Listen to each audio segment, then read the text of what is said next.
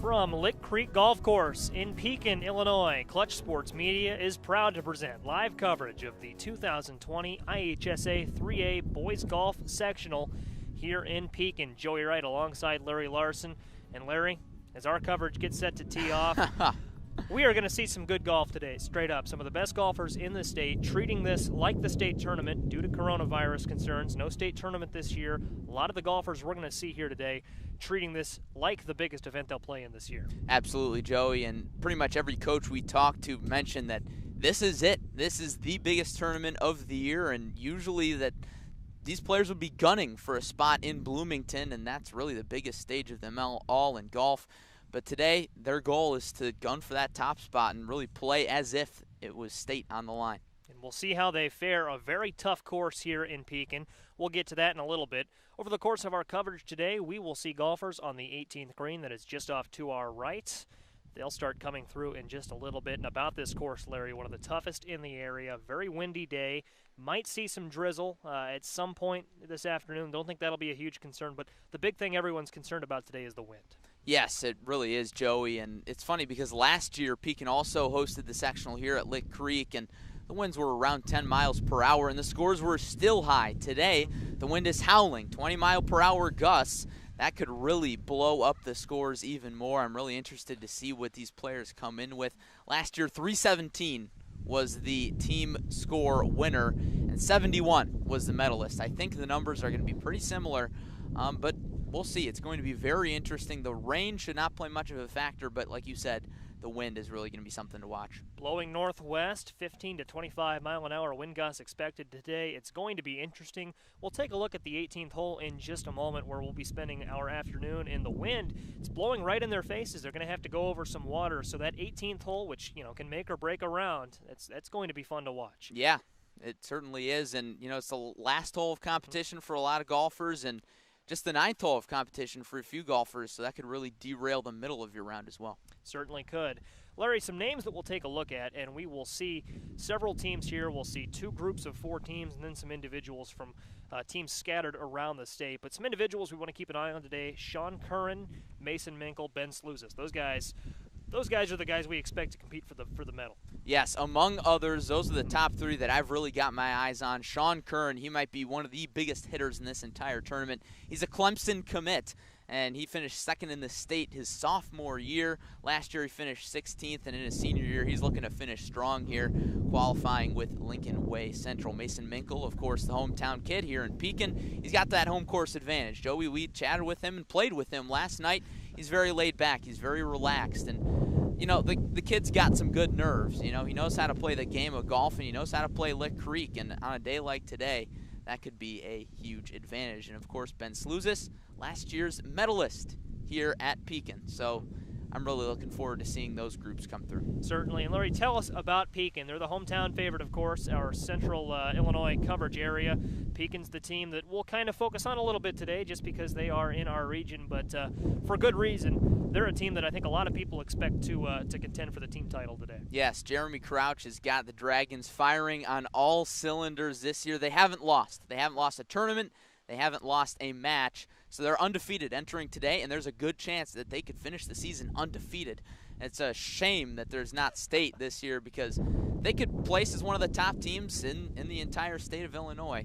But they've got Mason Minkle in the top spot. We talked about him. Carter Stevenson, just a sophomore, in the 2 spot. Cooper Theloritis in the 3rd spot. And they're deep. They've got 2 other guys on JV that could be playing varsity that were on last year's state team that didn't even make varsity this year.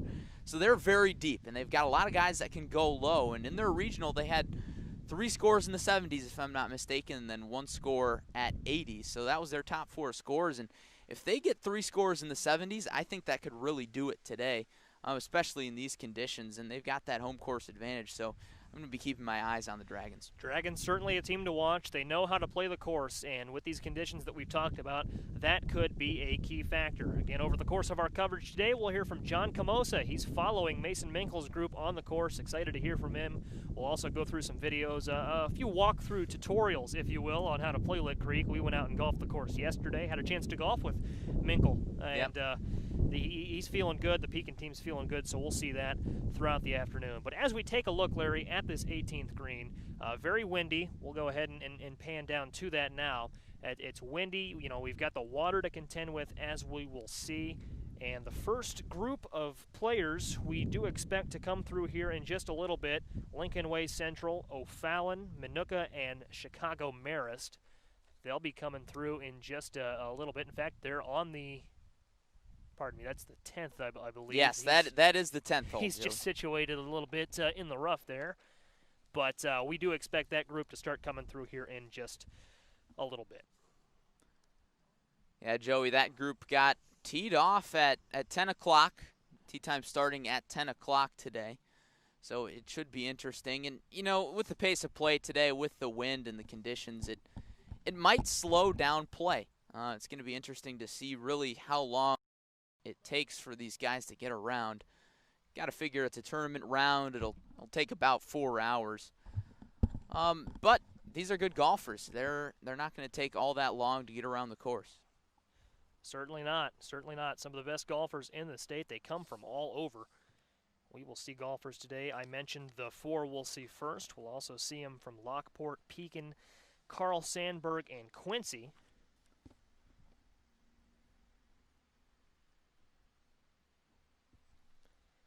Lincoln Way West, Belleville East, Moline, Alonzo Stagg, Revis, Edwardsville, Normal Community.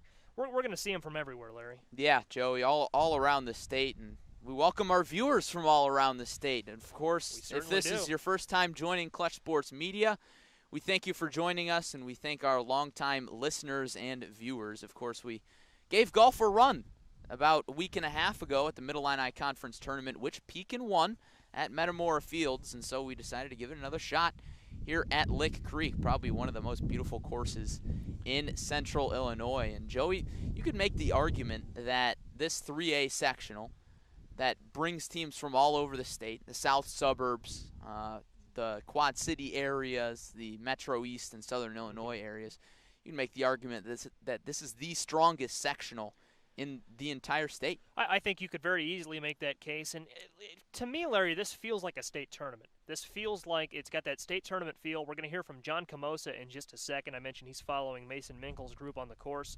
Going to hear from him in just a second. But first, Larry, I want to thank, at the top of our show, the crew, the facility managers here at Lick Creek Golf Course, everyone who's helped make this a possibility. It's a beautiful course. They do a great job with it. Public course that kind of has that country club feel. So without their help and support, this broadcast would not be possible.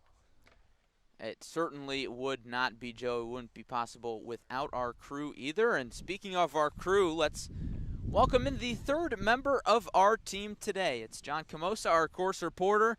And John, you're following around Mason Minkle's group. Tell us about what's going on thus far. Hey guys, the wind's really picking up here at Lick Creek today, but Mason hasn't been fazed by it. He opened up the round with 3 consecutive pars.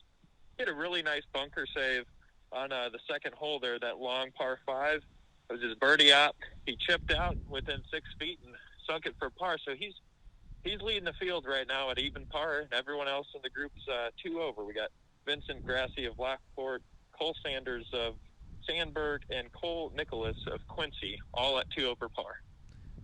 Thanks for that update, John, and that's definitely going to be a group to watch today, Joey. Mason Minkle's group, but also the golfers in Mason Minkle's group. And we talked about, at the Middle-Illini tournament, we talked about the Minkle effect, a little bit like the Tiger effect, and I'm sure that's played down a little bit once you get to sectionals. But you got to figure there's going to be some pressure playing with the #1 golfer from the hometown team. I certainly think so, and I think that when you're in a tournament setting like this at the sectional round, everyone's good, Larry. I think that adds sort of a different style of pressure rather than playing with a Minkle who is one of the best golfers in the area. You're playing with your peers. You're playing from the best golfers from their areas of the state. So there's a different kind of pressure to do well. You never want to be the guy to fall behind. And drag behind the rest of the players in your group. So it sounds like Mason Minkle's off to a hot start, and it's going to be a little different, Larry, from what we saw in Metamora. When we did the Middle-Illini Conference tournament over there, it was pretty much assumed that the winner was going to come from that top group. Mason Minkle and Tate Otten from Limestone really duked it out down the stretch. Not so here. You know, Mason Minkle, we expect him to contend for the medal, but the medalist today could very easily come from a different group. Could come from Carter Stevenson's group, could come from, as we said, Ben Slouzis in his group. So we don't know where the winner's going to come from. We'll have some live scoring throughout the day to keep an eye on, so we're excited for that. But Larry, I think it's time, before our first group comes in, to go ahead and kick it down to hole number 1 here at Lick Creek.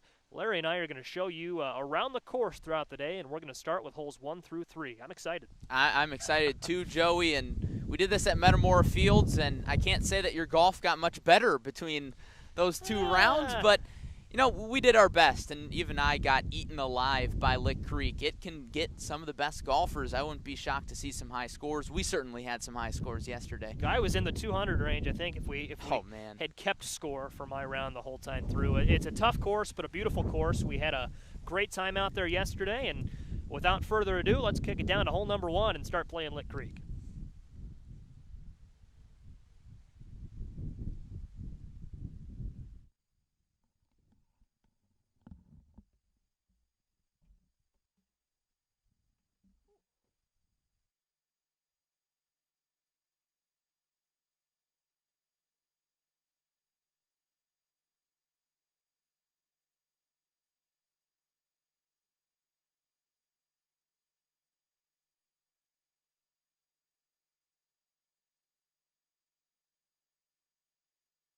Larry Larson, Joey Wright, Clutch Sports Media at Lick Creek Golf Course, getting ready to take you around, show you this really good track. And Joey, we've talked to a lot of people about this course and rave reviews, but it's very difficult. A beautiful course, but difficult indeed. Not so much the distance, but as we were talking about just a few minutes ago, you know, you've got angles, you've got elevation, just a lot of technical stuff to contend with, trees. It's going to be a very difficult course. We play this on a beautiful sunny Sunday, but tomorrow we'll have some wind, we'll have some rain, so it's going to be a tough course, but Larry, we've got some of the best golfers in the state playing.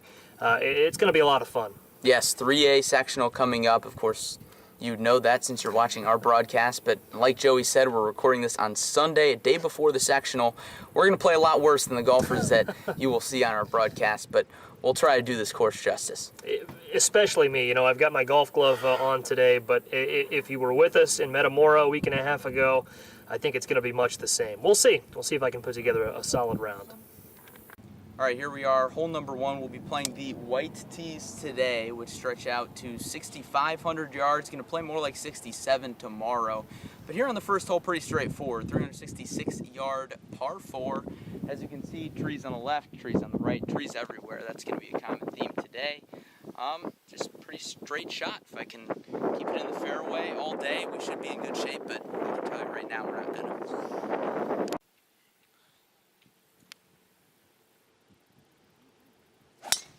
Oh, God.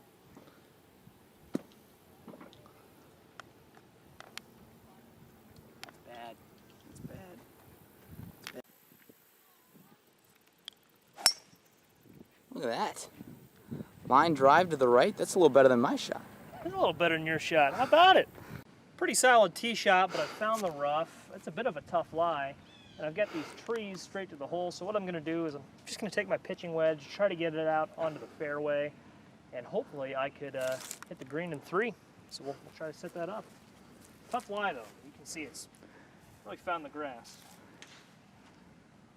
See what I can do. All right. That'll do. Exactly what I wanted.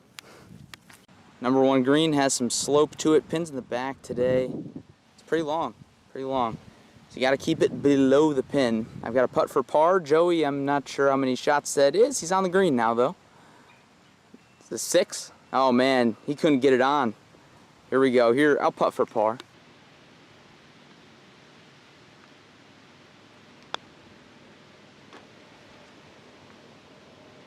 Here on hole number 2, this is a 519-yard par 5, and I'm going to step out of the way here so you can look at this view. Right behind us, a neighborhood and a street.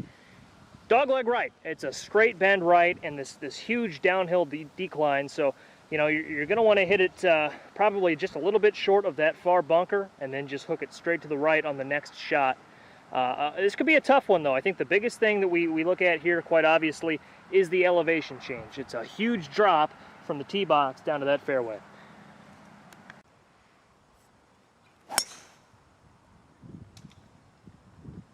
Into the out of bounds. In course out of bounds, although I think that one's not coming back anyways. So my first approach shot here on number 2, par 5, I kind of cut the corner a little bit. And if you look over there to our right, you see the out of bounds stakes. So players are going to be tempted to flirt with this right side to try and cut the corner a little bit. But I wouldn't advise it. I would advise against it. Looking at the green, you got 2 bunkers, both on the front side, protecting the pin. It looks like the pin is on the front side.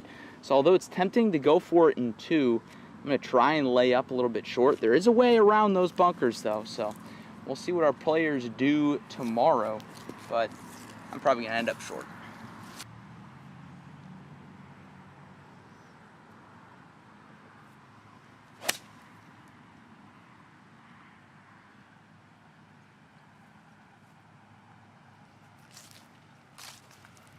I like that.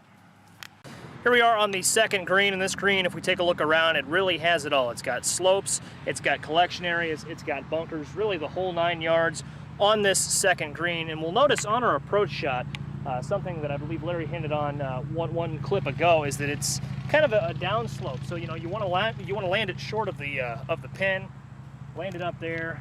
It's this big slope down to the pin. And that's going to be a tough putt to get it to sit right in the hole. So if you can land it short on this green, I think you'll be in good shape. Here we are, hole number 3. This is a par 4, 344 yards to the center of the green. Take a step back here and we'll see we are working with another dog leg, second dog leg in a row.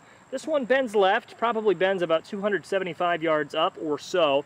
And there's a bunker keeping you from cutting the corner there. So you're going to want to hit it probably straight, want to lay up a little bit. Just kind of cozy up to that rough up there, and then you've got a straight shot to the pin on your second. So you could easily find the green here in 3 with a good approach.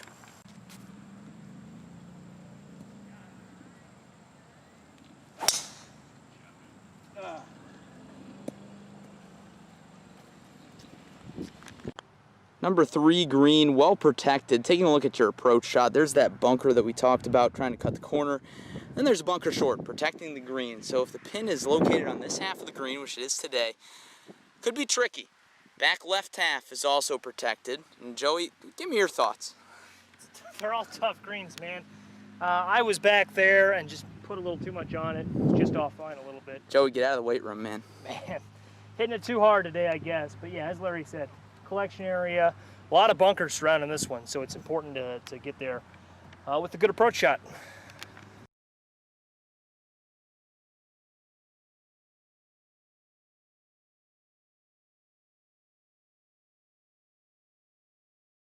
Pekin, Illinois, Lick Creek Golf Course and Clutch Sports Media presenting live coverage of the 2020 IHSA 3A Boys Golf Sectional, the Pekin edition, 4 sectionals throughout the state here early this week. And Larry, as we take a look at the weather in Pekin, Illinois, we talked about this at the top of the show. It's going to be windy is the biggest thing. We might see some weather as we take a look. A 20% chance of rain throughout the day. Big thing, though, the winds. Northwest at 15 to 25 miles per hour. And the temperature, it started in the mid-60s this morning. It was 67 at one point when we got here, but I think we've already hit our high temperature today. Temperature dipping down, and it's going to be in the 60s, as you can see, at noon. Yeah, Joey, it got chilly. We woke up this morning, we left the house, and I thought, man, it might be a little warm for a sweater. But now I think we made the correct choice, wearing sweaters over our golf polos today. It's going to be cold, but that's what you're accustomed to when the calendar turns to October for IHSA playoff golf. Joey, we talked about it last time at the Mid-Illini Conference Tournament. There have been times where it snowed during the state playoffs. A few years ago it snowed during the state playoffs. Some of these players playing today played in those conditions. So they are definitely familiar with playing in conditions like this, and you just got to grind it out. And I think a score at or around par will be good enough to do it today with these conditions and the tough course, but it'll be interesting to see. For sure, for sure. And it's you know, it's like snow in an NFL playoff game. It's just those those conditions. And, you know, a lot of people would say, well, I want it to be 80 and sunny so we can see the players' talents really shine through. I think when you get these colder conditions, these, you know, brisk and windy days, that's when you really see some talent. You know, the mudders. Oh, absolutely. Who can gut it out and who can put together a good round in spite of the circumstances. It snowed one year. I think it was 2 years ago. It snowed at the state tournament in Normal. It did. I did. I knew some players who played in that tournament, and they said, yeah, that was brutal. And I've played in snow before at my conference tournament my freshman year. I was not good back then. But the best golfers can play through it. We talked about the kid who won that tournament back in my freshman year. He's on some mini tours now, Kyle Slattery, a Rockford golfer. And that just goes to show you can play in anything. And you speak of tournaments like the British Open. The weather's never great for the British Open. It's always windy, winds gusting at 25 miles per hour, and you got some rain in the mix. You still see guys going low. So I wouldn't be shocked to see some high scores today. I wouldn't be shocked to see some low scores. And it's all about that mental toughness, really. We talked with Tom Siegel, assistant coach at Rock Island, about that. And he said it's really all mental. And when the conditions are bad, you can't let it wear on you. You can't let the course wear on you, because even on a good day, Lick Creek could get to you with tight tee shots and shots out of bounds, shots into lateral hazards. You just got to keep your head up, got to stay focused, and kind of have that tunnel vision. Absolutely. And, you know, it's kind of British Open weather almost. If you look out here, it's cloudy. It's a little brisk, but this course plays a lot different than St. Andrews, so we'll see how that see how that plays into effect this afternoon. I want to take a look at our scoreboard right now, though, and it's a lot of even par. You know, you look at the top 9 golfers; they're all right now it's at even par. Some of them are just through a hole or two. Colton Siegel is displayed as our leader, but he's only through 1. So we mentioned him right now. He's unofficially tied for first, along with Dylan Drogmuller, Finnegan McCarthy, Joey Sluzis, Luke Jackson, Mason Minkle, Michael Mazzy. That's 9 golfers, as I mentioned. Ryan Phillips among them, and Stephen Gallagher tied for the lead. Gallagher is through 4. He's from Carl Sandburg. His teammate, Mitchell Mazzy, I should say, he's through 5. Mason Minkle from Pekin is through 4. Luke Jackson from O'Fallon, he is through 5. And Joey Sluzis is through 4. So those guys have jumped out to the lead. Siegel, Drogmuller, and McCarthy through 1 and 2. So we'll see if they can keep it up. But a lot of good starts. You see some +1, +2, and +3 down the board, and some guys have not gotten off to a very good start. But we'll hope they can turn it around. Yeah, Joey, certainly lots of golf left to go, and we haven't even seen a golfer yet here on hole number 18. So play has not yet moved through on our camera, but we will keep you updated thanks to our online scoreboard and IHSA moving online with the scorecards this year. Players using their phones, and usually players are not allowed to have their phones out on the course, but this year is a little different, needless to say. Certainly. The first group we'll see will have Lincoln Way Central, O'Fallon, Manuka, and Marist. Matt Bachman, Dylan Dreye, Jimmy Andriano, Boyle, respectively. So those will be the first 4 we see. That group got going at 10 a.m., so we're expecting them to round the bend and come through here just momentarily. And Larry, we'll talk about this 18th hole in just a moment. I'm sure you'll say the same thing, but it's what we're going to be talking about all day, risk versus reward. We take a look at this 18th hole, and you see that fairway just in front of the water. You can try to hit that in 1 and then hit the green in 2 over the water, or you can go around the water. There's another fairway off to what would be the camera's right, left from the perspective of an oncoming golfer. You can go the long way around. That's probably the safe way to do it. It is the safe way to do it, and we'll see some guys do that if this wind persists. Yeah, I think we will, Joey, but we talked with Mason Minkle yesterday when we were playing with him, and he said he personally prefers that first route you talked about, going right down the middle and trying to shoot for the green in 2. But with the wind blowing across the hole, not necessarily straight into the players' faces, but across the hole, rather, it's going to be interesting because the wind, of course, really always plays a big factor in golf. But whenever you're going over water, it just gets even more dicey. Certainly does. And as we mentioned, that first group, we will see in just a little bit. Really, though, and it's what we talked about at the top of the show here, Larry. The wind is picked up, and A little bit of a drizzle, certainly not enough to impact the golfers, I wouldn't think. Although this course is big enough to where it could be coming down more steadily elsewhere on the course. We'll see if that becomes a factor. Really, though, the biggest indicator you can tell is the flag stick. You look at the flag, it is blowing in the face of those what would be oncoming golfers when we see them. So we'll see if that entices some of our players today to go the safe route.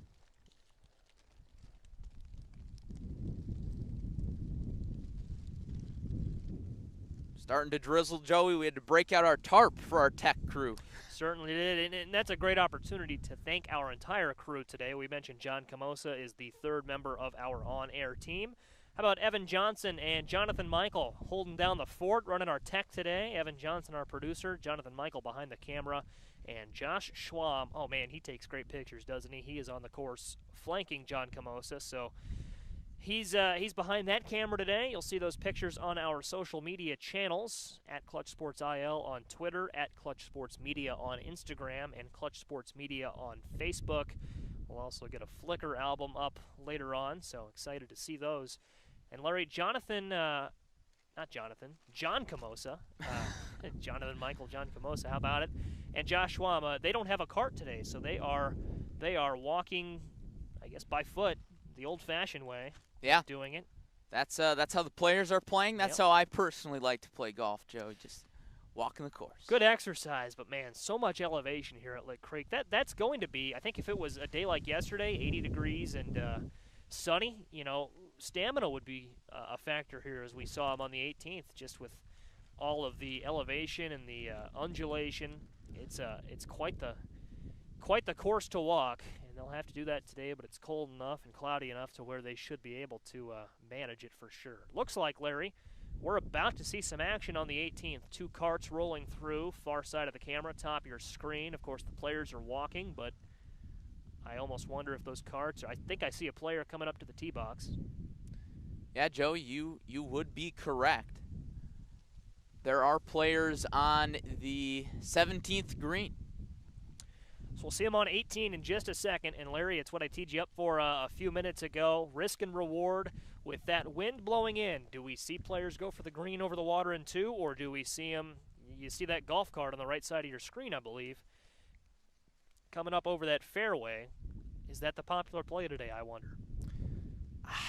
Joey, it's hard to say. With this first group that we see, the number 6s from Lockport Pekin, the number 6s from Lincoln Way Central, O'Fallon, Minooka, and Marist, I think you're going to see more conservative plays, but it's just hard to say. Some guys have distance, some guys don't. Some guys are a little more confident, but what I think players already have their mind made up going into this hole. We were talking with some coaches yesterday, and they said the biggest and most important part of today is having a plan and sticking to it. You can't let anything rattle you, and chances are players came up with a plan in their practice round for this hole.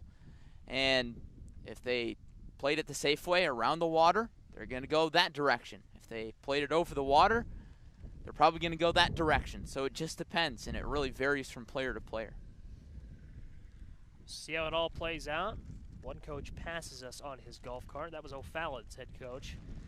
And it looks like we're getting our first action on the tee box. So again, this first group that we are going to see on the 18th green, this will be the group of Matt Bachman from Lincoln Way Central, Dylan Dreye from O'Fallon, Jimmy Andriano from Minooka, and Quinn O'Boyle from Marist. And this group got going on the back nine, teed off on the 10th hole at 10 a.m. So they, along with Luke Riggenbach, Luke Chevrolet, Brendan Joy, and Dylan Dorian, who teed off on hole 1, was among the first to go off.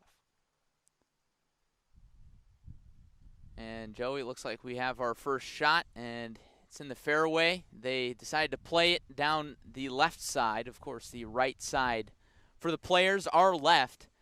So we're going to see an aggressive play. And Joey, the way to play this hole, we talked to Mason Minko about it. He said you got to take something that's going to go about 225. You don't want to hit it further than that off the tee. And hit it down the fairway. You don't want to flirt with that water, but you want to get it close enough to where you're going to have a comfortable shot across. So you don't want to really poke something light out there. You got to get it close enough to the water where you can play it over comfortably. And you really don't have to muscle it through the wind, because when it's breezy, you really want to swing easy. And what was that he told us, Larry? 3-wood would be a good approach?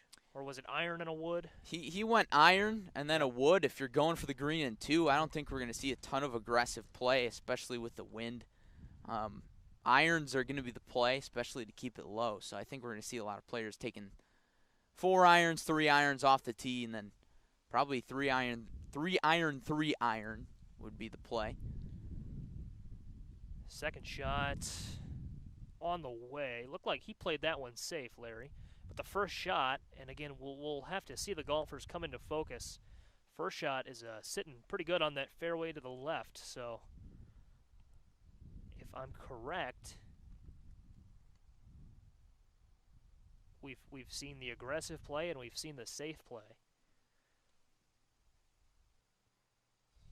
Another shot, Joey. Can't tell which direction that player went with it.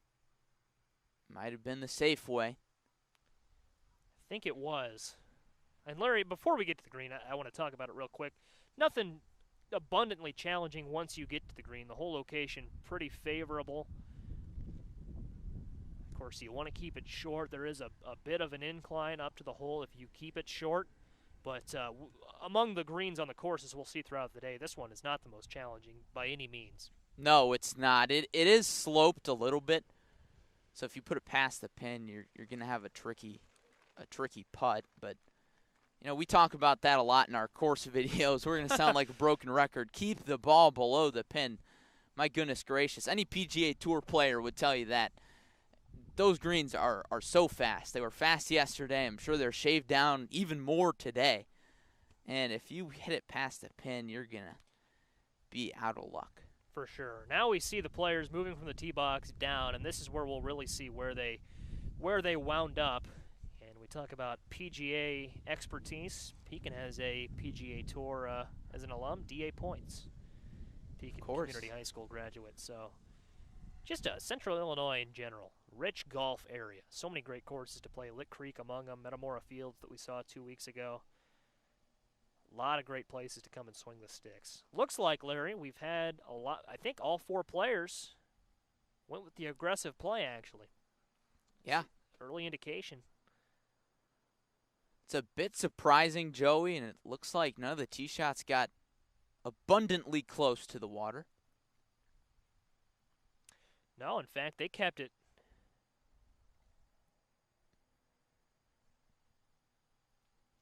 Pretty far. Joey, this shot coming up from one of our players, I think, from Lincoln Way, it's going to be interesting. He might have to lay up to this water, and he goes right in. Joey, I don't know what the play was there. Well, I mean, he couldn't have been trying to lay up. He just hit it right in the middle of the lake. Yeah, smack in the middle, and we'll zoom out here a little bit to show the lake. That was right in the middle. So you've got to wonder then if he was trying to get the green, or if not the green, to the other side. I just think he took too much off of it. I want to say that was Matt Bachman from Lincoln Way Central. It's an interesting play, and like we said, this hole could really throw you for a loop in the middle of your round. You really don't want that. Second shot coming up. This is Group 9. I think we're going to see this player lay up. He probably saw his counterpart hit the water. Got to hope that these guys lay up. But, Joey, this is where the risk-reward plays in. If you play it down the middle and you have to lay up, and it looks like this player will do that, the smart play, you've got a really tough shot going across the water, trying to hit the green in regulation. And that shot will find the rough, yeah. So that rough isn't cut too high, Larry, but that'll still be a tough shot to get it over. That'll be his only choice. Taking a look at our leaderboard real quick, the team leaderboard that is, Carl Sandberg has jumped out to a lead through 4 holes. They are +5. Lockport Township is +9 through 4. Pekin +12. They are tied with O'Fallon for third. Looks like most of our teams are through 4 holes. Certainly going to be interesting to watch, and we might see those scores go up quick. There are lots of birdieable holes, especially on the back 9, but on the front 9, it's tough. Not easy by any means, and we'll see. Individual scores can fluctuate. You know, you can get an individual score down. It's just going to be so hard to get those team scores down, certainly by any significant number. So we'll see. You know, 300, I think, was thrown around as the number you want. And the 8 teams that we look at today are Carl Sandburg, Lockport Township, Lincoln Way Central, O'Fallon, Pekin, Quincy, Minooka, and Marist are our 8 teams competing for the team title. More shots coming up. Of course, Joey, this group that we're seeing, this first wave of teams, are the teams that finished second in their regionals. Believe Andriano from Minooka is set to go here. He's putting his bag down. Matt Bachman is, and I believe that's Bachman in the red, Larry. It could be Quinn O'Boyle, but I believe it's Bachman.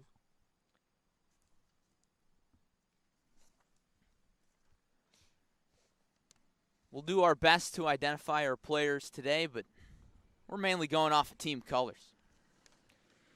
And that's the best you can do, and it's always tough when they wear gray or black. Yes.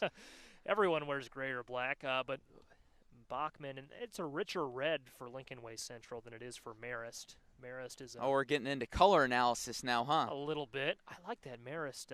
It's like a darker. I don't know how you describe that, but it's pretty. I think this is going to be O'Boyle, who's down by the water, and I think the white sleeves would be Lincoln Way Central. You think so? I've got that backwards in my head, just looking at the red. We'll find out when they get to the green. And that's part of the fun. But we're going to have some shots to critique here in just a moment. And, you know, these players are, all 4 of them, taking their time. You want to get this shot right. I believe this is Andriano set to go. And group that would be Group 10 is already coming up behind him. Andriano, his shot over the water, and he's going to find the water. I don't know, Joey. Did he get it up? He got it up. He's in the bunker. What a shot. It's going to roll. I believe that got out of the bunker. That was such a low-line drive, and it caught the bank and kept going. Wow. See, Joey, that's the risky part of that shot. You want to get your drive out there far enough to where you can hit the green with an iron shot. Here's another ball. Just short of the green. Great shot. That's where you want to put it. You know, you'd like it to roll up onto the green, but that'll be a manageable shot. It's a par 4, so you chip it onto the green. A good chip will set you up for a par on this hole. Really, I mean, once you find the other side of the bank, it's not that difficult of a hole. No, it's not. But you see that big lake in the middle. That's that's the tough part. And another ball in the drink. Yeah, the Joey, first he topped that shot, yep. I think, and that's the hard part about hitting a shot over water is it gets in your head. Mm-hmm. You can't think about the water too much, but that's the first thing you see. You look up and boom, there's water, there's a big lake, so you kind of have to block that out. But it's tough sometimes, especially in a high pressure round. Here's another ball coming from the fairway. This ball's up. This has some elevation on it. We'll see if it has enough. Yes. It does. The wind definitely caught that there, Joey. You could see it was slicing, and the wind did not help that whatsoever. That's going to take a lot of distance off these shots. So if you have a borderline shot that's close to the water and players are between laying up and going for it, we're going to see a lot of laying up. Certainly will.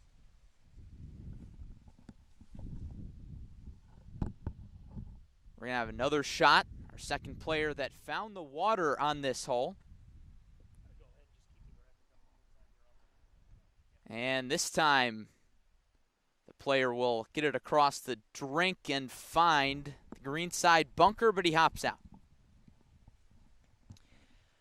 They're starting to get kind of close to us, aren't they? They're getting there. Relatively so. I mean, of course, there's still a cart path separating us, and we're on a. I don't think anyone. We're not going to see any balls they up here today, get to Joey. us, but they're getting close. They want to say hello. You've got your car parked next to our broadcast I booth, do. so I hope we don't see any players. Oh, gosh, I would spring into action to save it. Call it the Nissan Broadcast Pavilion. Nissan not an official sponsor of Clutch Sports Media. Joey, the first player that found the water was Dylan Dreye from O'Fallon. Mm-hmm. Apologies for mispronunciations. But he found the water,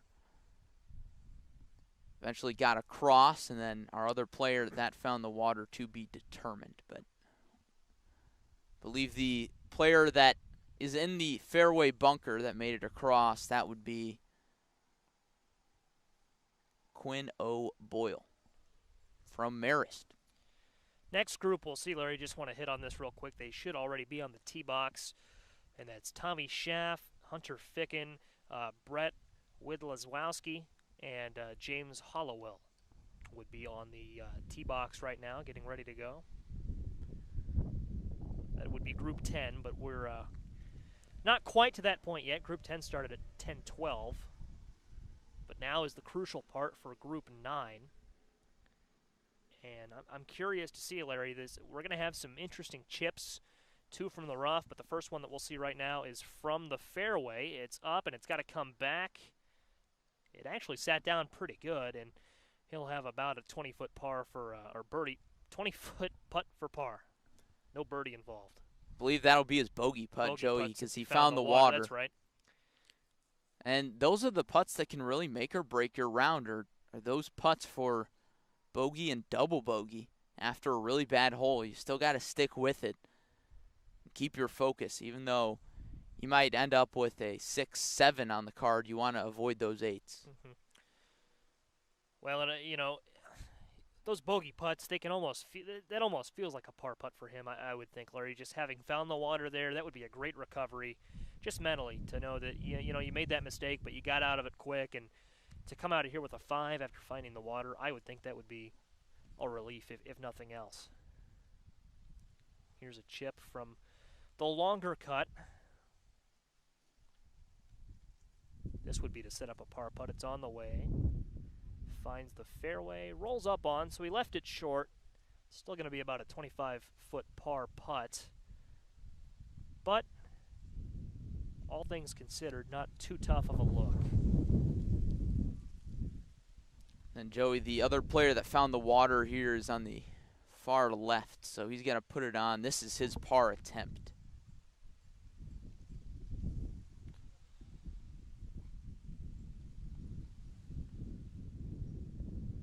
And he left it short and he hit it into the bunker. Joey, that's tough.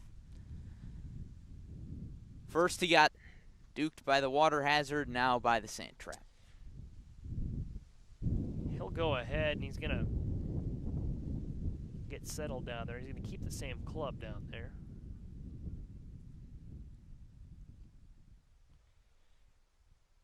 Out of the bunker. Not quite enough, but still puttable.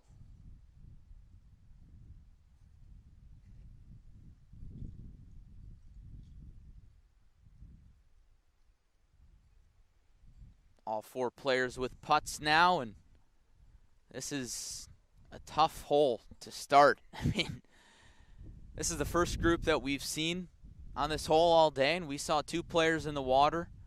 All 4 of them really struggled off the tee to put themselves in a good spot to get on in regulation. So this is a sign of what's to come. This could be interesting.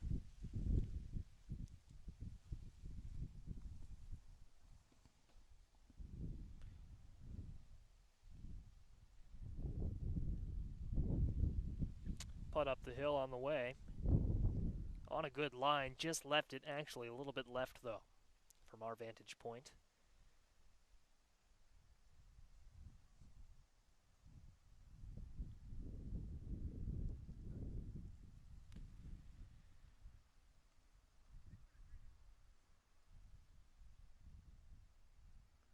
Bachman getting ready for his putt on the way. Just Short. left it short. That's always tough. And that wasn't a very long putt. But with that little slope, perhaps deceptively short. And after you hammer a putt long, Joey, you're always kind of tentative to go after a putt. Mm-hmm. So that's going to result in some short putts. That's going to result in some long putts. Just getting a feel for the greens, even though this is their 9th hole. Yeah, and changing conditions too. It didn't rain a lot. It was just a little bit of a drizzle, but it was steady for a little bit, so that can soften up the greens a little bit. And that's going to be a tough break there. See if he can putt it in from. I believe that was his 4th putt, if I have that correct. 3rd or 4th, but either way, from that distance, that's not what you want, and that would be Andriano from Manuka. Yep. So a tough break there for Andriano. We'll go ahead and take a look at some scores as Group 10 moves down the fairway. They've teed off. Larry will have scores for us here in just a minute. And as we will see on the other side of this update, looks like, again, a lot of them, 3 of the 4, went for that aggressive play, but one of them is on what would be at the right side for us of the fairway for the first time today. Go ahead, Larry. Taking a look at the leaderboard, it's Mason Minkle at the top, the only player under par. He's 1 under through 5. I'm sure we'll hear about that from John Camosa coming up here shortly. Ryan Phillips from Belleville East in 2nd place at even par. He's the only player at even par. Then we've got a whole group of players at 1 over, tied for 3rd.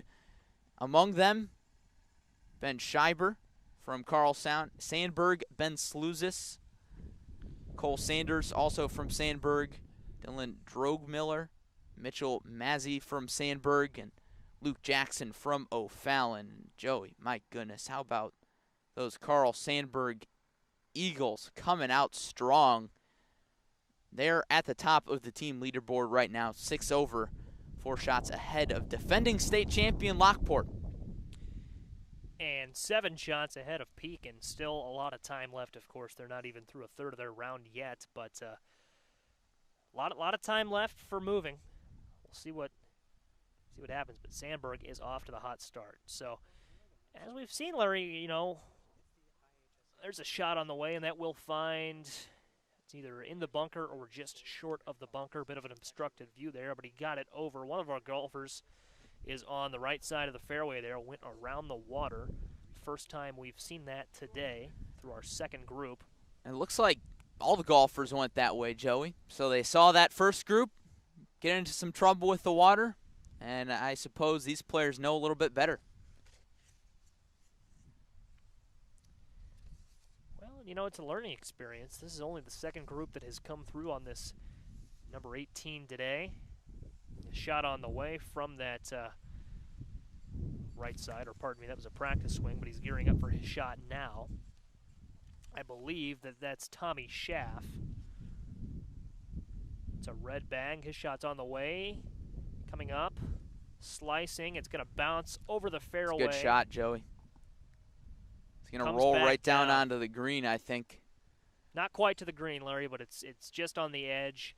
Probably puttable if he wants a pretty long putt. Could chip it too because he's a good distance away from the hole, depending on his chipping ability and if he can control that. But that's a great shot. Especially anytime you've got a putt. It's going to be a tough putt downhill on some slick greens, but putting for par, putting for birdie, in fact. And yep. Anytime you've got that, you got to take it. You always want a 2-putt, and that's a task here at Lick Creek in these conditions, but you want to give yourself a chance. Our last group did not. This group a little different. And again, we believe that to be Tommy Schaff or James Hollowell. Red bag, so it could be either, but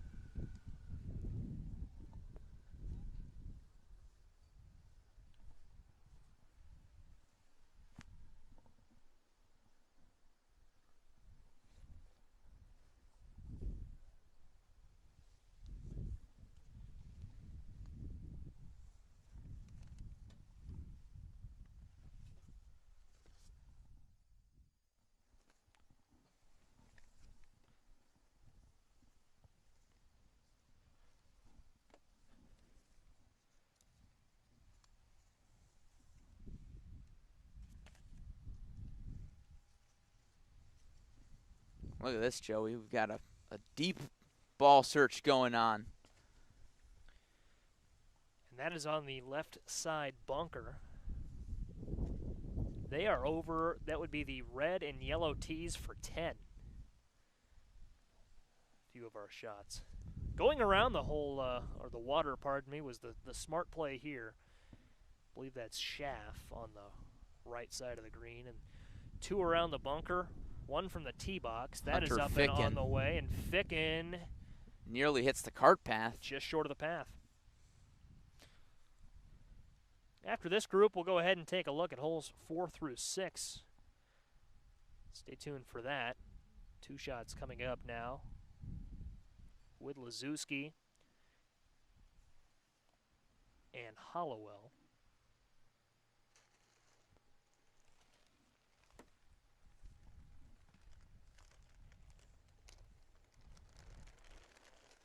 Shot on the way, and if that sits, that's a great shot. Sits right on the edge of the green.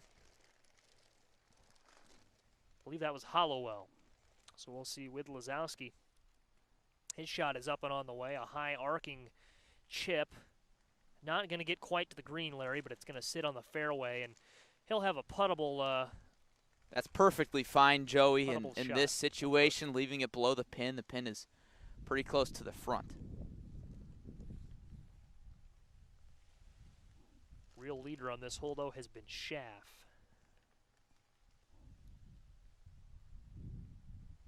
Chip on the way from Ficken. Oh, wow. That's a beauty. Beautiful save. He's going to have a good look, probably to save par there. Yep. Should be a par on the way for Ficken. See what Tommy can do here from Lincoln Way Central. Pretty good spectrum of colors represented here. You've got your red, blue, and orange. Putt on the way from the edge of the green. Look at that. Gave it a good run, left it a bit short. Bit short and a bit left. That's the beauty of leaving it just short of the green, below the pin. That's an easy 2-putt. You just get up and in.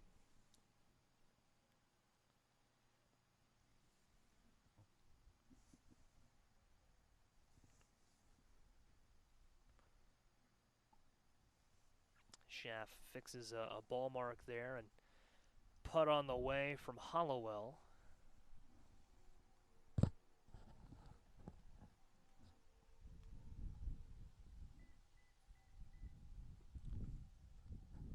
believe it's Hollowell in white. Ficken from O'Fallon in the navy blue. Just misses that. Just missed his putt.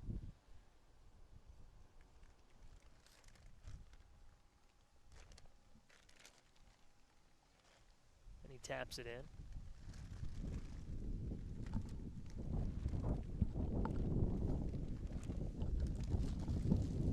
So here's Hollowell to clean it up. And again, apologies for any misidentifications. He'll just leave that one short and tap it in.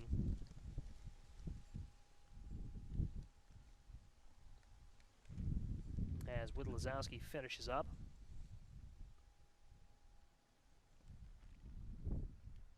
Or tries to. Leaves that one a little bit off.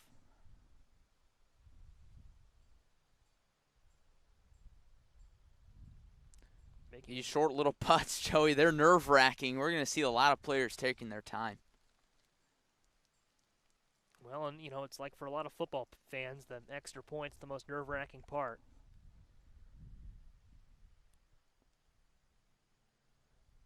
Oh, and he just, and that's exactly why, you know, you think you've got it lined up, and he's not happy about that. You can't blame him. Just left it off a little bit, and Got to keep your composure. Got to holes, keep your composure, though. these holes are unforgiving, Larry. They really are. And now, The cups. this putt is tricky. This putt is a tricky comebacker.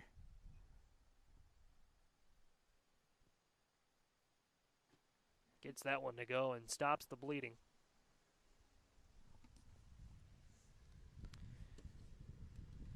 So now we're well over collective par here for the two groups that we have seen. Joey, we've seen a lot of struggles with the water and now struggles with the green. Certainly have. And that was James Hollowell in white. I had identified him as Tommy Schaff from Lincoln Way Central. Apologies for the confusion. Shots coming up from Group 11 on the fairway, and we'll have a practice swing here. As 11 takes their crack at it. This group started at 10:24 from the 10th hole, and this shot is on the way. A line drive should have it. It's on a good line. One bounce on the fairway. It'll be just short of the green, but Larry, that might be the best approach shot we've seen today. Beautiful shot from the golfer in black there. Going for it in two, and that's the closest that we have seen so far. Group here from Lincoln Way Central, Jacob Stetzel, Andrew Boone from O'Fallon, Carter Stevenson from Minooka, the other Carter Stevenson that we will see today, along with Pekin's Mr. Stevenson, and Jack Dubeck from Marist is our fourth golfer here. I believe he's in red. Marist is in white. Marist isn't. Okay, that's, yep. That would make sense. Well, and you know, it's always tricky because so many of these golfers have worn over, you know, a top layer of various colors. So this is Dubeck getting ready here to try and hit it over the water on his second. Stetzel went the long way around, and Dubeck is on the way. He's across. He'll bounce it up. He's going to be short, though. Hasn't come over that crest yet. That's perfectly fine, Joey. This is a par 5. So you've got room to leave it short, your second shot at least.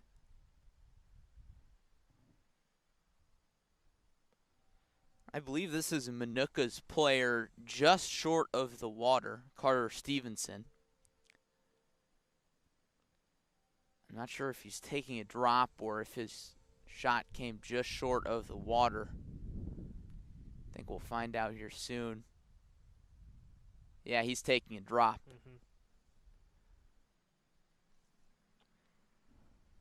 Not a bad location there. We'll hear from John Camosa in just a second. First, we want to see Stevenson's shot. Might get to that while we're talking with John. Hardest part about that, of course, Larry, is that he's in that second cut. A little bit of a taller grass. Not awful, but he's going to have to go over the water here. Hardest part is going to be getting that shot elevated. Yeah, it is, and especially with the angle of the shot, with your shoulders angling down, you can get crossed up if you're trying to hit the ball in the air, and it could get bad fast. We've already seen a shot from the edge of the water go into the water, so how he plays this is going to be interesting. And he's taking his time lining this up. Again, John Camosa is ready for an update. But first, the shot from Stevenson. He's taking his practice swings.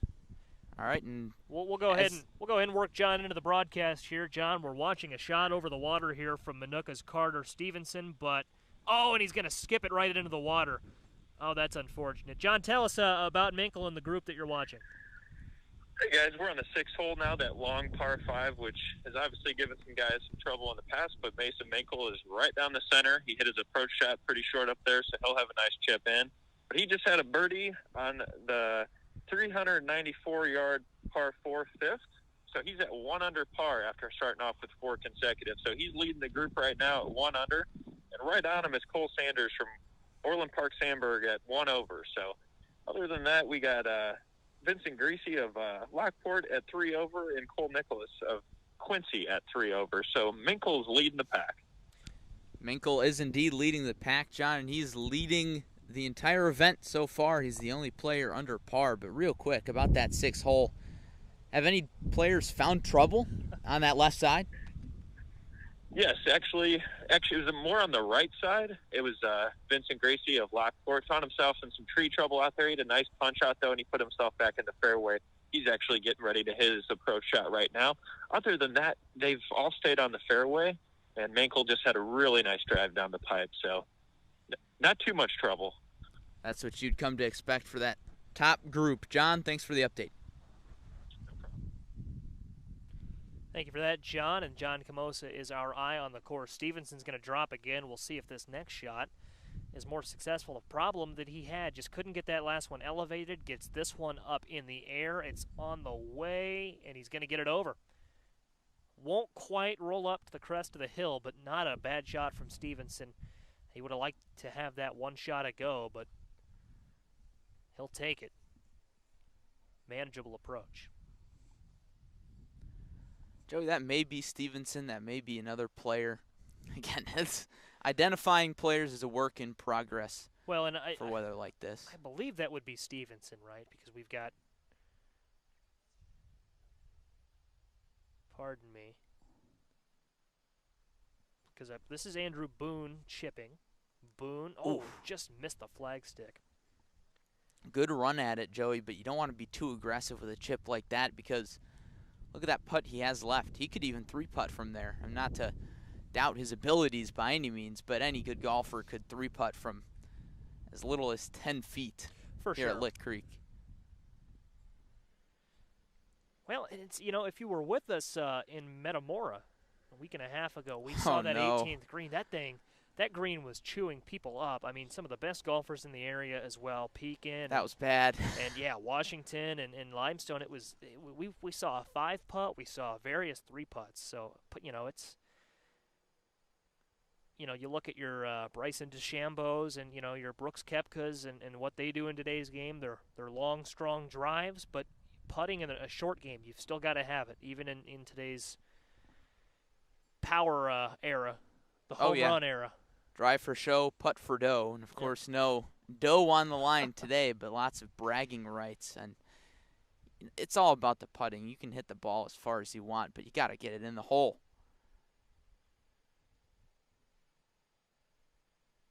Oh, and he just rims out.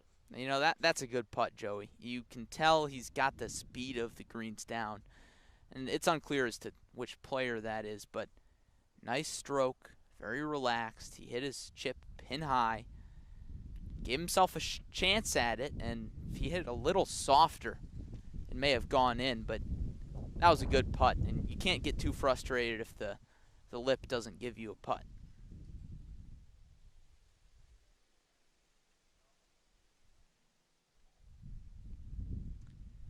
We'll find out in a moment, Larry, if that was Stevenson on the other side of the water. And either one of two options, it was Stevenson. So that would leave, by process of elimination,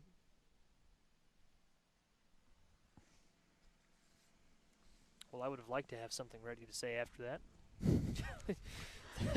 To follow that thought. Well, we know that Boone is on the green. Yep, Boone's on the green. Stevenson is short, along with Dubeck. Dubeck is in the white. That's easy. So this is on the green. It's Stetzel, who started this hole in a red polo and has now added another layer. He's in the all-black there, I believe. Here's Stevenson on the approach.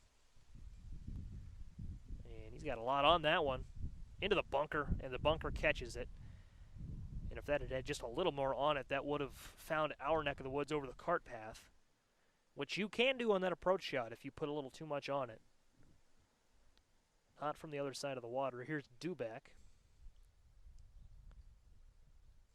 Got a spin. Oh, that's a good shot. That's a beautiful shot. That's a good shot right into the wind and gave it some spin. That's what you want. He'll have a good chance to make that putt for birdie.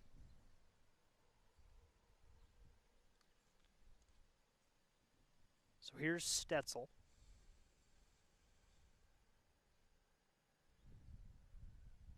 He's on the green with Boone and Dubeck. And Stevenson walk up to it. He knocks it in after having that one lip out. That's all you can do. Knock in the comebacker. Boone with a short putt, probably about 3 feet, if that. Oh, and it's just, these are the best golfers from their respective areas, and it's just a testament to how hard this course is. We talked about it at the top of the show, Larry. This is not even the most difficult green on the course. Stevenson, his chip. It's got to spin. It needs to sit. It'll sit. He's not going to be in the bunker again, but, man, he is frustrated, Joe, and he's kind of letting his emotions get the best of him, and it's easy to do. He hit 2 shots into the water. Hit a shot, kind of bladed a wedge to get behind the green. But especially in the state playoffs, you got to keep your temper in check because those rules are enforced a little closer. Oh, and that putt. Oh, Dubek just missed it. And that's still tap-in par. And, on this hole, you take that every day.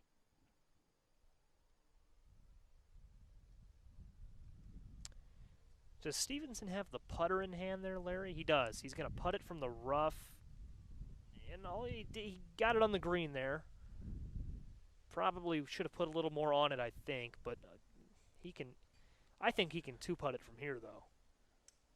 Should be able to, but if you really hammer one from the rough, we saw this a little bit yesterday, Joey. It's really easy to get it out of control. I mean, you got to really find the middle, which is very hard to do. You got to get it through the rough, but just can't hit too hard and blaze it past the pin.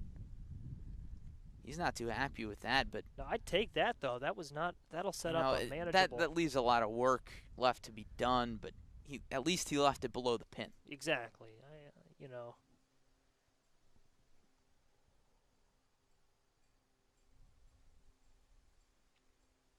Left it just a little short, and he'll tap it in. Not a great hole all told from Stevenson there. No way to go around that, and he's not happy. But it's something we talked a lot about in Metamora. When you finish a 9, like they've just done, they'll move on to hole number 1 and go from there. A new 9. You can start over and kind of put that behind you and just move on and start anew. And in this game, some people like to start over on every hole, like me. Need that new 9 pep talk, a classic for any mediocre golfer or, even in this case, good golfers. That's what you got to do sometimes. Got to let the past be in the past, and you can't let it affect the present, especially in big rounds like this. You just cannot afford to let it get the best of you. Certainly not. Group 12 is on the way. Group 12 coming up. Our Evan Johnson is on top of it over there, our producer. Jonathan Michael on the camera. Josh Schwam roaming around the course, and this is grounded right into the water. Larry, I believe, I want to say,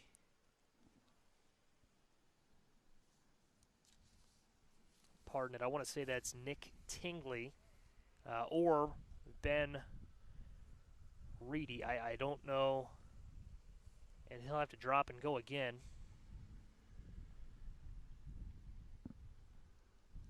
I believe that's Ben Reedy. And his next shot is great approach. Joey, we've already got a golfer up here by the green.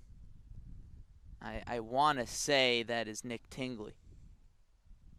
Well, and here's where we get into, it looked to me like the golfer on the other side of the water had red accents. It looks like orange accents, Joey, so I think that's Manuka's Dallas Rivas. Yep. Rivas. And we have a golfer from Revis.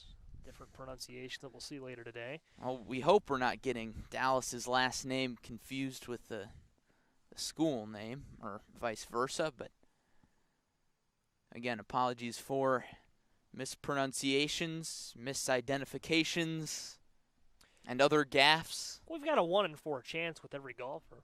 It's very true. But I believe, Larry, that's Nick Tingley. He just went behind the trees there. And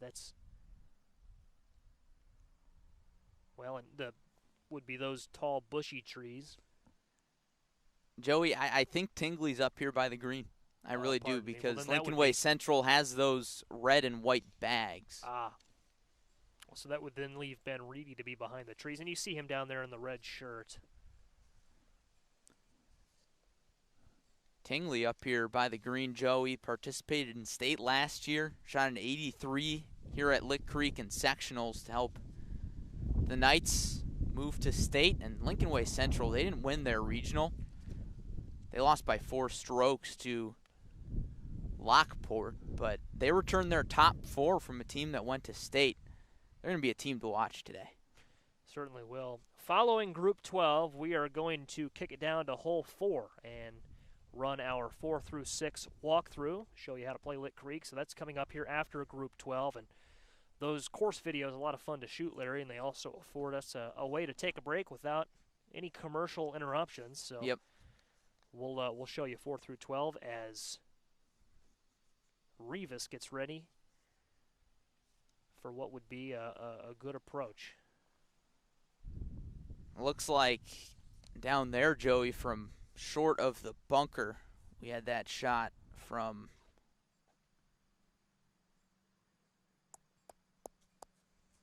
one moment. That would be Revis. No, Revis. Revis is from Minooka. Yes. Apologies for all the confusion. We're figuring it out as we go as well. But Revis from Minooka with the orange bill of the cap, and this chip is forthcoming from Ben Reedy from Marist. Yep, and that's a good chip on the way. It's got to sit down. It's got to sit down, Joe. It's got to sit a little more, but that's going to be tricky. All told, about 8 to 10 feet out. And here's Revis.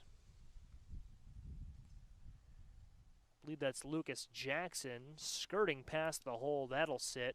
That was Tingley's shot there, Joey, who had been waiting a while by the green for his shot. Revis finds the green.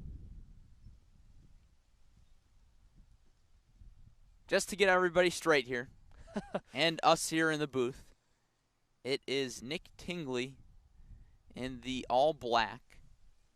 In the red, Ben Reedy from Marist. Yep. Dallas Revis is in the black with the orange billed cap from Minooka. Mm-hmm. And in the gray and navy blue pants is Lucas Jackson from O'Fallon.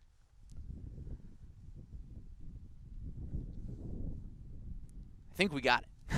I think so. And it's just so tough, and not to make any excuses, Larry, but you'll see this group, they're dressed a certain way, and then the next group, they could, with top layers and different polos, it could be completely different. So we apologize.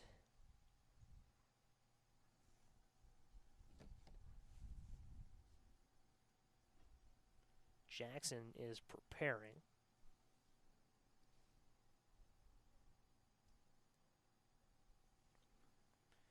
Nick Tingley is 4 over through 8 holes.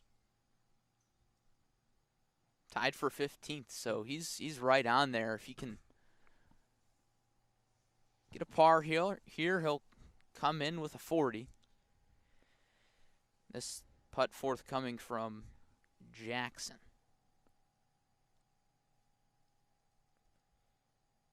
And Luke Jackson through 8 holes as he prepares for his putt. He is also tied for 15th at 4 over. His putt is going to just fall short, but he'll be able to tap that one in with relative ease, you would think.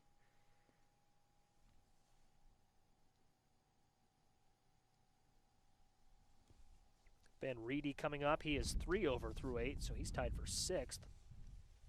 There's that putt from Revis. Putt was Revis, pardon us, but Reedy in the red, he is who we were referring to. He is 3 over through 8. So some good scores so far in this group, Joey. Just wrapping up their front 9. And it really looks like 3 over, 4 over. It's good for the top 10 at this point. Revis, who just chipped, is +9. +3 is Reedy. He left it short. That's tough, but it's easy to do. And all told, that's not bad at all. That's a good 2-putt. Anytime you get it past the pin, that will likely be a par for Reedy.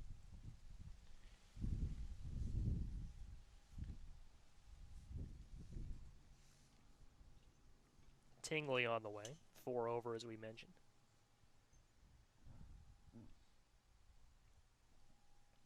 Little work to do here. Oh, and he just, how many times have we seen that, Larry? And that's going to be a theme as we move throughout the day. And I feel bad for saying that this wasn't the most difficult green on the course, and that must say something to the rest of the greens on the course. Because there are some tough ones. There are some very tough ones. That is certainly not to say that this green is easy by any means. Certainly not. And it has left a lot of players frustrated, Joey, as Rivas taps in. But you see Nick Tingley walking away frustrated after his putts. I believe this last player's Luke Jackson,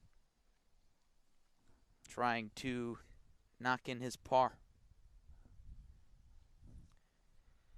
Meanwhile, as Jackson goes for par, he's 4 over. Our first groups who teed off on the front 9 are now at 10, so we'll start seeing those groups in probably an hour or so, hour and a half.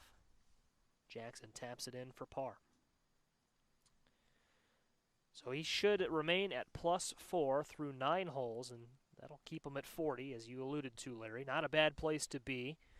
Entering their back 9, the front 9, if you were to play the course the traditional way. And before we see our next group, we're going to kick it to hole 4 here at Lick Creek. Larry and I went out and played yesterday, and here's what holes 4 through 6 look like. And Larry, just as we roll the video, this is one of my favorite segments. I think we had a lot of fun on these 3 holes. Yes, we certainly did, and we hope you enjoy. Take a quick break, get you back to Lick Creek in just a little bit.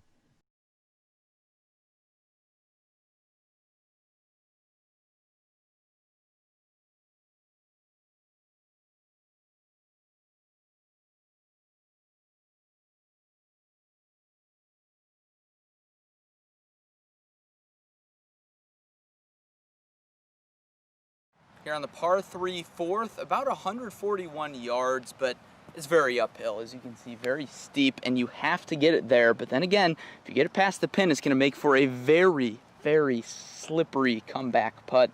So you're going to want to club up because of the elevation change, but also you got to be right on it. We don't have a rangefinder, but I've got a feeling that a lot of rangefinders are going to be employed here tomorrow. This is going to be a big hole. Birdie opportunity. This first stretch isn't too hard. So we're going to probably see some birdies here in aggressive play. Choke down 7. Here we go. That's got to cut.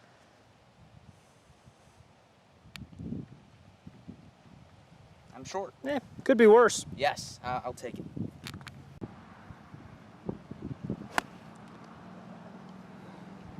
Run. Run. Short. Man.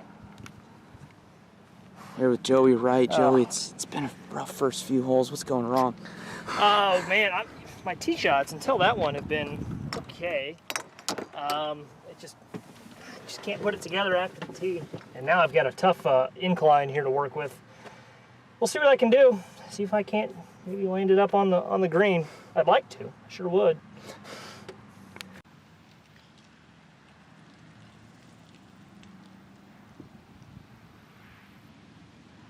Another nice view here on the 4th green. If you club up too much, you've got that bunker back left. You've also got a ridge over there on the right side of the green, which makes things tricky.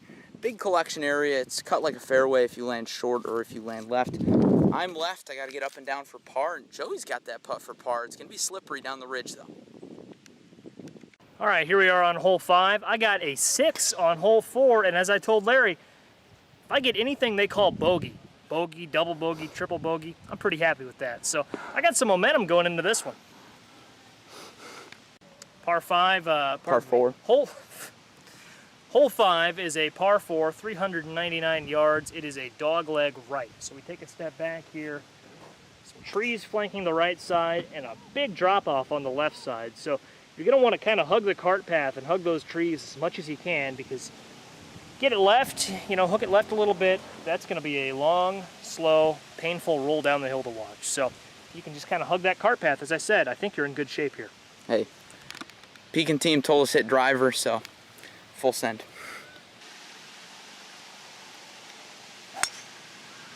That's right, on the cart path. I followed my own advice.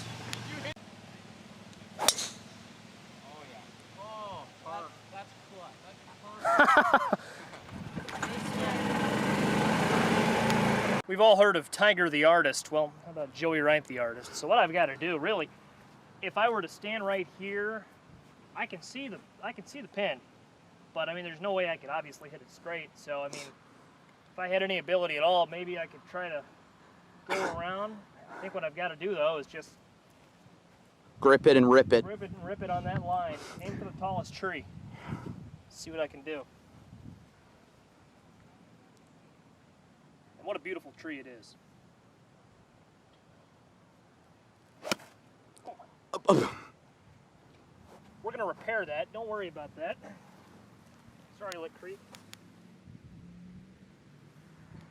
Yeah, I'll pick that one up. My club faces have been naughty today because they've been grounded. No. What? Just because I've been grounding my club faces. Oh. They've been naughty. They're oh, okay. This green, if you end up on the back, behind the pin, you're screwed, like I was, 3-putted again. For down there on the flat surface, you're probably pretty good. Bunkers on the left and right. Here we are, infamous hole number 6 here at Lick Creek. It's par 5, 533 yards. You cannot miss left. Nobody is really going to hit their driver off this hole unless they know for sure where they're going to hit it, and generally high school golfers a little too aggressive with the driver, and I know I was, so I'm going 4-iron here. I'm going to try and stick it on the right side of the fairway. If you land it on the left side, it's going to slope down into the woods. This might be the hardest tee shot on the entire course.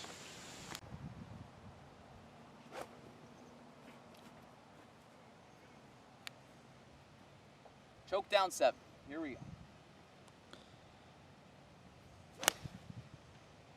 That's got a cut.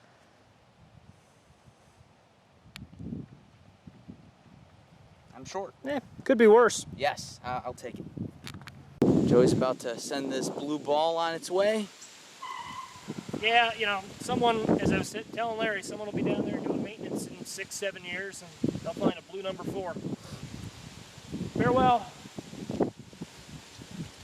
Had a good run.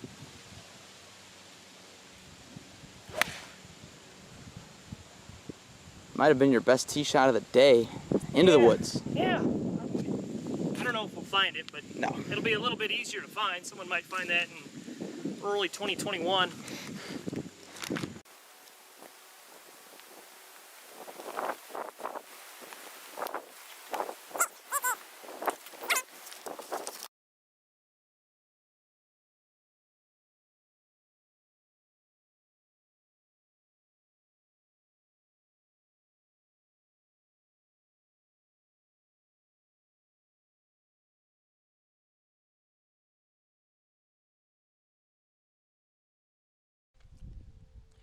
Back now from Lick Creek Golf Course in Pekin, Illinois. Joey Wright alongside Larry Larson. Glad you're with us on ClutchSportsIL.com, or if you've redirected to our YouTube channel. Glad to have you with us.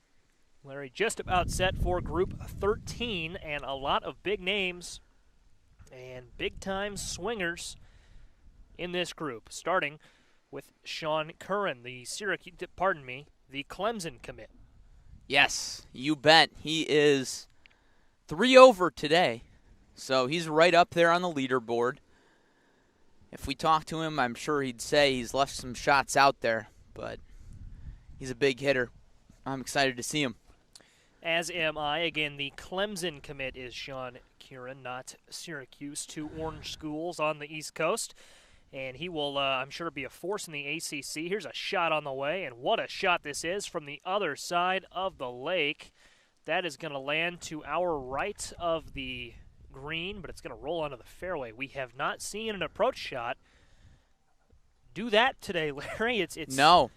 That was a shot. That was Caden Cannon, and now this next shot coming up, I believe that was from Nick Caro, who's 4 over. That was a cannon from Caden. Joey Wright alongside Larry Larson. John Camosa is the third member of our team today. On air, at least. Here's Curran's shot, Joey. Oh, man. Curran is on the way. Oh, he likes that. That is a high arcing shot, and it's going to fall in the middle there of the rough, down in the valley. He's in the bunker. In the bunker. But he's sitting 2 there with his third shot forthcoming. So he could get himself a nice close look. He just pulled it a little bit, and the wind certainly did not help, or pushed it, I should say. See how well he can perform in the sand, and then that should be then Kevin Phillips, if I'm correct, of Manuka. He is preparing his second shot. And as you saw a moment ago, Evan Johnson, Jonathan Michael, and Josh Schwam are the 4, 5, and 6 of our team, although we're all number 1 golfers today. Golfers? I don't know about golfers. Members of the crew, perhaps. I'd be our number 5 if we all were to swing the sticks. Schwam would be 6. Oh, man. Peg Evan at 4. Phillips is on the way. We do not have a score, Larry, for Caden Cannon in this group. Phillips, he's going to clear the water, I think. Is he? It's big divot. Is it across? I thought it got across and sat there on before that hill crests. Now, it could have rolled down into the water. We'll see in a minute if he's packing up and he's going to head across the pond. 4 for 4. Yep. And that's what you expect from this group, Joey. Like you said, lots of big names, lots of guys who have played some real good golf. Again, Curran entered this one tied for 6 plus 3. Kakaro tied for 15th plus 4. Kevin Phillips, little bit of a higher number. He's plus 6, but that's not a bad round at Lick Creek. It's a very good front 9 for him. And then just some sort of glitch in the system. No score for Caden Cannon, but based on his approach shot, he's probably playing pretty well. Yeah, Caden is a good golfer based on what he's done in the past, and he finished 2 shots back of the medalist in 3rd place last year at the sectional here at Lick Creek. And shot 74 last year and at a really tough course, of course, here at LC.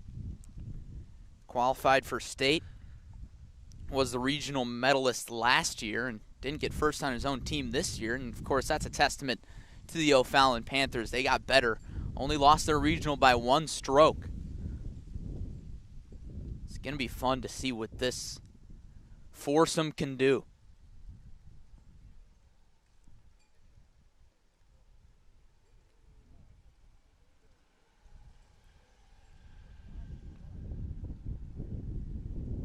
Taking the practice swings, Joey, I believe, is Nick Caro from Marist. Yep.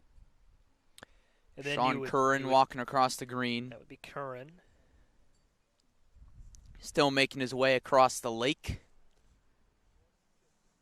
is Phillips. And then Cannon preparing his approach. Number 2 for Cannon, and we haven't seen a second shot from this area.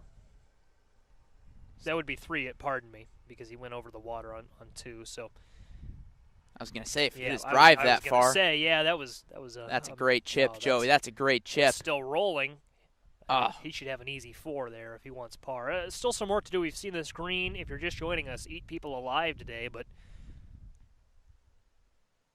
he has played, Cannon that is, he has played this hole very well to this point. Hell of a shot at birdie. That's the first that we would see today. Yep.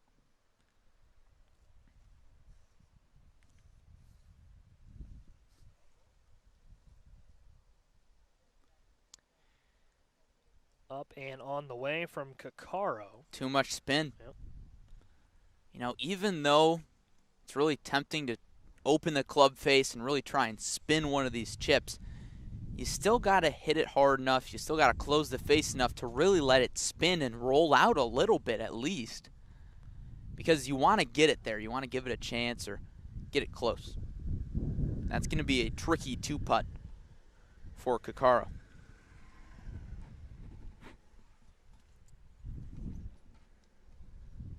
Curran coming out, and this is a veteran move, Larry. He's going to come out and read the green a little bit before he chips. It's what you'd come to expect for one of the best golfers in the state, soon to be an ACC player. Could see him on the Golf Channel in a few years, but today you're seeing him on ClutchSportsIL.com. That's right. Not just moments, clutch moments. I was going to try to do something with it there. Here's Curran's chip. It's not bad. Nope. And it's still rolling and rolled out a little bit, and he'll have a look at birdie. Got to think a golfer of his level could knock that in. He's not displeased with that.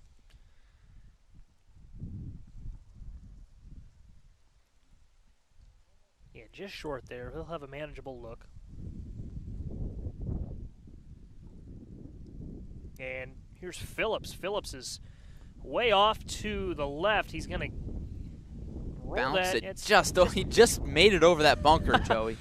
He's just on the lip of that rough there. Not quite to the lip, but he's on the edge of it. And I don't know, Larry, pardon me, I don't know how he wound up over there. I don't know if you... No, I did not see. I mean, he sliced it, and that's what a lot of guys have been doing because it goes with the wind. The wind is blowing from left to right for these golfers. Makes things trickier.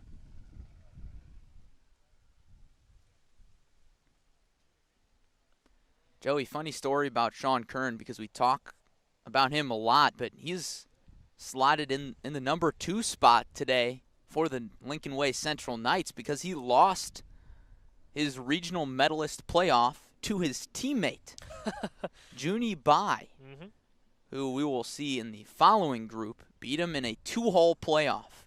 And Bai is a lot shorter of a hitter than Curran, but he still beat him, and that just goes to show you golf is for everybody. Even the short little guys can get after the big guys who are big hitters and hit the ball 300 yards.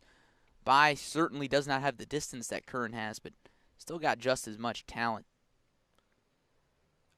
Great putt on the way, just left it a little bit off to the right, but that had the perfect distance on it, Larry. That was a nice putt from Kokoro, and he'll finish that off. It's a good par. Yep. See what Caden Cannon can do. Well, that's his Phillips on the putt, and that's not a bad putt from Phillips, I wouldn't say, Larry. He left it short. Been some tough approaches even from that part of the green, but he should be able to tap that in. You wouldn't think that would cause too many problems. So he'll mark his ball and wait a little bit. I think Curran is away here, Joey, so he will putt, but look at him taking his time. And the best golfers always have a very methodical routine as to how to read putts. We've talked about these mid-range short putts. These are the putts that make or break a round. And for a player like Curran, who's 3 over, looking for some birdies and trying to get back to it, this is a huge putt.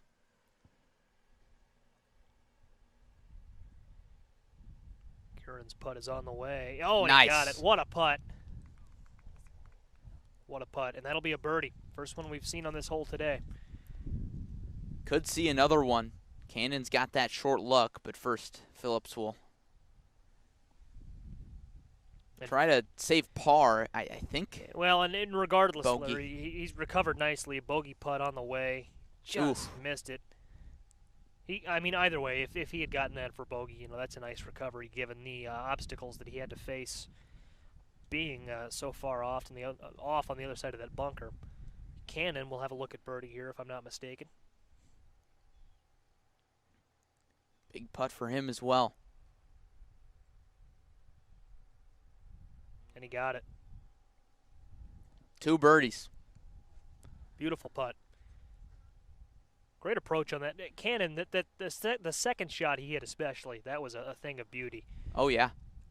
And Curran had a nice approach there too. But that second shot that Cannon hit over the water and onto that fairway on the right side of the green. That might be the best shot we've seen on this hole all day. Oh, he crushed it, and if he aimed a little further right, it would have been right on the green. He would have had an eagle look, Yep. but 2 good birdies. A nice birdie from the sand for Curran. Yeah.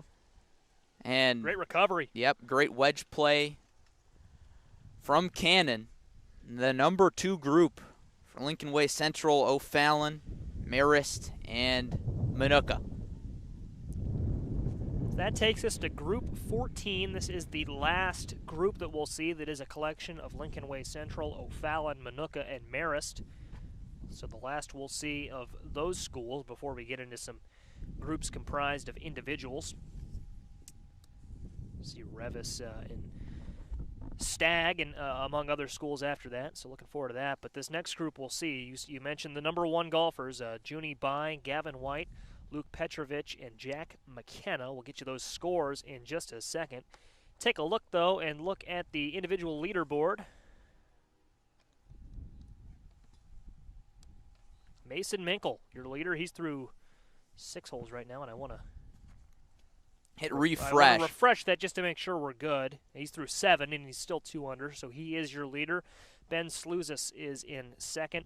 Dylan Drogmuller is in second as well, also +1 through 6. Sean Curran just finished up 9. We saw him. He's +1 as well. So yeah, so that may have been an eagle. I don't think that was an eagle, but we saw his score wrong. So he was 2 over coming into number 18 and knocked in that birdie to get to 1 over. So he's right there, Joey, and we saw his potential. He can hit the ball a long way. He is right there.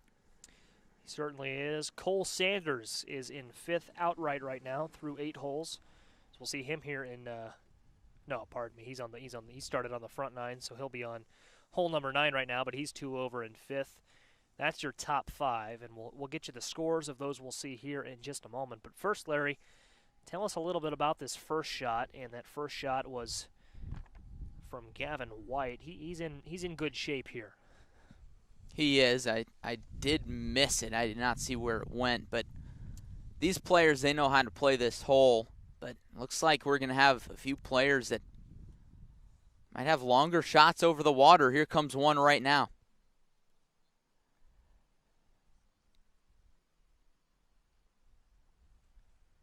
If that sat on the hill, he got over.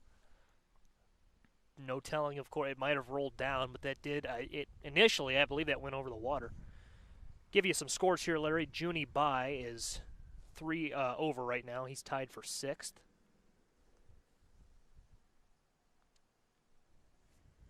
See what Gavin White is doing.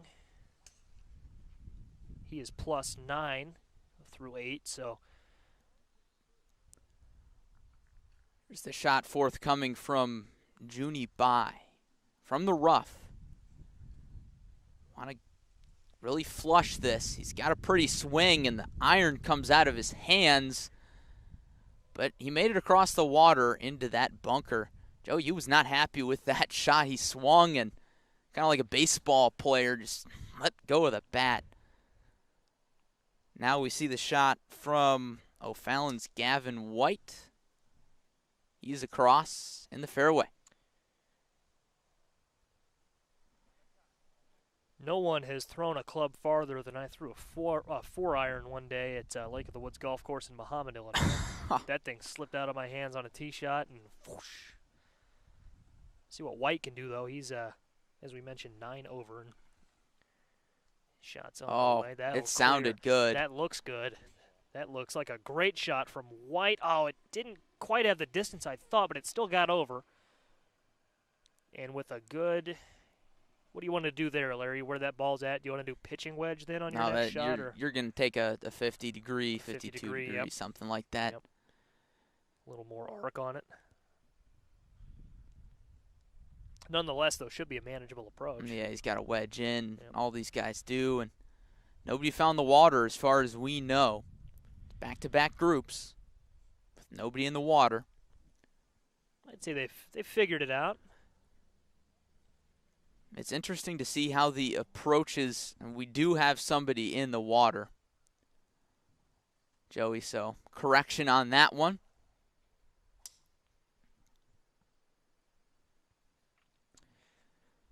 We've had some, and it's what we saw a few groups ago. It was 11 or 12. We've seen some interesting drops and drop shots. So it's tough because you're on a downward slope.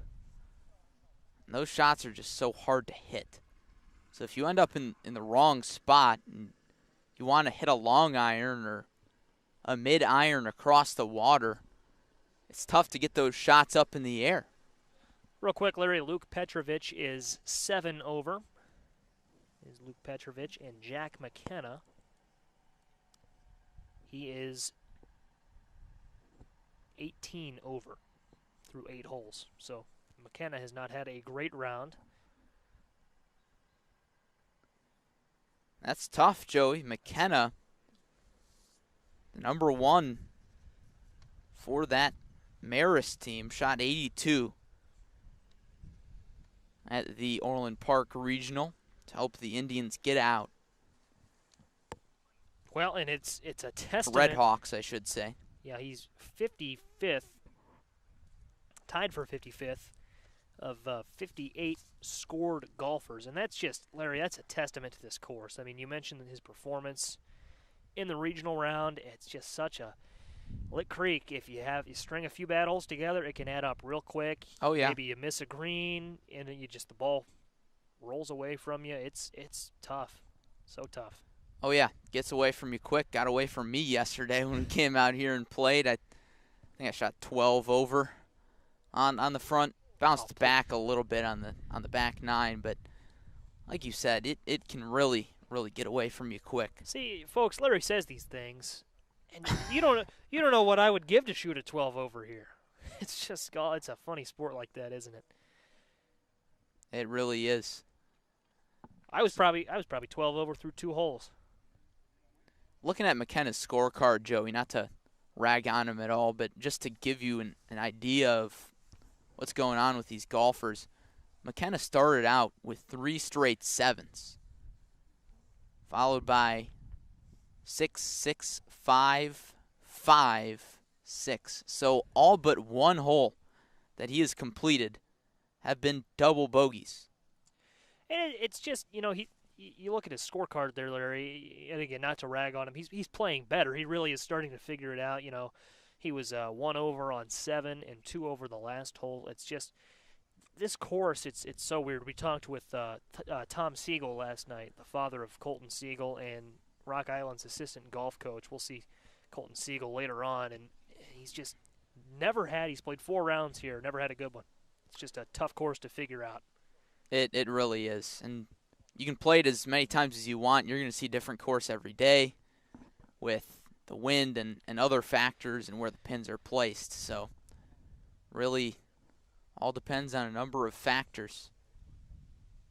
Siegel, by the way, is 8 over, so he's having a better round, but still not a phenomenal one here. And it's such a tough course. Getting ready to see Gavin White and his approach. Probably had that 52 wedge, as he said, and he gets it up. Got to spin a little bit. That's a bit longer than you want here, Joey. That's going to be a tough putt. 2 putts would be a par, but going straight downhill.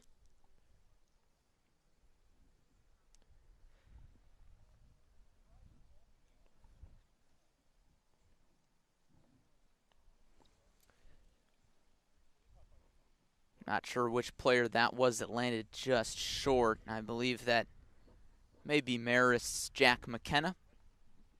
I think it is. I believe, Larry, that Group 15 has teed off.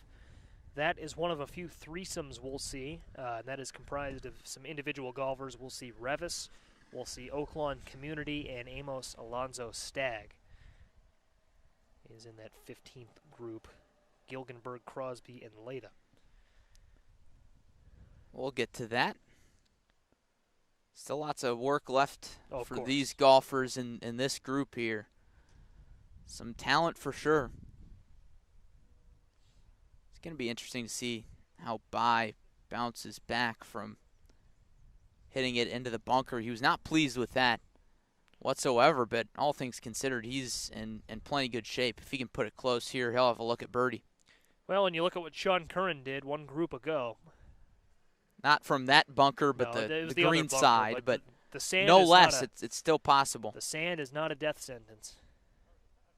For you, maybe. Well, for a lot it is, but for these number 1 golfers, they can handle it. But it's still tricky. We'll see. It's on the way. I think he put a little. It's got to spin back. And it did spin back a little bit. Still a little long, though. Probably a little longer than he wanted, but he's probably going to hit that into the slope and try and spin it back a little bit more. Didn't get enough spin. Those sand shots will stop, though. Yep. He's probably trying to fly it directly at the hole. Got a little too much. Well, and that would have been 3, so if I'm correct, he'll have 2 putts to save par. Indeed. Going uphill. All told, not. I think he can do it. As we get ready to watch the work of White. Gavin White.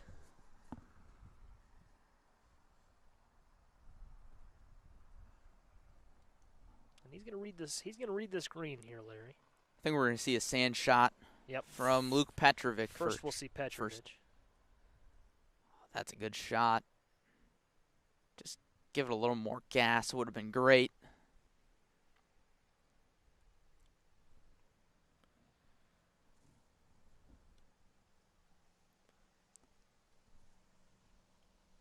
And we'll see.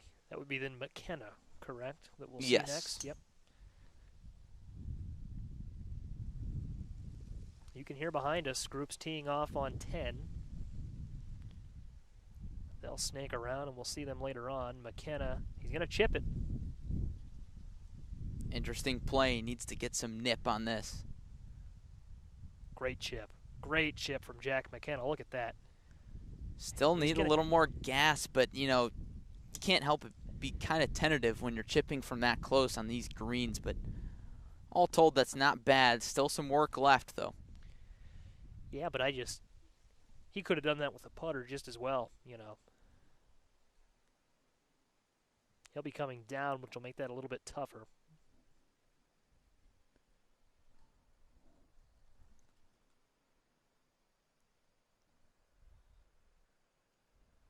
Bai and White both have those downhill putts. Those are really going to be tricky.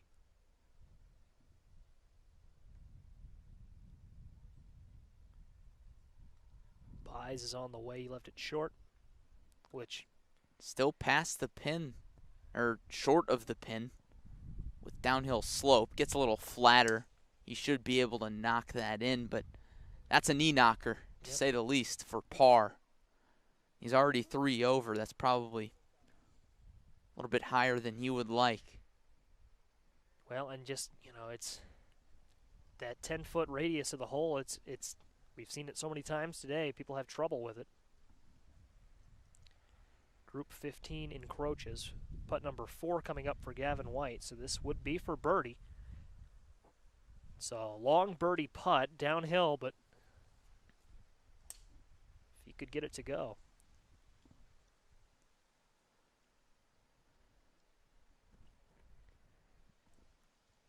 It's on the way. He's gonna leave. It's creeping, but just don't think he had the right line on that, Larry. No, I think he had the right speed. He left that about pin high, but it's tough. You really don't want to hit it on the wrong line because it could get away from you. You don't want to hit it too hard and take break out of it, because then you'll end up in the fairway off the green, but you also want to get it there. It's all about finding the middle, finding moderation. McKenna left that a little, or would that have been Petrovic, I think, left that a little bit long. Indeed. Left it on the short side of the hole. With Petrovic, real quick,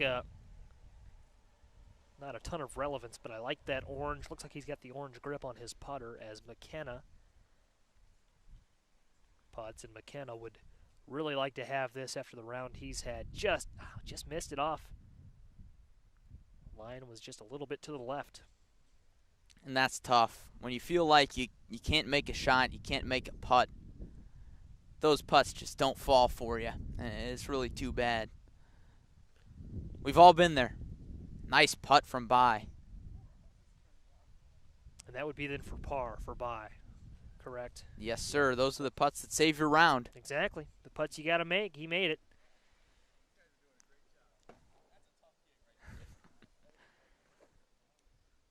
And a tap in from Petrovic.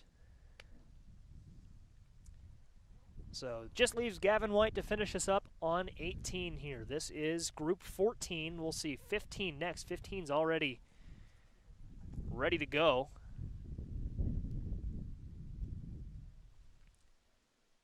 And White will tap it in for par as well. So not a bad showing? No, not at all. And for Group 14, that's the group of number ones from Lincoln Way Central, O'Fallon, Manuka, and Marist, and they in large part played like number one golfers there. That hole didn't give them much trouble. White will exit the green, and Larry, that is going to be all we see from those four schools today: Marist, O'Fallon, Manuka, and Lincoln Way Central. Lincoln Way Central, Joey, even though they're not up there with the top group of regional winners, they're one of the best teams here today. Quick look at the team scoreboard before we get going on these individuals. Lincoln Way Central, what do you know? Right on time. They're winning the thing. They're 16 over as a whole in the top spot. 2 strokes ahead of Carl Sandberg, who is 18 over. Pekin right behind him at 21 over. And Lockport Township, perhaps a little bit of a disappointing start for them. They're in 4th at 25 over, the defending 3A state champions. So Lincoln Way Central there, Larry, they were able to mount a run, and I didn't know that they could get that score much lower, once it kind of started out. I thought that Sandberg would have been kind of slotted into the lead the whole time through, but they've battled back. Pekin could make a run at it too. See how it all plays out. We'll speak with John Camosa here in just a second as we see Group 15 on the fairway here, kind of getting up on the green. And these groups, Larry, 15, 16, and 17 will move a little bit quicker. This is Revis, Oaklawn Community, and Stag. So it would be I believe Dan Gillenberg. Could be Gilgenberg, Bobby Crosby, and Jacob Latta. Latta, indeed. Bring in John Camosa. John, you've been following the Mason Minkle group for us for most of the afternoon. How's it been out there? How are the conditions, first of all? Well, conditions are a little windy. Winds slowed down just a little bit over the last stretch of the 3 holes there, but no, Mason Minkle's looking very impressive right now. He had a birdie on number 5 and number 6, as I reported earlier, and then left himself short birdie attempts on 7 and 8, just missed. So he could have had 4 straight there. He finished at 2 under 34. Very, very good round from him. That's the best round that we've seen so far through 9 holes, and he's got a 3-stroke lead. So he's got the lead, and it's not even close, really. Looking at the rest of the group, how are they handling the course, knowing that there's been a sectional here before last year, and a lot of these players did play in that. But today's it's kind of a different animal. Yeah, good round at Cole Sanders from Orland Park. He played pretty well on the front, finished at 2 over 38. The rest of the guys, Cole Nicholas from Quincy found some trouble, had to take 2 drops over there on one of the hole. It was number 7, so just ran into some tree trouble, which can happen if you don't hit the ball straight here. You know how that goes. Yeah. Oh, yeah. We certainly do. We found that out the hard way yesterday. It's going to be tough, John, and you've reported on a lot of these rounds, high-pressure rounds, sectionals, regional, state, so on and so forth. How much does that pressure change the way you play a difficult course? Oh, it changes it a lot. I think, the group I'm following, obviously it does give Minkle the upper hand, having grown up playing here with his dad, a 5-time men's city champion, Kurt Minkle. He kind of knows his course with his eyes closed, on the back of his hand. So it does give him the advantage going into this back 9. I think some of these other guys are going to have to grind a little bit just to get in striking distance with Mason. Yeah. But, I think it's It is a pressured round just because you don't know what your other teammates are out there doing. You still want to put out a good showing. So. Yeah, it's definitely a comfortability thing. And if you've played the course before, and let alone you practically grow up here, it helps a little bit. It does. Absolutely. What do you think, John, that we might see on the back nine? You know, you've got some different types of holes, some elevation, still, of course, some things we see like 18. There's another hole. Is it 12? There's another hole there that has some water involved. Yeah, I think consistency is going to be key. Mason Minkle's drives have been very, very straight all day long. I think some of these other guys, they've had some good drives, and then a couple have tailed off on them. You don't want to find trouble on this back nine. Like Joey said, there's some holes that can give you fits. So it's just, crucial. The good course management, if you're more comfortable with irons, 3 woods today, depending on the wind blowing in, just playing it conservatively and giving yourself the best possible chance at a par. Absolutely. I'm excited to see how it all plays out. As I told our viewers, we're going to see a few of these individual groups come through, and then we should start seeing the group, Pekin and those schools. And those schools that we'll see. It'll be Pekin, Quincy, Carl Sandburg, and Lockport is the group that we'll see down the stretch. So excited to see how it all plays out. Yep, definitely. Yeah, and real quick, John, Lockport, they're in 4th place right now. They're kind of struggling, and I know when we talked to Jeremy Crouch, he said they're going to be the team to beat. It's going to be tough to beat them, defending state champ. What's been going wrong for them from what you've seen? Just with Vincent Gracie, in my group, just a stretch of holes there. He started out with a bogey, and he had another bogey on number 2. And then, had some bogeys there, so he's kind of been playing catch-up. His drives have been a little wayward. He's found some trouble where he's hitting back up in, punching out. So that, when you do that, you're looking at bogeys and doubles, and you got to eliminate that if you want to stay right there in contention. So I think just key, like I said, on this back nine is hitting more consistent drives and just playing into the green and not finding too much trouble out there, which is going to be still going to be a challenge with these winds. Oh, it definitely is. That's the name of the game when it's windy. John, thanks for that, and we'll catch up with you soon. Thanks, guys. Thank you, John, and appreciate all the work that John Camosa is doing down on the course, along with Josh Schwam, who is now up here in our little booth area, editing some pictures, presumably, or at least getting them onto his laptop for later for our social media channels, etc. Josh is doing great work, and our entire crew doing great work as well. Evan Johnson and Jonathan Michael, not vice versa, over there at our production table. Evan running our computer and Jonathan on the camera. So it's a team effort. Always is with television. Yes, sir. Even whether it's in the tournament or on this side of things, teamwork makes the dream work. Still, I believe so. We're on group 16 now.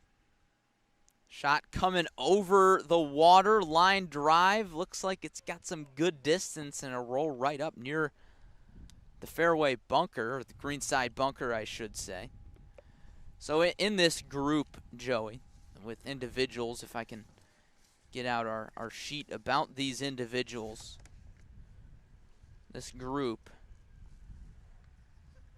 features Ty Prakit, Gabe Holderby, and Finnegan McCarthy. Started at 11:24 off the back.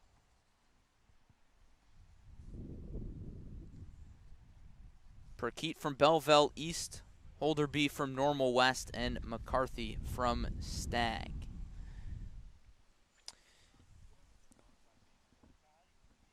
Here comes the shot from McCarthy. Going with the wedge. Looks like he's going to try and pull off a high shot. Based on how he's swinging, he's taking nearly a half, three-quarter swing. He's going to really try and flop this thing up there. McCarthy, real quick, is +8 through 9. And he does try to flop it and lands it real long. And he's on the back of the green. Probably Larry would have liked that to come back a little bit. And McCarthy, of course, the senior from Stag, will get his score.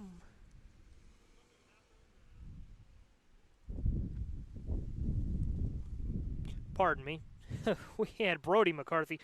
Finnegan McCarthy is Also weighed over. +8, so we had the right score there after all. Some multiple name action going on. This is going to be Ty Prakeet from Belleville East. And no score available for Prakeet. He's one of a few golfers who has not inputted a score or, due to some sort of glitch, does not have one displayed, but we'll see what his approach entails here. Got himself in a good spot, all told.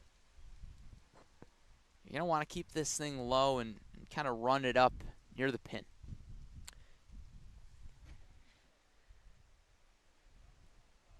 Lands it on the fairway, and Joey, if he just hit a little bit further, would have really rolled out and came out perfect. And now the wind is blowing that thing backwards. Look at that. That might roll off the green. Oh, it's still moving, and the wind, Larry, has shifted. It would have been in their faces coming over the water. It's now blowing towards those bunkers. It has blown across the hole from left to right all day, and now it's starting to swirl. It's blowing across the lake, blowing straight into the lake. So we get the shot from Normal West's Gabe Holderby. And that's a great shot, Joey. Pin high. He'll have a nice look at what could be a birdie attempt. He'll have a good look at it. Holderby, along with Prakeet, also no score for him. So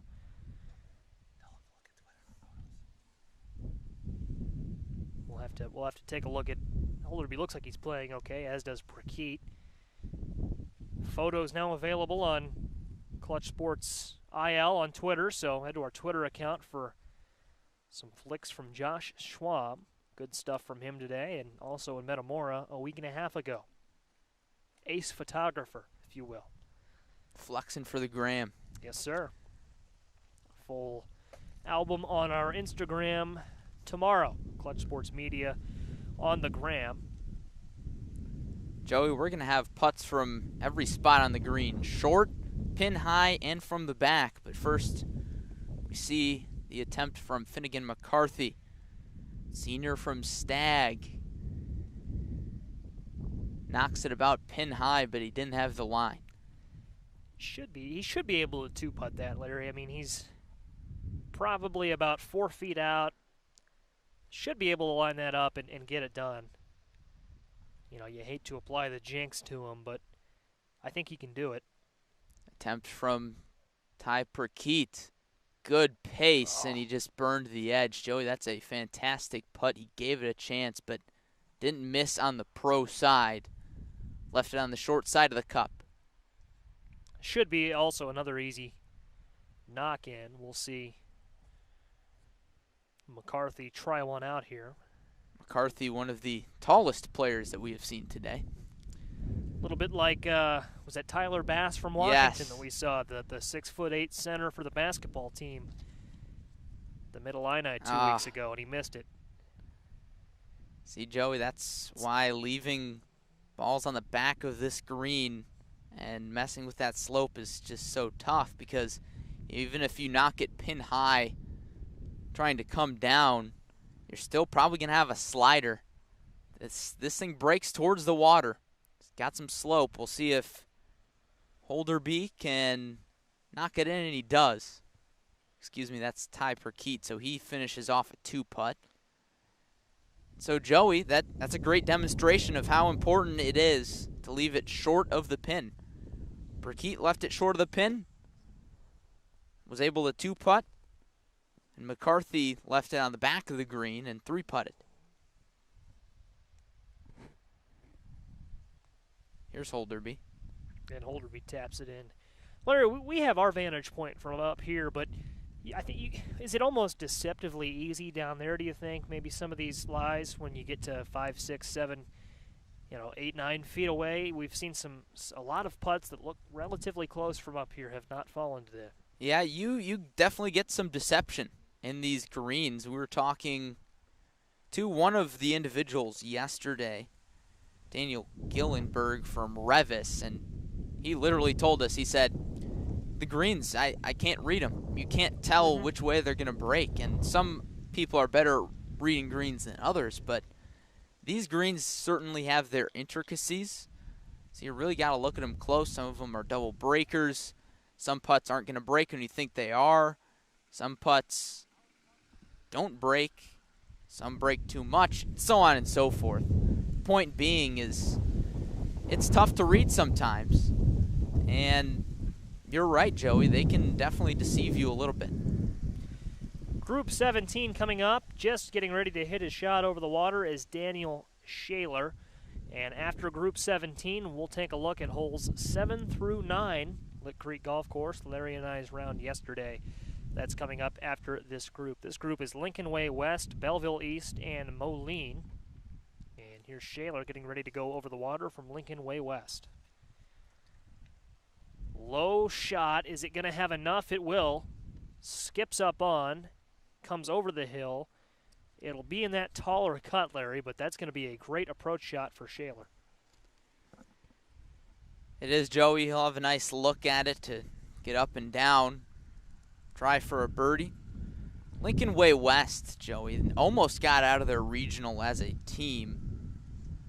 They sent 3 individuals here to sectionals, but of course in the altered regional format due to COVID-19, only 2 teams getting out compared to the normal 3 in regionals. So West kind of came out on the short end of the stick there. Schaller has been one of the very consistent golfers for the Warriors all year. He was the only varsity player to miss sectionals last season for West, and he got himself that opportunity this year by shooting a 79 at the Lockport Regional. +8 today after that 79. He is, and that +8 is through 7 holes, so perhaps changed on 8. We'll get an update on that if we can, but +8 through 7, not a bad round for Schaller. Some great name action in this group, starting with and maybe ending with Aaron Rodgers. I don't know if we've got a better name than that today. Now here's a guy. As we see a little Chris Collinsworth, and we think of course, the NFC North Pro Bowl quarterback. Some around here like to say the team name. Others, such as you, they don't care to. Packer He's my fantasy quarterback this year. Packer legend Aaron Rodgers. Different spelling on the last name. Rodgers spells, the quarterback, that is, spells his name with a D in there. But just ROG action for Moline's Aaron Rodgers. He is +10 through 7.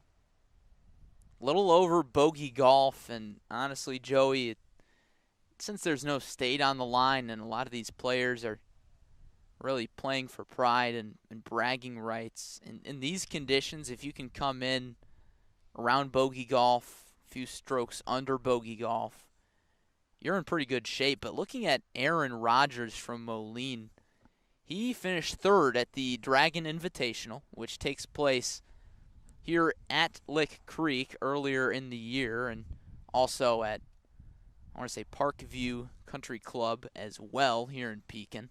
So it's a 2-day tournament, and Rodgers was the highest finishing non-Pekin Dragon. He finished in 3rd place with a 151, and he shot 79 here at Lick Creek. But today, just a little bit of a different story. Just a little bit, and again, he's +10 through 7. Schaller getting ready to chip, and it looks like Rodgers, Larry, has had to drop just on the bank of the pond there.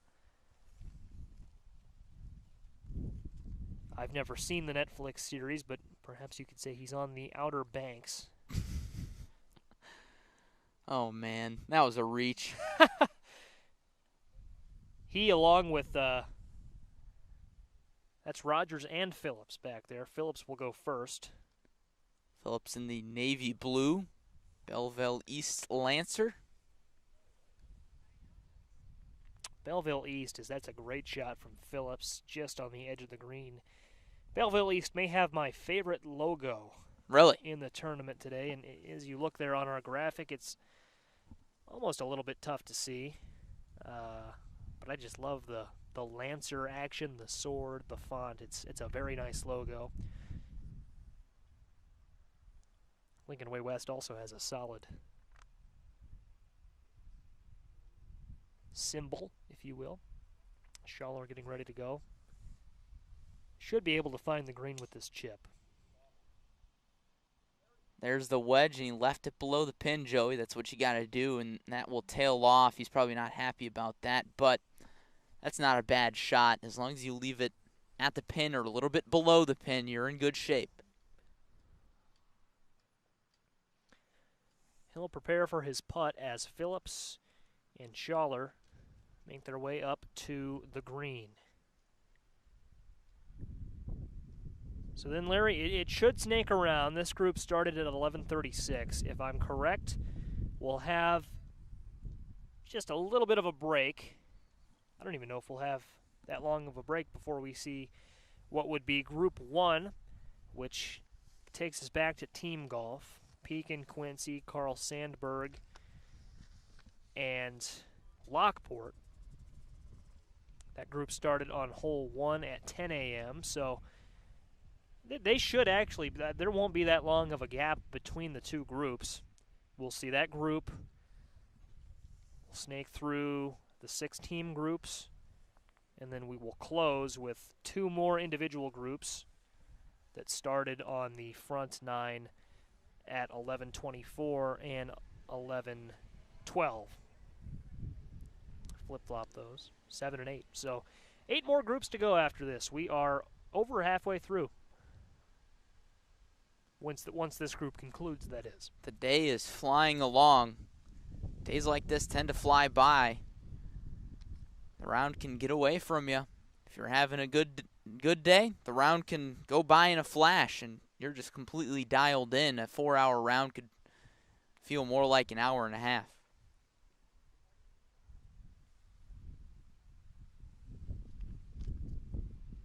If you played, Larry, if you went out and played Lick Creek by yourself, walking, no one in front of you, no one behind you, how long do you think it would take Larry Larson to get through 18? 3 hours. About 3 hours? Pretty standard. Yeah. You've gotten that down a little bit, though, in Rockford. Oh, yeah, I've played 18 walking 2.5 hours by myself. Yeah. You get a card in there, oh, man. He's flying. Oh, yeah. He is. It's like watching the Flash out on the links when Larry Larson has a card. Joey, it looks like we're going to have another shot from this group, I think, which is a bit confusing. Not sure who this is, but looks like they just tried to make it over the water with a 3-wood from well in the fairway, and they're going to have to hop in the cart and drive down.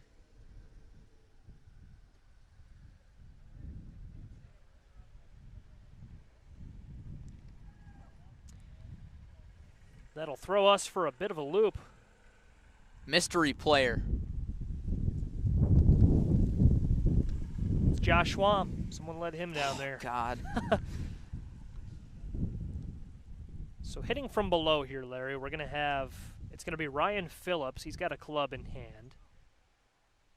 Of course, that's Schaller in the orange, getting ready to go for Lincoln Way West.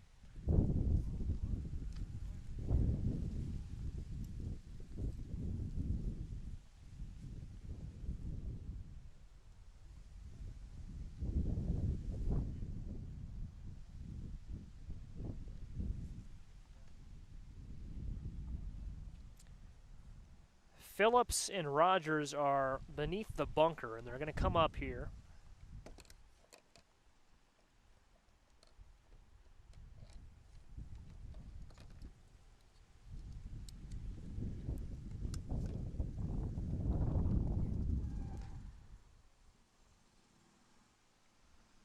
I think that's a shot from Rogers.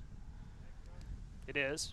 But Joey, the other individual we saw standing down there, I think, is Moline's coach, who's chatting with Aaron Rodgers. And here, I think, in the fairway, is Ryan Phillips from Belleville East. That's a nice shot, Joey. Look at that. of all the chips we've seen today, that might be the closest one to the hole. Could be the best chip of the day there from Phillips. We saw a nice one from Cannon of O'Fallon. Got to a similar distance, left it below the hole, and tapped in for a birdie.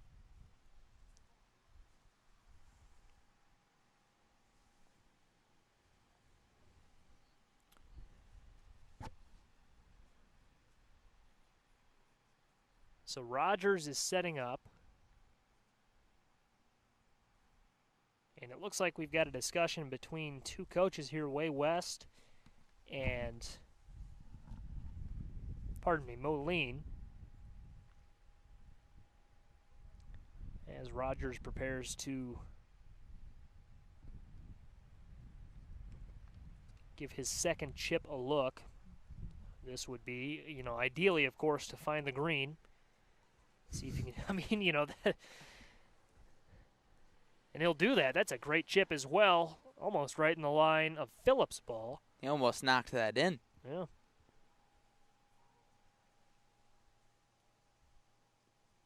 Just what you got to do. You got to put them close. Two great chips from Moline and Belleville East, respectively. And now, after a long break, we are going to get a chance to see Schaller. Schaller, who entered this hole +7. That's one thing about these rounds, Joey, is they can get long. You get delays like this where players find themselves in hazards and have a long walk up to catch the rest of the group. And you got to keep your focus through those long breaks between shots, much longer than usual. You're not just playing with a few buddies, all hitting your balls near the same area or even playing best ball. You've got a long break between shots sometimes, and you just need to keep your focus. It's easy to think about what could have been on the last few holes. It's easy to think about or really overthink your next shot. Schaller's putt is on the way, just off to the left a little bit, and that's a great point, Larry. I'm glad you bring that up. We talked with the coach ahead of the Mid-Illini tournament, and he said exactly that. You might have a 5-hour round, and you're only playing golf for maybe 30 minutes of that, if that. Addressing the ball and ready to hit. So the ability to keep a sharp mental focus is incredibly important in this game. Can never be understated. It's more of a mental game than it is physical. Schaller's putt. He just left that a little bit long. Burn the edge, and there's a 3-putt from really not that far away. After a long pause between his shots, he had the longest break of these players.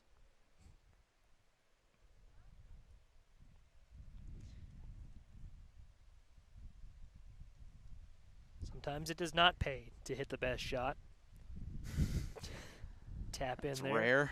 Hey, you'd like to hit the best shot, don't get me wrong. Phillips finished up his tap in there. And Rogers can't do the same. It's tough. That is tough.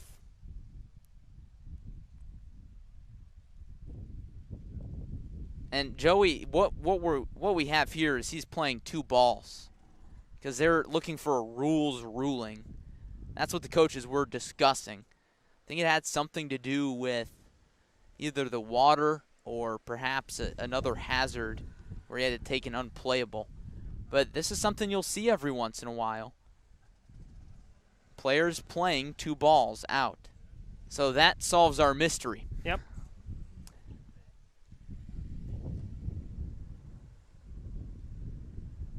And Rogers finishes up. Both his balls. Yep. As the sun begins to shine on the 18th hole. Larry, what do you say? It's time for a quick break. Head out to holes 7, 8, and 9 around Lick Creek Golf Course. Also entertaining holes, I would say. They're all entertaining when we get out there. We'll take a quick break on ClutchSportsIL.com and show you how to play 7 through 9 here at Lick Creek Golf Course in Pekin, Illinois. Stay with us.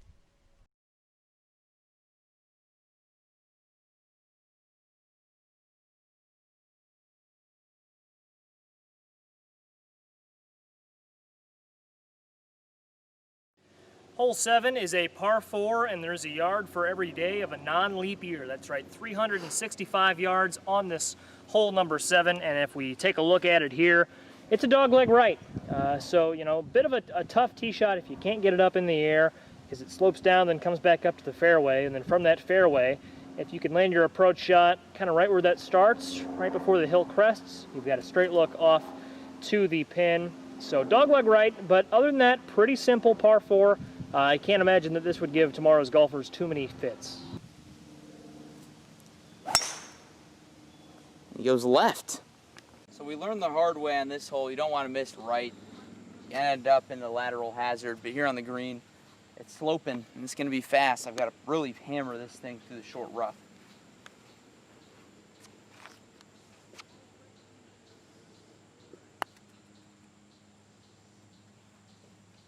Sit down. Too hard. Hole number 8, 167-yard par 3, and you're really enclosed by trees here on all these holes. Trees should not play much of a factor here unless you really screw up. It's uphill. If you leave it short, you're going to end up with quite the second shot. You just want to hit the green here and leave it below the pin. You've got a bunker protecting the left side, bunker protecting the back right, short right if I'm not mistaken too. So hazards all over the place. Got to be accurate. I have not been.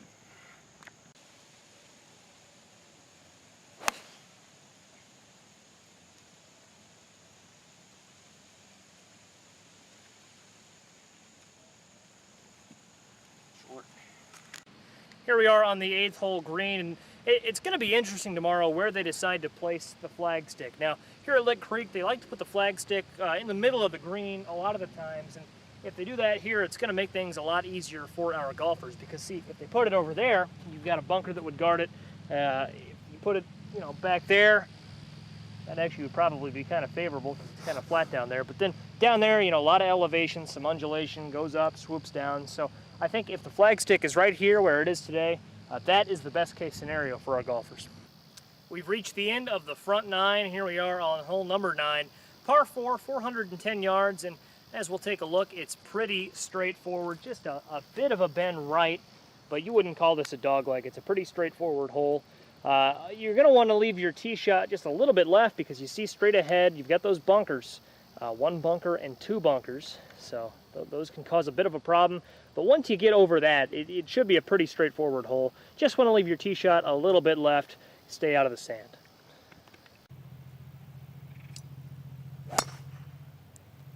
Left. See ya on the cart path. Just down the hill, I think I've got the line. Should be able to get that actually. Here on the green, this is probably one of the biggest greens on the front 9, if not the biggest. You put the pin on the back and have players trying to go over it. Could be tricky. They're probably going to put it somewhere near the bottom, so players are going to have a lot of sliders coming downhill.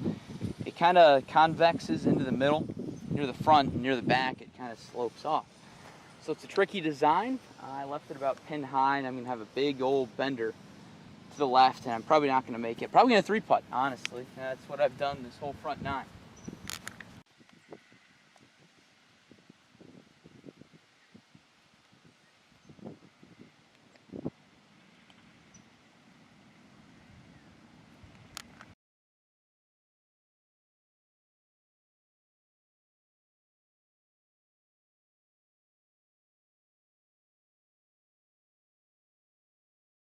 And we welcome you back into live coverage of the IHSA 3A Boys Golf Sectional from Lick Creek Golf Course in beautiful Pekin, Illinois.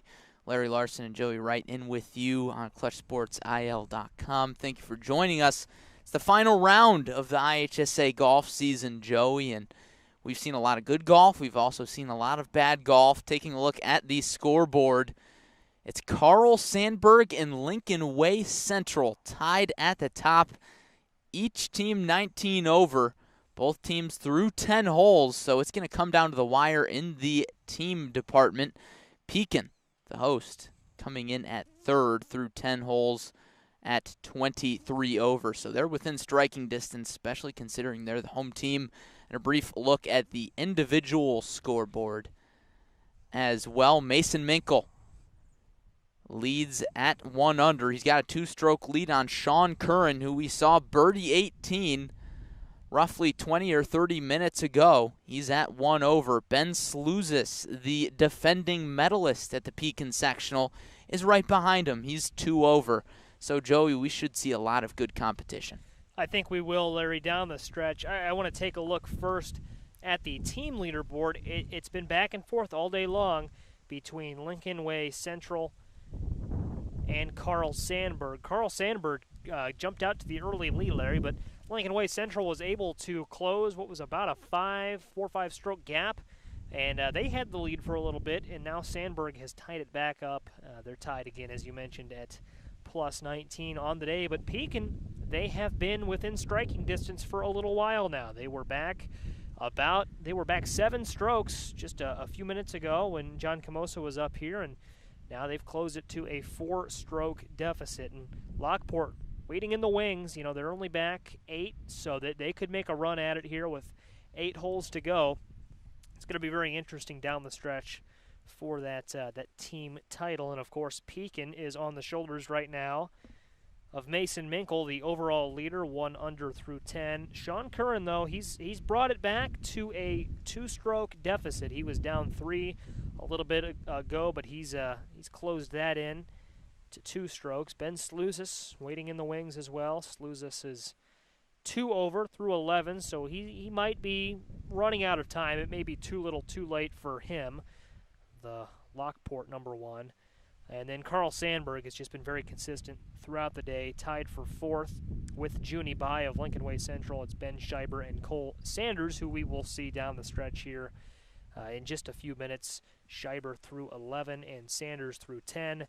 Both are plus 3. So if I had to make any predictions for the last 8 holes, I think Mason Minkle is going to hold on, and I believe he will be your sectional medalist. Sean Curran, though, I predict Minkle to get it done.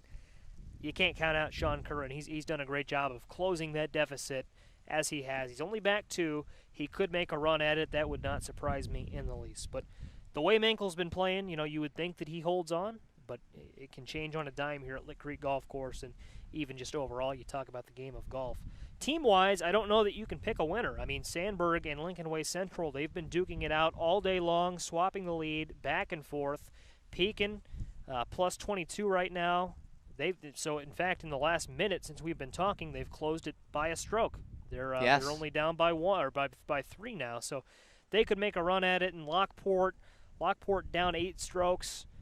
Again, things can change on a dime. You never know. They might be just a little too far back as they run out of time. But, you know, you look at that front 3, Sandburg, Lincoln Way Central, and Pekin. I don't know if you can pick a winner with so much golf left to be played. Yeah, Joey, predictions are never a smart thing to be doing. Certainly not. With golf left, especially here at Lick Creek, because a lot could go wrong, a lot could go well for some teams, and all it takes is a blow-up hole from one player, and that could change the complexion of the leaderboard. And, Joey, I want to talk about the back 9 here, as Sandburg, Pekin, and Lockport, 2 or 3 of the 4 teams atop the leaderboard, they're playing the back 9 right now, and I would say that's the more gettable side when it comes to birdies, especially once you come down the home stretch. 17, 16, pretty short par 4s, and number 18, if you play it correctly, you could have yourself a birdie opportunity or even an eagle opportunity. So do you think we're going to see some shifting around on the individual leaderboard and the team leaderboard as a result? I think we could. You know, it's gettable, and that helps you for making a comeback. You know, if you're Sluzis or Curran trying to chase Minkle. It's also gettable for Mason Minkle, and you've got to remember that he grew up playing on this course along with his father and his sister, both great golfers, of course. Kurt Minkle, as John mentioned, one of the best golfers in Pekin history, and his sister also fared well here in the regional last week, Lori Minkle. So, you know, he's got the hometown advantage, as John Camosa mentioned. I think that, you know, as we look down the stretch, he could implode as well, though. You know, you look, was it Augusta in 2016? Jordan Spieth found the water down the stretch there. He had a good round together and just found the water, and it kind of blew up on him, and there is water on the back 9, so Mankle or some of the other leaders could find that too. Could find some bunkers, some dog legs that could be tricky, so it's tough to predict. It really is. And Joey, it's funny that you bring up that Masters collapse, because I was thinking the same thing. That could happen to any one of these golfers, especially with a hazard as big as this pond or small lake or whatever you want to call it here on the 18th, and it also comes into play on the 10th tee. But how much of a mental block does that water hazard play? Well, I was hoping you'd ask that, Larry. I think it all depends on how you enter the 18th hole. You know, if you come in off some birdies, you come in riding a wave, it's a pond, you know, but you come in off a bogey, double bogey, maybe you found the sand on the 17th or whatever you have, it might as well be an ocean, you know. So really just depends on how you enter the 18th. I think that we've seen some players struggle with it quite a bit today, and we've seen people get on the green in 3, so or close to the green in 3, and that has set up some birdies, especially, you know, we look at Sean Curran, and I blank on the other birdie we saw on that hole. That was Caden Cannon that we saw. So, you know, you just it really just depends on a few factors. But I think if you're coming in riding a high, you know, you've had a good back 9, the water shouldn't be too big a factor, I don't think. We're going to get you back out to our Around the Course vlog here while we have a break between groups. However, a quick update on the team leaderboard. Lincoln Way Central now has the solo lead through 10 holes at 18 over. Carl Sandberg drops back to second place at 20 over. Now 2 strokes behind the Knights. Lots of talent at the top of the leaderboard. Do not go anywhere. ClutchSportsIL.com with live coverage of the 3A Boys Golf Pekin Sectional. Let's get you out to our course vlog and show you holes 10 through 12 here at Lick Creek.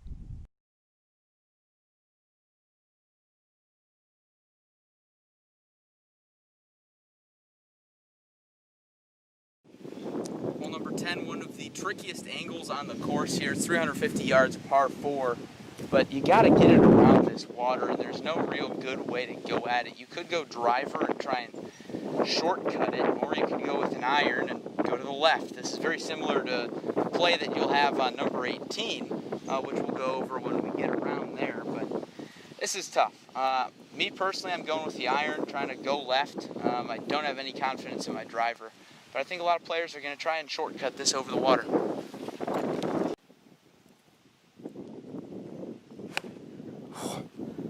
Look out. It's on its way back to Peoria.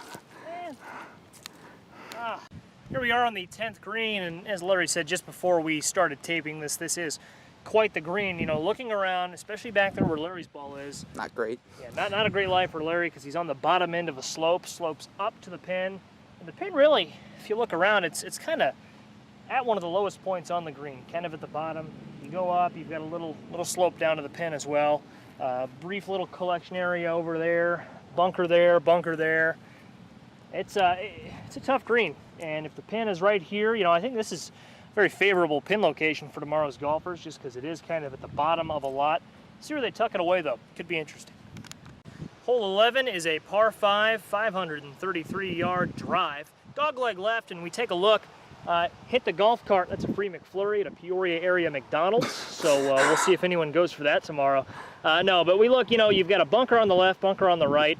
A straight tee shot, of course, and it's an obvious thing to say, would be favorable. I think you want to cozy up to, and we look at the golf cart again, kind of right where it's on that path. If you can hit it kind of where it was parked, I think you're in good shape, and then it's a straight shot left to the pin. So dogleg left, but with a good straight tee shot, very manageable hole for tomorrow's golfers. There's Joey going for his 8th McFlurry today. The M&M one's the best.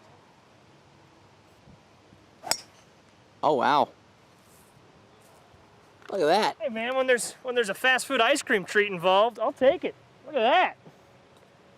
On the fairway. That's about exactly what I said to do, too. There you go. Perhaps blinded by my love of sugary treats, I didn't realize actually how tricky this approach is when you come around that dog leg. I said it was simple. It's really anything but.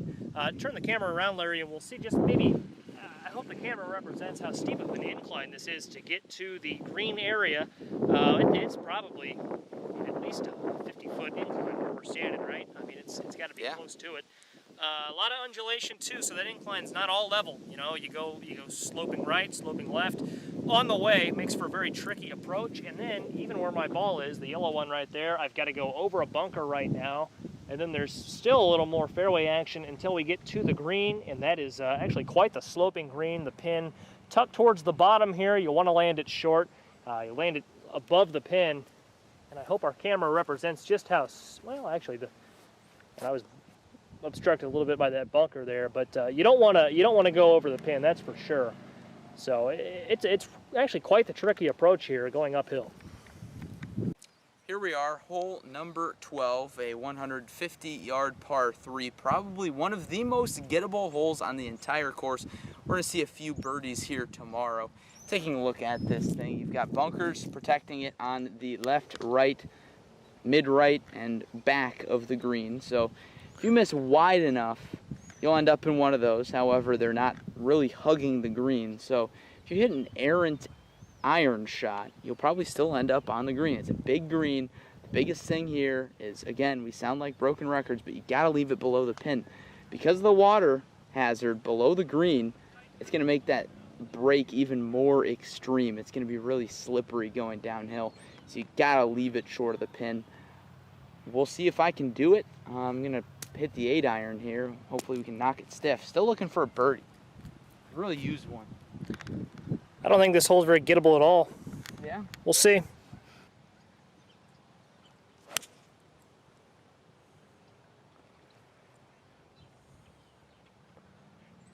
Come down.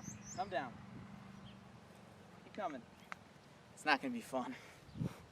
Oh boy.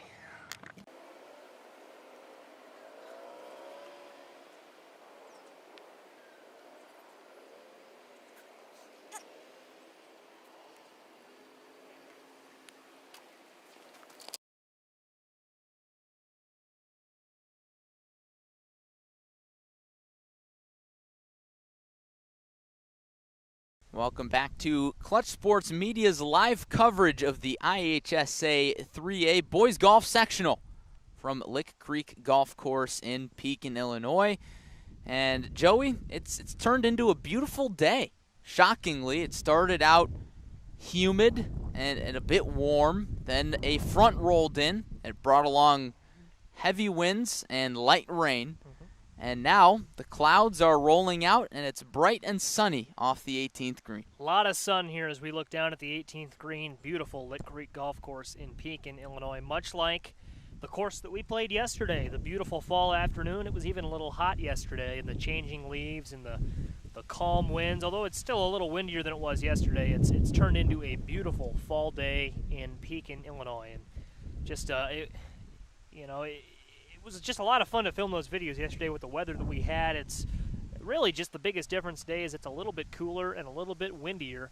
But just, and a lot windier there as we get quite the gust of dirt and leaves in my face. But just a beautiful course this time here. You look around, you've got the scenery, the changing leaves. You know, you look down past the 18th tee box. It's leaves. There's a house, a water tower, beautiful cloudy sky. It's picturesque, for lack of a better word. I don't know if there is a better word than picturesque, because that's exactly what this course is.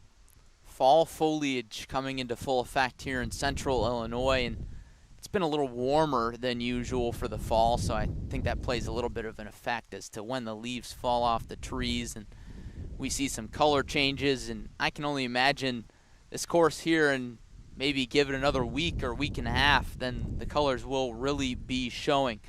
Let's take a look at our leaderboard. Another update on the team leaderboard. It has remained the same since we looked at our course vlog. Lincoln Way Central in first place as a team at 18 over par. Carl Sandberg nipping at their heels in second place, 2 strokes back at 20 over. Pekin, the host, they're in third place at 23 over, so they're still very much in it. And coming in at fourth is Lockport Township at 28 over, the defending state champion, taking a bit of a stumble. In fifth place is Quincy through 10 holes. They're at 33 over. Tied with the O'Fallon Panthers, also at 33 over. Marist and Minooka also tied for 7th place, both 55 over. So a rough day for the Red Hawks and Indians. Flipping over to the individual scoreboard, a lot has remained the same. Mason Minkle, the only player subpar. He's 1 under through 12 holes. Sean Curran, he's 1 over through 12 holes. Right behind him is his fellow Lincoln Way Central teammate, Junie Bai. He's 2 over, solo in 3rd place. Ben Scheiber from Carl Sandburg High School, he's in 4th, tied with Ben Sluzis at 3 over. Also at 3 over is Cole Sanders from Sandburg through 11 holes for those Sandburg Eagles. Coming in at 7th place is a plethora of players. 6 players tied for 7th at 5 over. Aiden Healy, Dylan Drogue-Miller, Keegan Worth, Gabriel Gold, and Ben Reedy, along with Nick Tingley, all at 5 over. And then tied for 13th place is 3 players at 6 over, Zach Phelps, Stephen Gallagher, and Luke Jackson. Cooper Theloritis starts a 2-way tie for 16th between 2 Pekin Dragons. It's Cooper Theloritis and Carter Stevenson, both checking in at 7 over through 12. Carter Crow is in 18th at 8 over, along with Colton Siegel from Rock Island, Alex Pineda from Carl Sandburg, Mitchell Mazzy, who qualified for state last year. The only qualifier for Sandburg last year is 8 over through 13 holes. Finnegan McCarthy as well, also 8 over. And Luke Petrovic also with them at 8 over. So Joey, up near the top, very few players playing very well right around par, and I think the medalist will likely finish right around par, if not over. I think so, and Mason Minkle with the upper hand right now. He is 1 under. Curran chasing him the closest. He's at 1 over. To Minkle's 1 under. But yeah, you've got to figure it's going to be right around that even par area. Maybe Minkle slips up and stumbles a little bit. Maybe he gets to even par and Curran can catch him there, and that would probably be the easiest way to do it, because I don't know if he can. If Minkle keeps playing par golf, I don't know that Curran can get into his score by 2 strokes. It would be, while the back 9 is more gettable, as we mentioned, for birdies, it'd be tough, I think, to get 2 strokes. Well, and you got to keep in mind that Curran is playing the front 9 for his final 9, right. and Minkle is on the back. That's right. So he's got some tough holes then on the front 9. As that's a good point. The second hole with this wind could be very interesting. The 6th hole, very interesting hole. That's kind of guarded by trees, but that hole just plays difficult in and of itself. So yeah, Sean Curran is playing the front 9.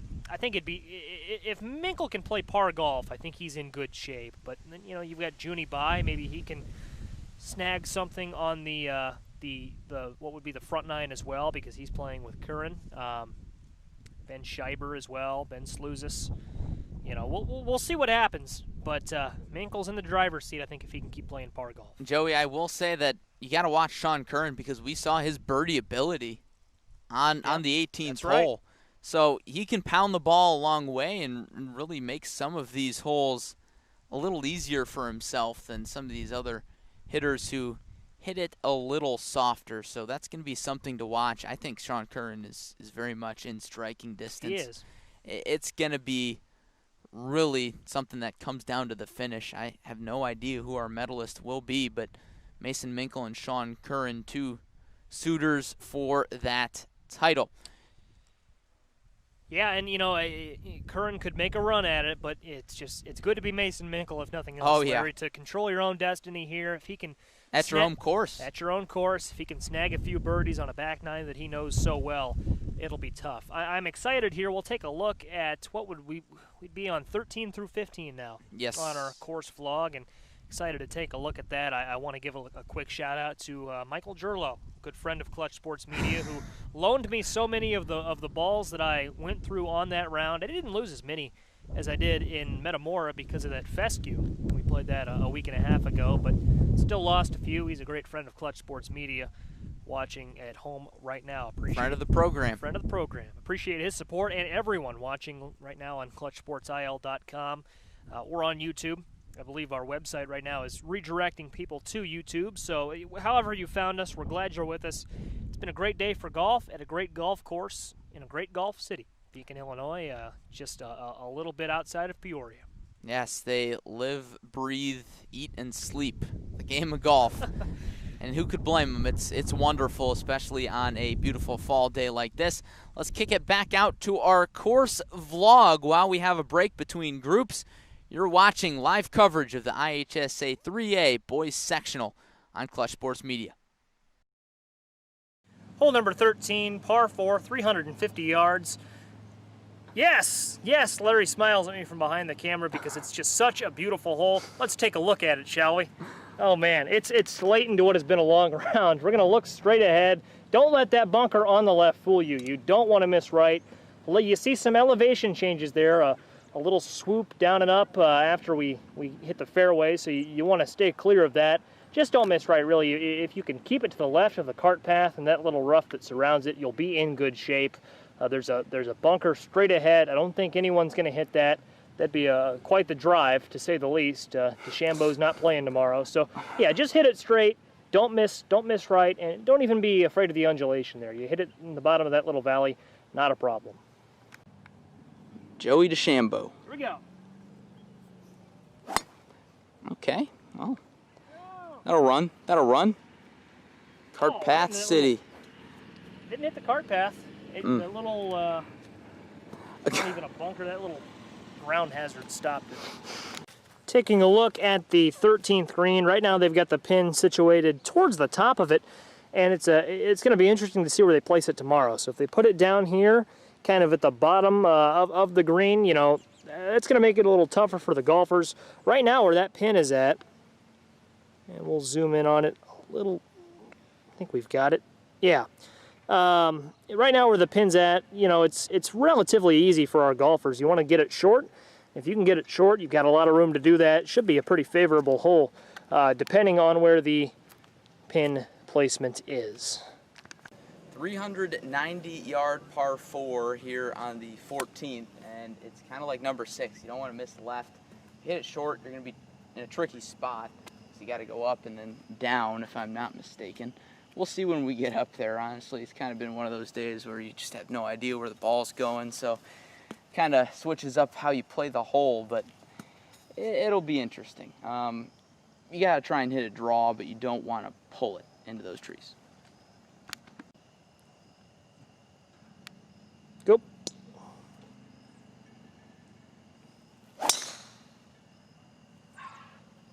Get left. Whoa.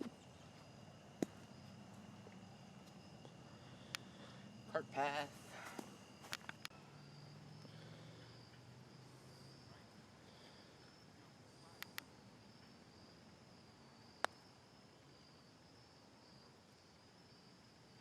Stay up. Leb shot, Mason Minkle. Just try and play in the middle of the green, take par whenever you can. Just, I don't know, just try and find the right number. You ever been down the hill? I have. It's not a good spot.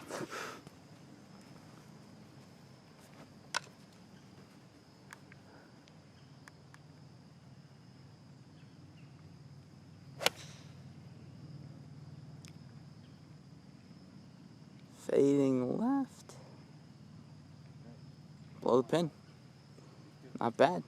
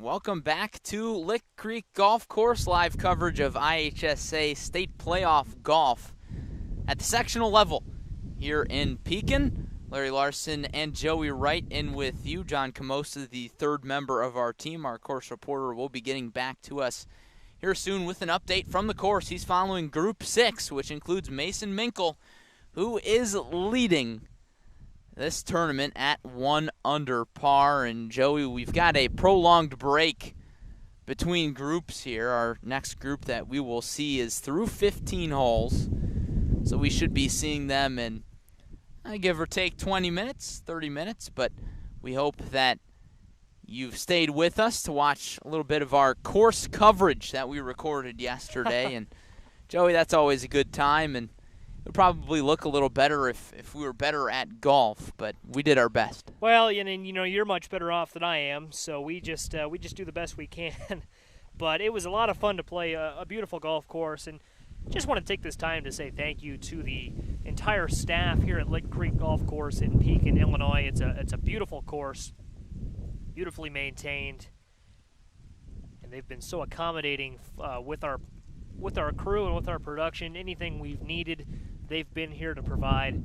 A great golf course, and I know that it's getting colder. The weather's getting a little bit chillier, and it's not going to be golf weather forever here, unfortunately. But come the spring, I know I'll be back out here ready to tackle the spring foliage. There we go. The pretty flowers, all the pretty flowers. Oh man. It'll look good. It'll be a pretty course, and this is a course that's going to look good no matter what time of the year it is. We've alluded to the changing leaves, the fall colors, the crisp fall air, but the spring when everything's in bloom looks good. The summertime, of course, lush greens and other aspects of the such. It's a really nice course, one of the nicest in the area. We were talking with John Camosa before we came on the air this morning. It's a public course that really plays like a country club. Just the way it's laid out and the way it's maintained. Beautiful course. Yes, renovated in the mid-2000s to really up the ante, so to speak, and make this one of the elite courses in the area. When people talk about Peoria golf, Lick Creek always comes into the conversation. One of the best courses around here in Pekin. A suitable host for a sectional because it is so hard, and we've seen it tear up some of these golfers, Joey, and some of the best groups, some of the best teams that we expected to come in and really have a good day have struggled a little bit. Some of the big names still up in the leaderboard, but some bigger names down in the leaderboard. Taking a brief look at the team side of things, Lincoln Way Central has extended their lead to 4 over Carl Sandberg, who has dropped 2 strokes, so they're now at 22 over, and Pekin has also dropped a number of strokes. They're still in 3rd place, but they're at 29 over. Lockport Township also falling, still in 4th, but at 31 over. So, Joey, the team scores keep climbing, and that's interesting because we talked with Mason Minkle yesterday, as you saw him in our Around the Course video, and once we get back to that, you'll see more Mason Minkle. But I asked him, hey, what's it going to take tomorrow? He said probably around 300 team-wise, and it looks like it's going to be well over that. 317 won it last year, and the lowest team regional score was Pekin's 304 at the Rock Island Regional. There were a few sub-300 team scores at different regionals that do not participate in this sectional, but I think the winning score today is going to be up near 320 at least. It seems that way. In Lincoln Way Central, we mentioned that some other teams have dropped strokes. Lincoln Way Central, they've kept right up at their pace, 18 over. Pekin dropped 7 strokes, I believe, between the last time we mentioned the team leaderboard and now they are 29 over through 12. Sandberg, though, Sandberg could still make a run at it. Lincoln Way Central and Sandberg, they've been swapping the lead throughout the day. 4 strokes is certainly overcomable for Sandberg if they put together a good back 9. Lincoln Way Central playing the front 9 to close things out. But a lot of good golf we've seen. Pekin, they're now 11 back of the lead. That's probably that's probably where you start thinking too little, too late. But Yeah. they know the course. Anything could happen. Some bad strokes from Lincoln Way Central and Sandburg. Pekin's right back in it. It can just and we mentioned it more at the individual level, but it can just flip on a dime. The individual leaderboard is not over until it's over, but the team leaderboard, of course, is comprised of individuals, and it's a tough course. The conditions have changed. We'll just have to see how it all plays out. The wind has not changed, but it's getting a little warmer. The sun's out. That's going to affect things a little bit. We'll just have to see how things go down the stretch. It will be certainly intriguing to watch. And, Joey, of course, under normal circumstances, there would be spots at state on the line today, but that's not the case. No state tournament this year. Sectionals marking the final round of IHSA playoff competition for these boys. So they're laying it all on the line today. This is state for all intents and purposes. It's the end of the road, and it's going to go down as the sectional tournament that played like a state tournament. And a lot of players we've talked to, they're treating it like that. This is their season. This is what it all leads up to. And you might as well go out and qualify for state. Or, what I'm trying to say is put together a score that would have qualified you for state and go off that and end your season on a good note. Some of the seniors, this is the last time they'll suit up and swing the sticks. We'll just have to watch how it all plays out. Sean Curran is 1 over through 13. Junie Bai is 2 over through 13. That has him outright in third. And Minkle still in the lead, 1 under through 12. I want to point out, Larry, that the groups we'll see here throughout the rest of the afternoon, as I mentioned, the foursome that we'll see 6 of is Pekin, Quincy, Carl Sandburg, and Lockport. And then Group 7 is comprised of a few individuals. We've got Lincoln Way West and Edwardsville, Lincoln Way East and Normal Community, and then Edwardsville, Rock Island. And pardon me on that, Mary. Give me just a moment on that. Individual groups. Yeah, we're 7 and 8 here would be the individual groups, and that last one, the Vikings. Of Homewood Flossmoor. Of course. They are in that 8th group, started at 11:24. John Camos is going to have an update for us here in just a second.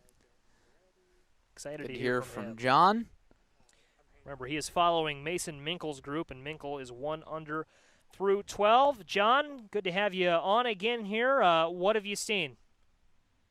Hey, guys. Yeah, so Mason Minkle not having a bogey that whole entire front nine. He has bogeyed twice today on the back, but he has mixed a par and a birdie in there. So he's sitting at 1 under still through 13 holes. So looking pretty good round. He's still leading the pack. Cole Sanders he just made a 45-foot putt to save par. So he's 3 over still. So he's hanging around a little bit, but Mason Minkle is still holding the field.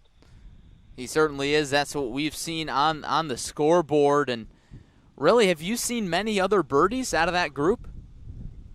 No, that's been the only 3 birdies on the day is out of Mason Minkle. And actually, Cole Sanders did have a birdie early in the round on the 4th, but it's been Minkle just staying consistent with pars and birdies today. So he's looking really good. Thank you for that, John.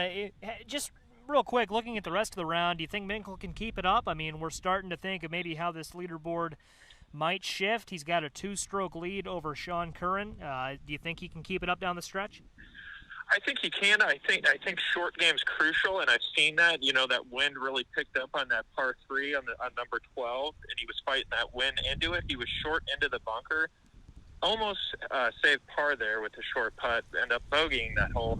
But his short game is so solid right now, and he's getting up and down even when he finds some trouble off the side of the green. So I think if he can keep that short game dialed in, still keep it in the fairway, he's going to be able to hold that. Well, we'll see how it all plays out, John. We've been watching throughout the day. We played pretty much the entirety of the back 9 with Minkle yesterday, or at least the second half of the back 9. He looked good, so looking forward to seeing if he can keep it up. Appreciate your reporting. All right, thanks, guys. John Camosa, our on-course reporter, walking around with Group 6, Mason Minkle's group, which has really headlined the leaderboard. Of course, Minkle has led pretty much for the entirety of the day, and you heard it from John, Joey. Not a lot of birdies to be found out there with the whipping wind, but when you've played this course a few times, it helps you. Certainly, and those 2 bogeys to open up the back 9, you know, those birdies are what's keeping him around, and, you know, one of those birdies in there to mix things up. Really, he's only added 1 stroke on the back 9, and as we've said, if he can keep playing par golf, put the pressure on Curran, maybe he can do it, maybe he can't, but it's good to be Mason Minkle right now in the driver's seat on your home course. You know, Joey, I do want to mention one thing about the conditions. We have seen Mason Minkle go low here at Lick Creek. It's not impossible. These players are certainly very capable golfers.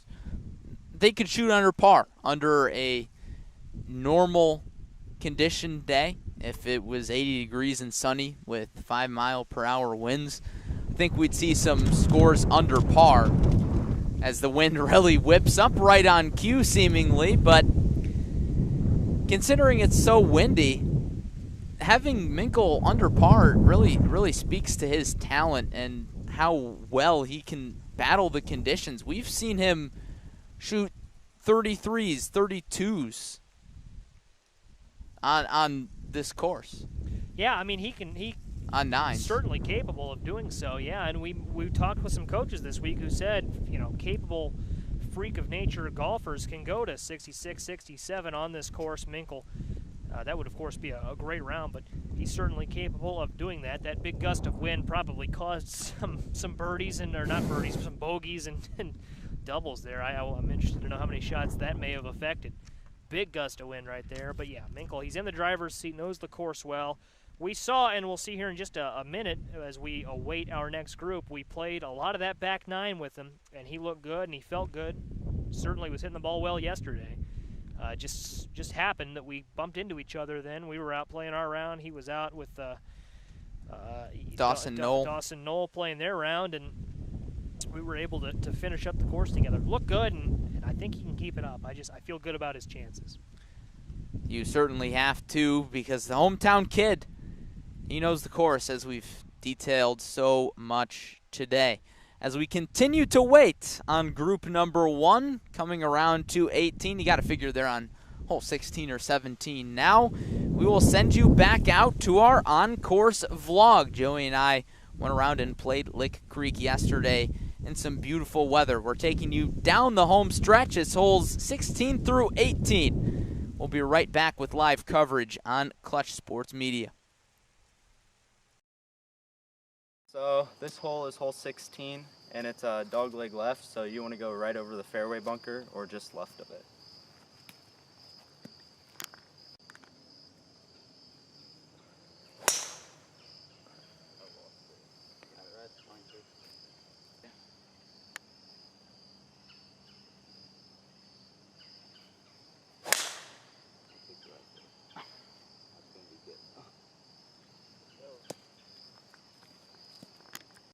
Here at number 17, 420-yard par 4, and this is pretty gettable, all things considered. You've got the distance, not a lot of trees, and this home stretch, you can get some birdies until 18, which is really tough. But if you hit a good tee shot here, you can put yourself in good position. Kind of the same as 16, only a whole lot less elevation change. Oof. In the hole. Thank you. Oh,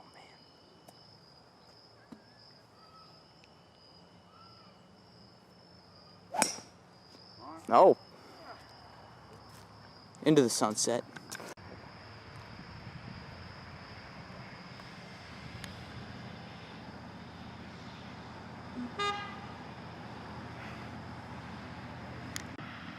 '17 green, you got a little drop off on the back, and just like all of them, high slope on the back, low on the front. So pin's probably going to be in the middle somewhere tomorrow. Got to keep it below the pin, but this one has a little less slope than some of the other ones, so it's not impossible. Guys, you got 2 plays here. You take one, you take one. So if you go down the middle here, which is what I normally do, you got the pond that splits the fairway, and off the tee it's about 245 to the pond, so you want to just keep it short of that. Don't really want to bring out the big stick. And yeah, down the left side you probably want to keep it right off the tee. You got a little water on the right, and all the fairway slopes down to the left. So it makes the hole shorter going left because you can hit the driver or 3-wood or something else like that, and leaves you with like a long iron in or a hybrid. But going straight is, I believe, the better play just because better angle at the green, and the flag too. For guys like you, we'll see how it goes. All right.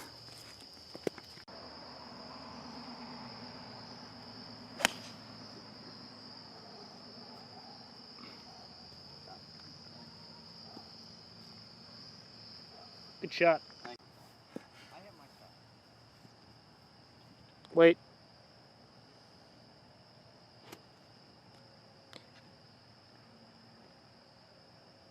Inside deer looking for the lead. Middle deer now trying to take it. He's got it. What a move. What a pass.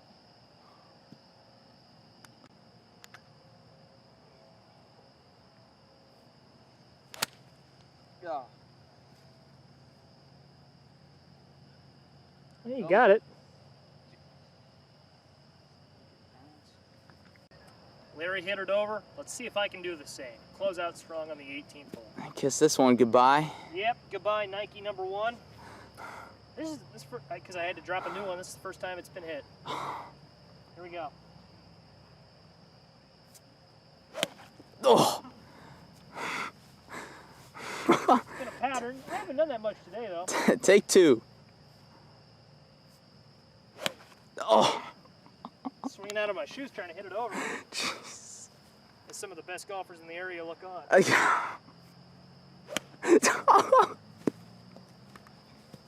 Yes! It's in. You go fishing for that one, Joey? Oh, I would. Nope, don't do that.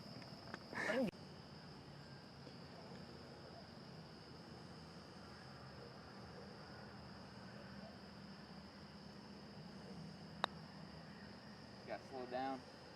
Oh, seagull.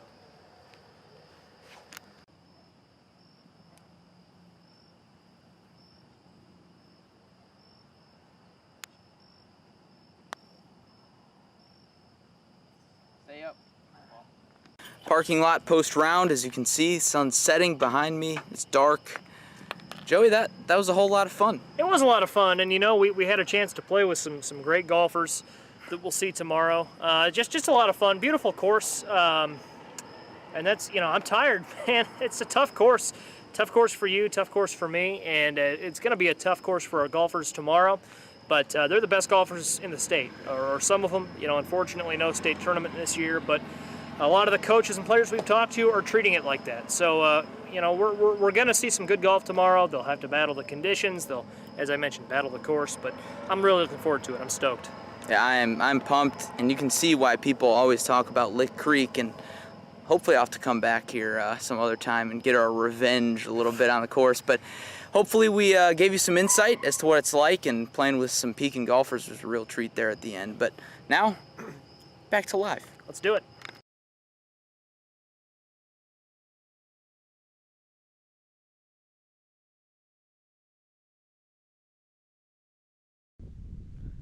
Welcome back into Clutch Sports Media's live coverage of the IHSA 3A Boys Golf Sectional from Pekin, Illinois, Lick Creek Golf Course here. Larry Larson and Joey Wright alongside John Camosa out on the course and with you for our coverage today. And Joey, we've got some groups finally coming up the 17th hole. We'll have live golf action for our viewers once again here soon. We certainly will. It's been a while, hasn't it? We will see this group of Luke Riggenbach, Luke Chevrolet, Brendan Joy, and Dylan Dorian, Pekin, Quincy, Carl Sandberg, and Lockport, Pekin. Carl Sandberg and Lockport in the mix for the team title. It looks like, though, that is going to go to, well, it's far too early to make a call, but right now your team leader. We'll take a look at that there. It is Lincoln Way Central by 8 strokes. So oh man, it is burgeoning. It is burgeoning. They've pulled away a good bit since the last time we spoke of the team standings. So, but Sandberg's still in the mix for things, and then Lockport and Pekin tied for 4th at 31. Lincoln Way Central at 19 over, so it is a 12-stroke lead over Lockport and Pekin. 8 strokes over Sandburg. But yeah, we're going to see some live golf here in just a few moments. They're just getting ready to finish up on 17. And Joey, the wild thing about this leaderboard with Lincoln Way Central atop is that they didn't even win their regional. They lost their regional to Lockport Township, who has really, all things considered, struggled this year. They made state last year and returned most of that squad, and they have kind of been eaten up by Lick Creek today, and Pekin has been as well. They have not played very good considering it's their home course, but taking a look at the individual leaderboard, Joey, it's Mason Minkle still on top, and we talked with John Camosa about it, really the only player in that top group who's been able to find some birdies today, and that's really the key, and that's what separates the men from the boys in golf. You can par all you want, but every once in a while you need some birdies to separate yourself and make up some shots to allow you some room for error, especially on a day like this when the wind is going to get the best of you sometimes. And per John's last report, Mason Minkle and Cole Sanders, the only 2 players in that top group to birdie this round, although Minkle has 3 and Sanders has but 1. So Minkle has really, as you said, separated himself from Sean Curran. We'll see Curran. No, we won't see Curran again today, pardon me. We saw him. He was part of the group that teed off on the front 9, or the back 9, I should say. Man, it's been a long round, hasn't it? They teed off on 10, so we've already seen Curran and Junie by, so it's up to them on the front 9 to try and get something on Minkle. But we'll see Minkle, we'll see Ben Slouzis, we'll see Cole Sanders, should see Aiden Healy, I believe. I don't think we've seen him yet. Maybe we have. We have seen him, but we'll see some of his Lincoln Way West teammates playing. Is he just the one from Way West? Well, we will have, I think, perhaps one more Lincoln Way West. We've got one more, yeah, one of his teammates playing at the individual level, so not Healy. But we'll see a Way West golfer. We'll see Cole Sanders down the stretch here. We'll see Keegan Worth from Normal West. He'll be, well, we may have already seen Worth. But anyways, we'll see Carl Sandburg and we'll see Pekin. And we'll see Lockport. Those are the 3, I should say, that we really need to pay attention to. Certainly, and Mason Minkle still holds that 3-stroke lead in the individual side of things. Players making their way to the green on number 17. Our camera does not get that much range, but we'll get them when they get to the tee box. But thank you for joining us here on ClutchSportsIL.com, Clutch Sports Media YouTube channel, live video coverage of the Pekin Sectional at the 3A level of the IHSA Golf Playoffs. Joey, this year just means more. No state playoffs, or state tournament, I should say. So it ends here in Pekin for these golfers. You got to figure you want to finish strong. If you're Mason Minkle on your home course, got to defend home turf. Yeah, it's what we talked about. It's the sectional playoff that will feel like a state tournament, a state final. This, along with the other 4 sectionals around the state this week, those will feel like state. And, you know, Mason Minkle wants to go out his final high school round at home. He has a chance to bring home a sectional medal. Yeah, he most certainly does. And Lincoln Way Central, they've got a chance to take home a sectional plaque. And we've talked with a few coaches. They're not exactly sure how they're going to give out awards or give away titles to say, oh, you were a state qualifier, even though there is no state. It'll be interesting to see how the state handles that. And quick update on the individual leaderboard. Sean Curran picks up a birdie, so he's back to 1 over after slipping to 2 over. So he takes over second place by himself with teammate Junie Bai 1 stroke behind him in third at 2 over.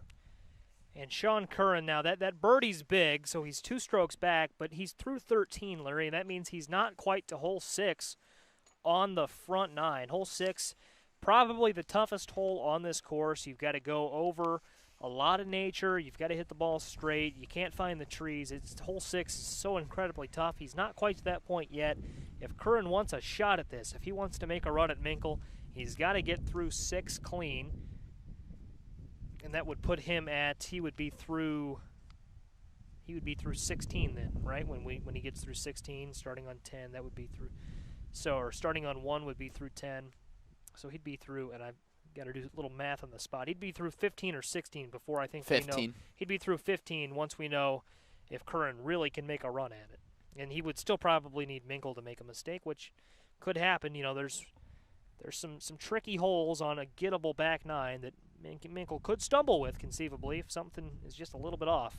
And, of course, our audience saw the course. They saw our course vlog. They know how this course plays. And, Joey, real quick to go back to Sean Curran, he's got number 9 left, which I think is a birdieable hole for him. I mean, it's around a 400-yard par 4, but he can pound the ball. He can hit it 300 yards. So he very well might be able to give himself a wedge in and birdie that hole. So the individual side of things certainly not decided, and things are looking a little bit more decisive for the team side of things, although Lincoln Way Central has now slipped to 20 over, 6 strokes ahead of Sandburg for first place. Sandburg at 26 over, and Lockport has now taken over sole possession of third place at 31 over, and Pekin in fourth at 32 over. So if there was state on the line, Pekin would be on the outside looking in. And on that note, Joey, we have players on the 18th tee box. This is group number 1. Dylan Dorian from Lockport, Luke Riggenbach for Pekin, Brendan Joy for Carl Sandburg, and Luke Chevalier for Quincy. Yeah, we'll know who won that team title. I think we'll have that decided next week, the way this is going. It just doesn't seem like the way it's been back and forth, and back and forth with Lincoln Way Central and Carl Sandburg. It'll be over when it's all said and done. We'll see how that plays out. Tee shot coming here, and I believe that's Riggenbach. We'll be able to find out once they get a little bit closer, Joey, and the guessing game resumes. It does resume with a new cast of characters, doesn't it? Yes, it does, but hopefully these team colors are a little more distinct. Lockport in burgundy, Pekin in bright red, Carl Sandburg in navy blue and gold, and Quincy in royal blue, a little lighter shade, so hopefully we'll be able to distinguish. Looks like another tee shot coming up. I think this may be from Quincy, Luke Chevalier. We'll get a look at the leaderboard to see where these gentlemen are at.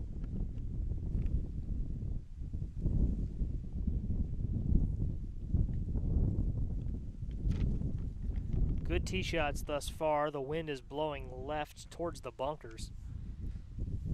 We saw a lot of players, Larry, try to go over the water here on the front group that we saw. The front groups, I should say. Joey, I think we're going to see a lot more players going it down the middle. What do you think now that we get into this top group of regional champions? Do you think more players are going to take that gamble going right down the middle over the water? I think so, and I think that, this is the last hole these guys will play. They know how their rounds have gone. A lot of them, they know what their scores are going to be. They know if they're going to qualify, or I say are going to qualify. If in a normal year their score would be good enough for qualify. Basically, they know where they're going to finish, and if you're out of the money, the not actual money, proverbial money, yeah, why not? Why not go for it? It's the last hole that some of them will play in their high school careers. I think we'll see a lot of going for it over the water. One more tee shot to come. It is on the way, and the players are off the tee, and we will be seeing them shortly. Looking at the leaderboard for these players, Dylan Dorian from Lockport is 22 over. Luke Riggenbach for Pekin is 14 over. Brendan Joy is the leader in this group. Carl Sandburg's number 6 is 10 over. And Luke Chevalier for Quincy is 14 over.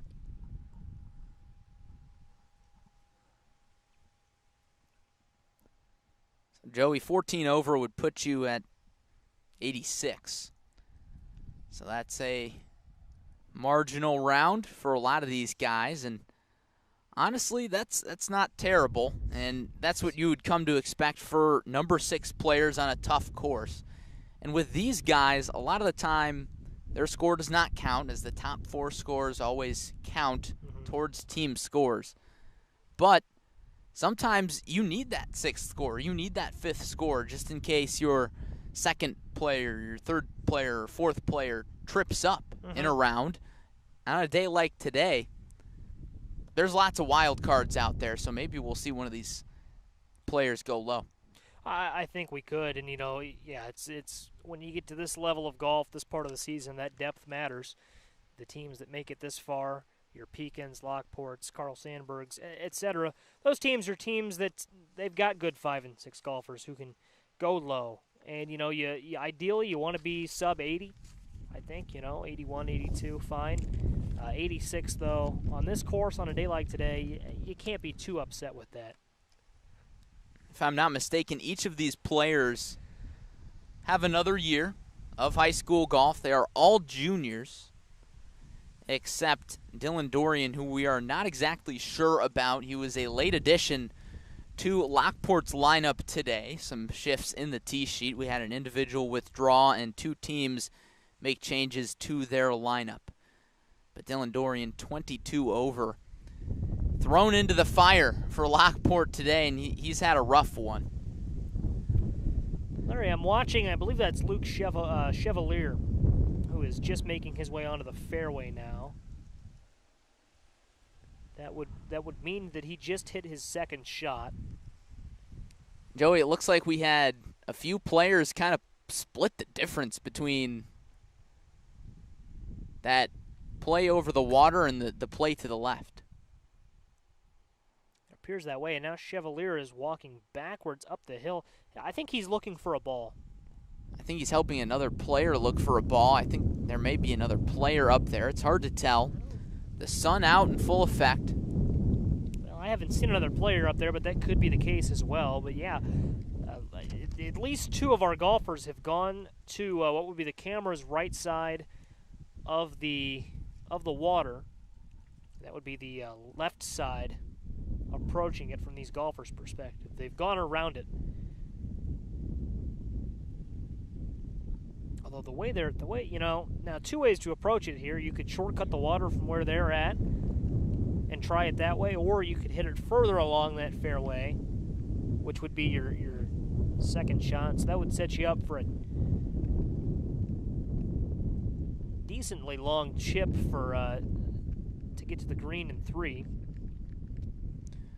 Joey, it's hard to say, and especially if you miss well right over there and cut distance off your tee shot, you're not looking at a very favorable play over the water. Looks like a fair amount of our players decided to go left. Yeah. And you can still jump the water from there and go for the green in 2. Well, yeah, that's what I was saying. It's a bit of a tougher shot, I think, to do it from over there, especially where those guys are situated. Looks like we've got at least one of them in the rough. So yeah, you could go for the green in 2 from there. I think if I was going to try to do green in 2, I would want to do it from the middle there, that middle fairway. But I mean, there's no. It all just sort of depends on these players' skill sets and how comfortable they are hitting it from the rough. Chevalier, I think he's just found his ball, Larry. I think Joey, there was another player back there in the trees, off to the far right, and that's what Chevalier was doing. I believe he was helping him, assuming that is Chevalier, but. Well, and it certainly looks the part from here, and the sun has really become a factor for us, but it looked like he's in blue, and I don't see any yellow on his. We'll see when he gets up to the green, but he's going to try to go over the water. I think his shot was very good in the middle of the fairway. So his 2nd shot is forthcoming. Looks like he's got a 3-wood. He definitely took his time with some practice swings, and I think he's going to let one of his counterparts hit for him. Looks like we got a punch shot from Dylan Dorian, Joey. That was Dorian well off to the right, I want to say, in the burgundy. I want to say that too. I think that's right. And now Dorian set up probably 30 yards behind Chevalier. Chevalier's going to go ahead and hit first. It sounds good. The club twirl, but he turns away immediately. It's off to the left. It's on the tee box for 10. Well off to the right. And Joey, honestly, it's not a bad lie. You get that clean cut from the tee box, he could probably flop that thing over the bunkers. That's not the worst thing in the world. And it looks like Dorian may have hit the water, Joey. Based on his reaction, he crouched down. I think he's in the drink. Certainly it appears that way, or he's walking. We'll see where he winds up, and I didn't see his shot, admittedly. He's walking. Maybe he shanked it to his right, because he's walking. He's following Chevalier. Now we've got a player on the edge of the water to our right. Players left. I believe it's Luke Riggenbach. Perhaps Brendan Joy down there with him. That also may be Chevalier. Also in blue, we'll see. Riggenbach dangerously close to the water.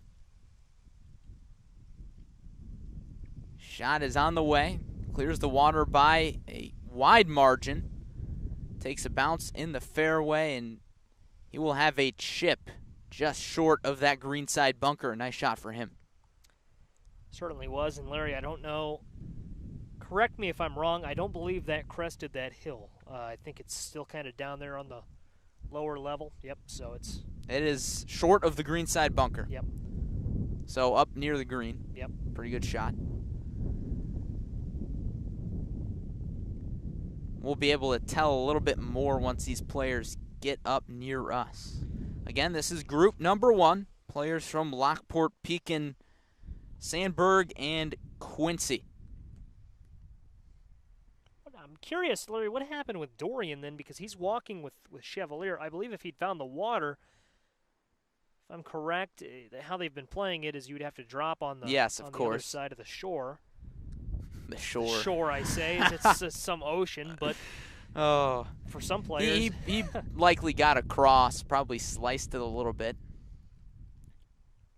It's going to be a good shot for Chevalier. I know he wasn't happy with it in the moment, but I think when he sees his lie, he's not going to be too upset with that. He's got work to do. He's got to get over the rough stuff, and, of course, a bad shot could spell big trouble depending on where he misses, but I don't think, with a good chip here, he could still find the green in 3. He certainly could.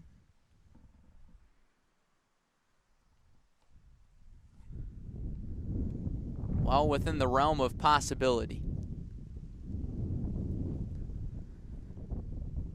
Again, 2 players off to the left, 2 players off to the right.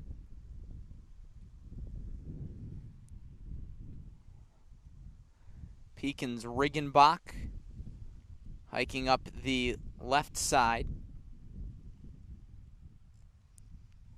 He is, and folks, we'll have a better idea here in a minute. We may have had Chevalier confused with Joy. I don't think we did, but we'll see. Both teams in blue. Quincy the Blue Devils. Carl Sandburg the Eagles. And if we can get a closer look, Joey, I think we guessed correctly. I think we did too. It's just, look at that. It is Chevalier on the tee box there, Joey. Blue Devil. we were on it. 20/20 vision. Not on the, not when we opened things up, but we got there. Beautiful shade of blue here as he's gonna try to chip it onto the green. Here we go. Joey, it's gonna be a good lie for him. We'll see what he can do with it. Third shot on the way. And wow, look at that. What a chip. He gunned right for the pin. Got a little spin, and he's about pin high. Work left for a birdie putt, but all things considered, real good. Here's the approach from Joy. Got a wedge. Another nice shot. Rolls just past the pin. He'll have a nice look at a 4. He'll have about 8 feet to go to the pin. Joy with a great look. Then we'll see Riggenbach. Riggenbach will go ahead and hit his shot before Dorian. He's still in search of his ball. Dorian well off to the right. Riggenbach next to the green side bunker, and he will go ahead. Pekin's number 6. It's been a nice piece for Jeremy Crouch's squad. Look at this chip, Joey. Oh, man, 3 great chips in a row, and that might be the best one of them all. At least in terms of location to the pin. He'll have an easy tap in. Not quite. Don't speak so fast. It's a little past the pin. We say it is a little bit past the pin, but I think about he can do it. 4 or 5 feet left there. I think he can do it now. That has eaten people up, though, to this point, so we'll see. But we've seen plenty of misses. From that distance, we've also seen plenty of makes. Now, Joey, I think the story right now is Dylan Dorian still looking for his ball. Just short of the fairway on 10. He's way down there. And as he looks, Larry, Group 2 is on the fairway. They're getting set. They're ready for Group 1 to wrap things up. That's Tyler Pekin from Pekin, Cameron Bergman from Quincy, Stephen Gallagher from Carl Sandburg, and Joey Sluzis from Lockport. As Sluzis' teammate searches for his ball, and Group 2 started at 10:12 a.m. Rounds starting to wrap up from Lick Creek in Pekin. This is the first group of the top groups to make their way to number 18. Now there's going to be a little more assistance from some coaches and or spectators to help Dorian look for his ball. Joey, it's the end of a rough day for Dylan Dorian. Entered this hole 22 over par, and whenever you hit a shot and you can't find your ball, there are a few things more embarrassing than that. You empathize with that, sympathize with that, I should say, and it's tough after you've had a long round. It is. I've had a Callaway number 4 in my pocket all day. Just chilling. Used it in the Open. Unfortunately, it's not that easy for Dorian. Former NFLer Joey Galloway. How about I could be Joey Callaway? Oh, my word. Jonathan Michael has had enough after that, I think. It's been, I want to thank our entire crew again, though. Jonathan Michael and Evan Johnson at our tech table. John Camosa around the course. Josh Schwam flanking him, taking great pictures all day long on our 4-hour social media channels. It's been great to have them along for the ride. Dorian, looks Dylan like he Dorian, found it. He's found it. He's got a club. Well down there by the fairway as he gets his jog on. But Joey, real quick, before Dorian hits his shot, we want to direct all our viewers today to our Twitter and Instagram pages at Clutch Sports IL on Twitter, at Clutch Sports Media on Instagram. Lots of good pictures coming up here soon. And Dorian continues to jog off into the distance, Joey. He's way back there. Oh, man, where is he going? They're going to go ahead and say that he is in the water, so he's got to go all the way back around. Man. Joey, that's tough, and if you're the group behind him, you're probably not thrilled. However, this is high school tournament golf. This is nothing new for any of these players. Long waits are customary, and he did indeed go into the water hazard, so he gets his exercise in. Might need a drink after finding this one.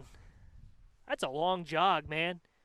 He is way back up there. And while we have just a minute, you mentioned the Clutch Sports Media handles and where to find Clutch Sports Media on social media. That would be 2 medias. How about some personal plugs? You on Twitter, MLB Larry. I am Joey Wright 2000. John Camosa is, I believe he's JCOM JKOM91. That's JKOM91 on Twitter. John Camosa with on-course updates all day. We'll likely have one more update from him coming up shortly.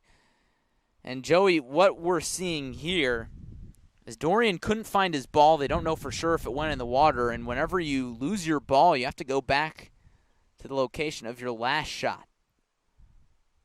So Dorian hit it into the water. That's in the water.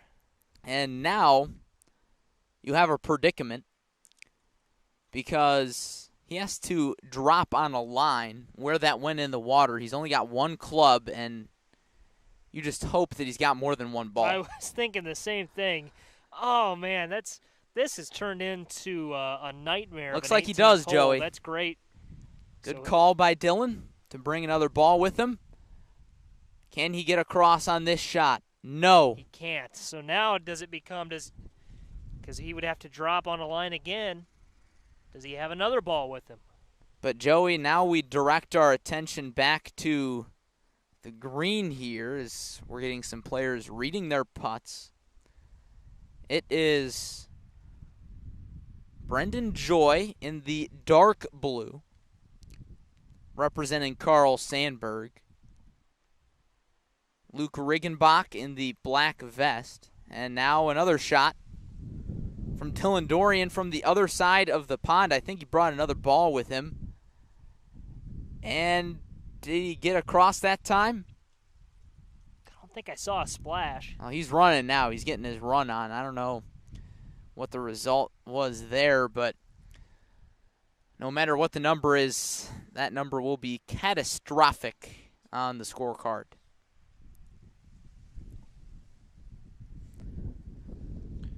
Well, and Larry, he entered that hole 22 over. Yes, indeed. So not a great round, not an awful round though.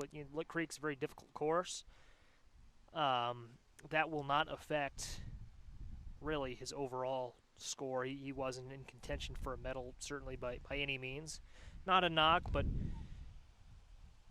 22 over would put him at 94, which at a course like Lick Creek, that's not awful. Joey, now we turn our attention to the green with a birdie putt forthcoming from Brendan Joy. And he drains it with the fist pump and all. It's a 4 for Joy. These three on the green, Riggenbach, Joy, and Chevalier, they've played this hole to perfection, and I like especially Luke Riggenbach's chances here. Now, we'll see if he can convert. It's been tough. We've seen good-looking lies go sour quickly, but I just think in Riggenbach, Chevalier, and Joy, they all played this hole very, very well. Joy's birdie moves him to 9 over, single digits over par. It's always ideal at a course like this, so he will turn in at 81. Now another birdie putt from Luke Chevalier. From pin high, and he leaves it short. Real quick, Larry, Group 3, I believe, looking off into the distance, they are ready on the tee box, so we're going to have a lot of golf as he taps it in coming up here. Don't go anywhere and tell your friends. Lots of golf on Clutch Sports Media coming up in the next 40 minutes or so. Luke Riggenbach's attempt for birdie, and it blows by the hole. Well, I should send my apologies. I talked him up pretty good there, didn't I? He did a little bit, Joey, but that doesn't speak to Riggenbach's skill. It's just this green. He'll look for his par here, and he gets it. Have an update from John Camosa here in just a moment. Again, he's been following Mason Minkle's group, and before we get an update from John, just want to look at that individual scoreboard, the front three, just to have an idea of what we might hear. Minkle still 1 under through 15. Sean Curran is +2 through 16, so he has finished the 6th hole that we talked about. And looks like he likely bogeyed it, Joey. Yeah, a bogey somewhere in there. He'll be playing 8 and 9 to wrap up his round. And Joey, real quick before we get that update from John, Dylan Dorian has made his way to the green. So all 3 players other than Dorian have finished up their round today. Dorian looks to finish it with a bang. He's probably pretty tired. After all that running, I would bet he is. His putt's on, though. That's a good putt. Oh, he almost finishes with a nice putt. He'll have a tap in, and the round is over for the number 6 group for Lockport, Pekin, Sandberg, and Quincy. Chevalier finishes with a par, Joy with a birdie, Regenbach with a par, and Dorian with a rough hole. Not a great hole for Dorian, but we saw a lot of good golf on that 18th from Group 1. As we bring in John Camosa, just a quick look at the team scoreboard through 15 holes. Lincoln Way Central is plus 24. They have just a 3-stroke lead over Sandberg. Oh, man, It's look getting out. tight. The Eagles are flying up there. 27 up for Sandberg. Lockport Township through 15, they are 32, so they are 8 back, and Pekin just lost a stroke. They are 33 up of par. Getting interesting. It is getting interesting. Now, we have our next group. It's group number 2. This looks like a shot coming for Stephen Gallagher. He spins it back from behind the pin. Gallagher from Sandberg, Cameron Bergman from Quincy, Tyler Pekin from Pekin, and Joey Slouzas from Lockport.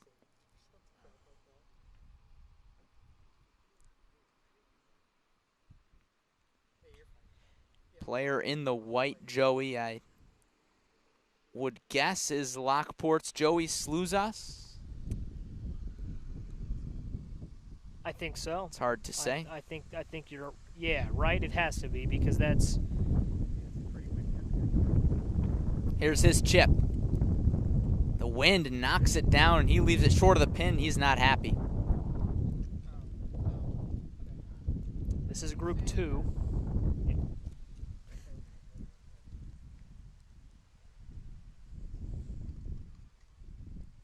So in the white hat, Joey, is Cameron Bergman. In the winter cap is Stephen Gallagher. And then in the white shirt and white hat is Joey Slouzas, and in the red shirt is Tyler Pekin. It's got to be pretty hot now in that winter cap, I would think, with this sunshine. Well, I don't blame him. It was a bit chilly earlier. It was a bit chilly, but I think I'd stuff the cap in the bag. But hey, if it's working. Got to adapt. Well, we saw, and not to dwell, but we saw Mason Minkle in Metamora a week and a half ago. He went through multiple hats during his round. He was prepared. Hey, he's a pro. He brought a Lids franchise with him. That's the way to do it. All 4 players on the green now from group number 2 reading their putts. These are the 5s from Lockport, Pekin, Sandberg, and Quincy. It looks as if Tyler Pekin is away. He'll have the first ups. With his wedge shot, Joey did not look like he was thrilled. You can't blame him. He's well past the pin. It's going to be a slider.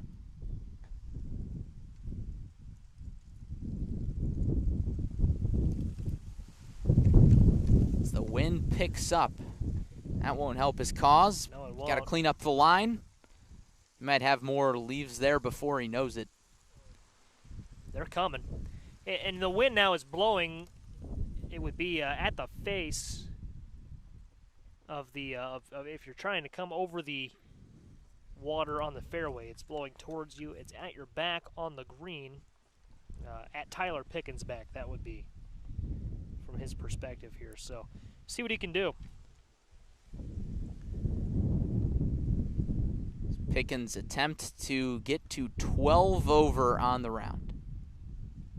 It's on the way. It's got to turn.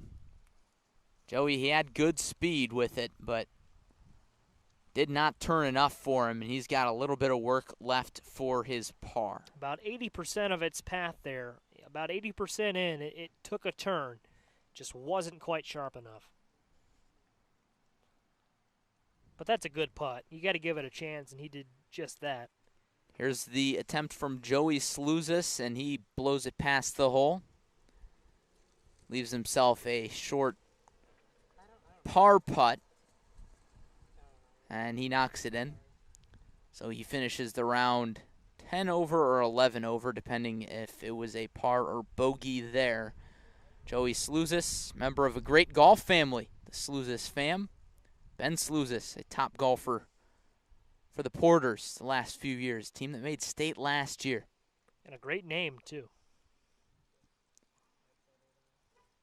Here's a putt from Quincy's Cameron Bergman.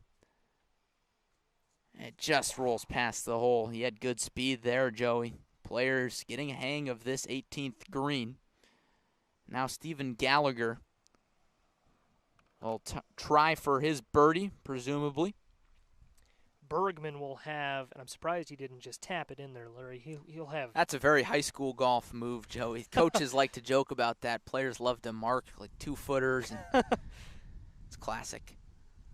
He'll have a very, that tap in might be the easiest one we've seen today. Here's Gallagher's putt, and he misses it.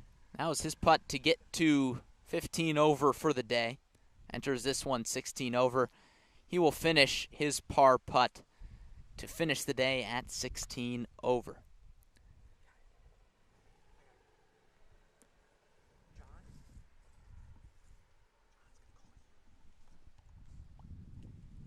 Evan Johnson departs, and I just want to thank Evan before he leaves. Great production work all day long.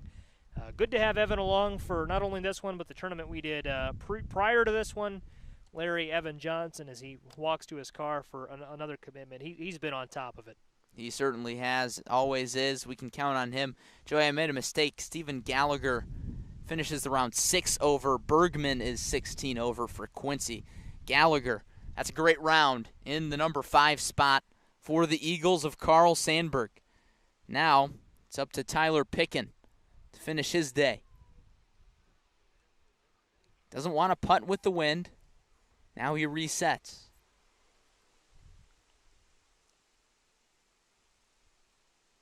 And he misses.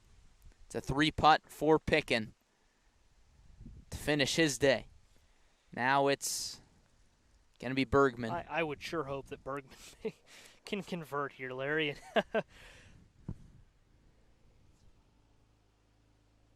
Takes a practice stroke. And he does indeed convert. And the round is over for Joey Slouzis, Tyler Pekin, Stephen Gallagher, and Cameron Bergman. We'll see what they finish at. But the round that sticks out in that group, Joey, Stephen Gallagher for Sandburg as they continue to chase down that top spot. Gallagher, Sandburg's number 5, put together a great round, Larry. He'll finish 6 over. Gave himself a chance, and unfortunately, unfortunately for his sake anyways, the competition was just a little lower today, but he'll finish with a 78. That's a great round. Yes, congratulations to Stephen. Lowest round, as they say, leader in the clubhouse. Of course, the leader continues to be Mason Minkle. He is 1 under. 1 under through 15. We'll see him in just a little bit. Probably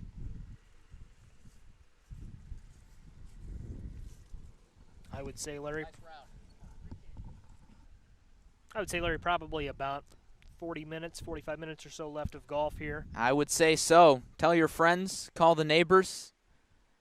Don't watch with your neighbors, of course. Take all COVID precautions necessary, but lots of golf left here on Clutch Sports Media. Lots of good golf left at that. Nathan Kwiatkowski, Brady Gruden, Mitchell Mazzy, and Luke Medemeyer coming up for Lockport, Pekin, Orland Park, and Quincy. I say Orland Park, Carl Sandburg.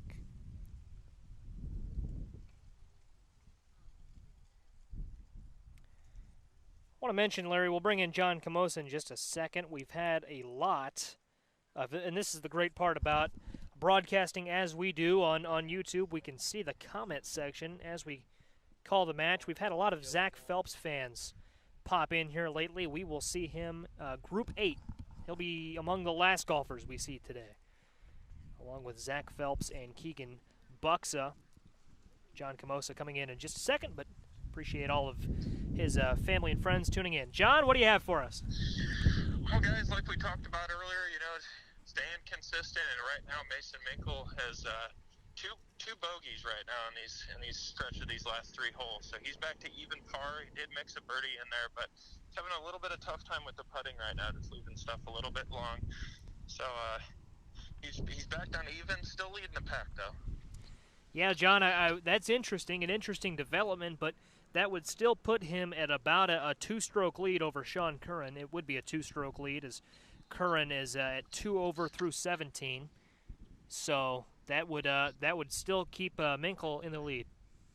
Yeah, so as long as he keeps these last holes, plays consistently, I think that missing that short putt right there is probably going to give him a little motivation to close out strong. So look for a good finish out of Minkle here on these last 2. And real quick, John, the wind is continuing to howl, and the slow play is really playing a factor. Do you think that's kind of slowing things down in terms of scoring for some of these guys? I do. I mean, they were playing pretty consistent, as far as pace of play on the front 9, and even a little bit through the back 9. The first 2 holes, but then, like you said, it really started to back up. And seeing that, you can see some of these guys getting a little impatient in between tee shots, and I think you kind of see that off the tee too, maybe hooking some drives. So yes, I think it does affect how they're playing right now, and the slow pace of play is definitely throwing off their concentration a little bit. Well, it'll be interesting to see how they handle it down the stretch. John, thanks for that. Thanks, guys. John Camosa doing great work as our on-course reporter all day long. Yeah, it's been great to have John today, and I hate to keep referring back to Metamora Fields, but it was great to have him there as well. He's just a guy, he's super passionate about golf, super passionate about what he does, and he has been an integral part of the Clutch Sports media team. Good to have him around.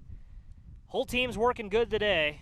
And we're glad you're with us on ClutchSportsIL.com. Just wrapping up the Pekin 3A Sectional IHSA Boys Golf. And this is the end of the road for high school golf in Illinois this year. So the players, Group 3, nearing the green right now, looking to go out strong. Nathan Kwiatkowski for Lockport, Brady Gruden, Mitchell Mazzy, and Luke Medemeyer. The low man in this group looks to be Mazzy. He's 9 over entering this one. As we get a putt here from Tyler Pekin from the fairway. Looks like he's going to wait for Kwiatkowski to make his way towards the green. But it's Gruden short of the green. He's 25 over, Joey. He's had a rough round. Yeah, and we'll see more of that here as we begin to wrap the round up. 18 represents, can be a tough end to a long round. It really can. It can make or break really a good score. If you're Brady Gruden, you'd like to finish strong. Here's his putt. Good speed uphill. He gets it about pin high, a little bit offline. Should be a manageable putt here. We'll get a look, and that should be Medemeyer. Medemeyer in the white cap. Yep, Medemeyer getting ready for his putt here, the Quincy Blue Devil. Playing for his dad, head coach at Quincy. His birdie attempt is on the way. He's got the right idea with the speed, Joey, but the line just did not break. Off to the right, and that'll set up Mitchell Mazzy, the next to putt. So it looks like Medemeyer will tap in his par. Nathan Kwiatkowski is ready to chip, but first it's Mazzy for par. No, it'll be Kwiatkowski. Kwiatkowski will chip first. Apologies. And he puts a nice little chip on. Little work left to finish his day, but nice chip from just off the green, and now it'll be Mazzy. Joey, here you see the lower groups really coming into effect. Mazzy, the number 4 for Sandberg, a team that is really still chasing that lead for the team side of things. Got this attempt for birdie, if I'm not mistaken. Mazzy for birdie, and he's going to take a step back and line this one up. Wants to make sure he's got the right line. We've seen a lot of players, they'll get to this area of the green and they'll have the right speed on it, the right distance, but the line's just a little off. Let's see.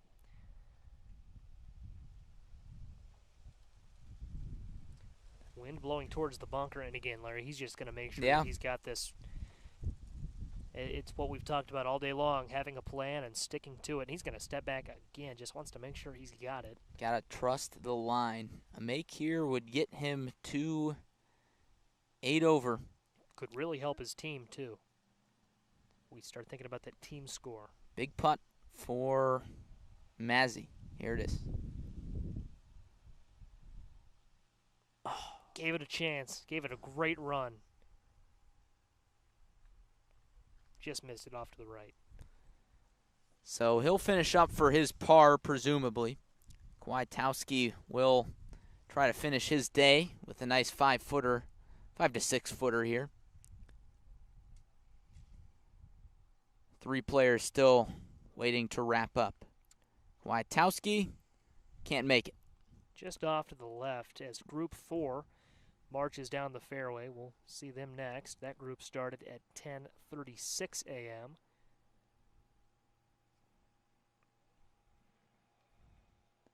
Looks like Mazzy will finish his day here, Joey. This is another big putt. He's taking his time with it. You don't want a 3-putt from where he was. Here's his par attempt.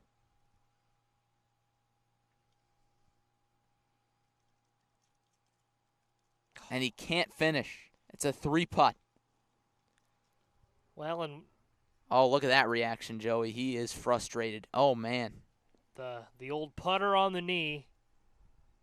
And the putter usually wins that battle.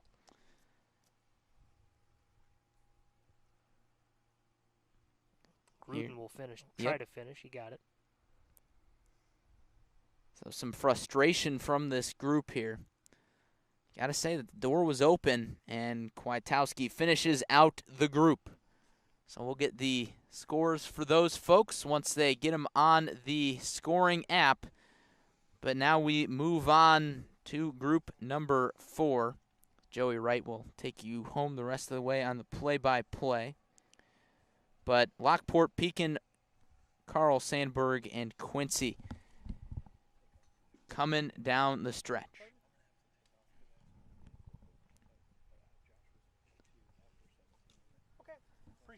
Group number 4, it's going to be Brody McCarthy, Cooper Theloritis, Ben Scheiber, and Gabriel Gold.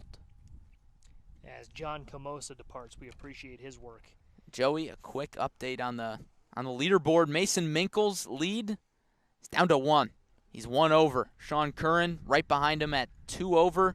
Cole Sanders in 3rd place at 3 over. So it looks like a score over par in the black will do it.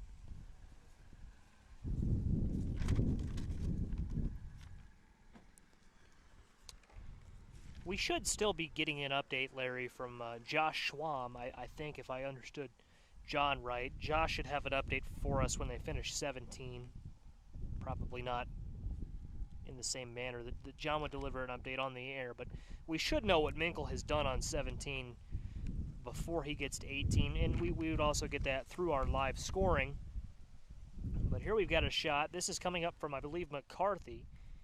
He's looking to go over the green, or over the water, I should say. And, oh, what a shot. He's going to land that just short of the flag stick. Oh, wow. Unbelievable from Brody McCarthy. And that's why Lockport Township is the defending state champion, Joey. That's a dart. In 2. In home in 2. My goodness. he's going to have a chance for eagle, and he's still short of the pin. That's perfect. That's exactly what you want to do. That's good. That's the best shot we've seen today. I'm going to go ahead and call that now. I don't know that you can get much better than that on your approach. Joey, real quick, I want to touch on Mitchell Mazzy's score. He comes in with an 81. That could be the 4th score for Carl Sandberg, and he qualified for state last year with an 81. That was enough to get him down to normal. This year, it might have been enough to get him down to normal. We will see. Looks like all the players are across the water and have hit their second shots.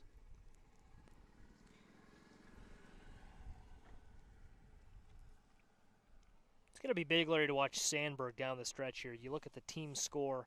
They trail Lincoln Way Central by 2. It's 25 for Central, 25 over par for them, and 27 for Sandberg. Both scored through 16. Oh, Joey, we're going to have some fun coming down the stretch here. We certainly will.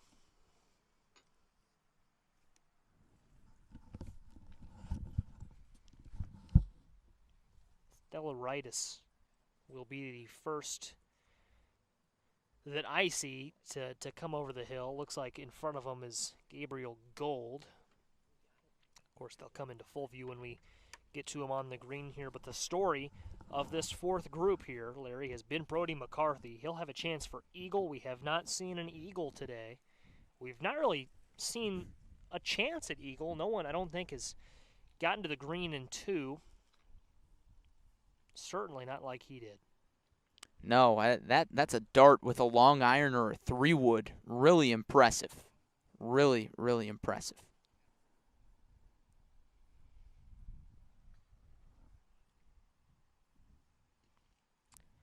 Rounds today tracking at about 5 hours and 10 minutes. That's tournament golf for you. Is this the U.S. Open? No. Well, you look, this group started at 10:36. It's 3:36 right now, and they should have it wrapped up shortly. So about the 5-hour mark, and we've seen so much good golf today, more in the pipe as we start to wrap it up. Stellaritis is tracking over here near the bunker, as McCarthy's going to go look at that ball.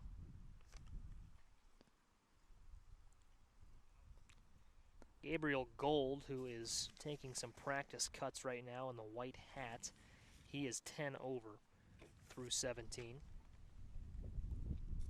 Brody McCarthy is 8 over, so he has a chance to get that down to 6 over. Cooper Stellaritis is 11 over. Ben Scheiber is 10 over, as well as Gold. McCarthy marks his ball. Stellaritis with a chip here. Not a bad chip, Larry. He should be able to find the green. Should be able to, Joey.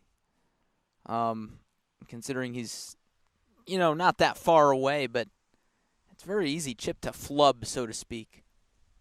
You're behind the bunker. You see that bunker could play a factor in the mental game.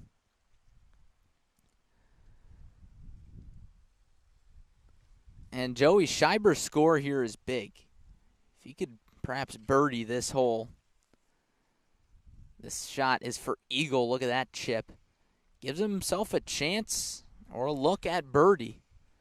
If he could get that down, that's another 81 for Sandberg. Could be the 4th score. Of course, Stephen Gallagher came in with a 78. Where that ball is about in line with McCarthy.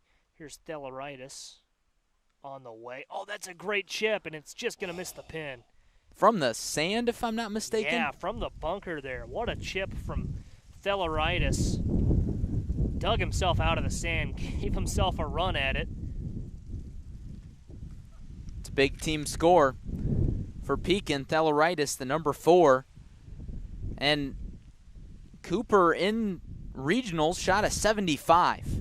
Joey, so he was really a key piece as to why Pekin won that regional by such a wide margin, and today his score is a little bit up from where it was last week.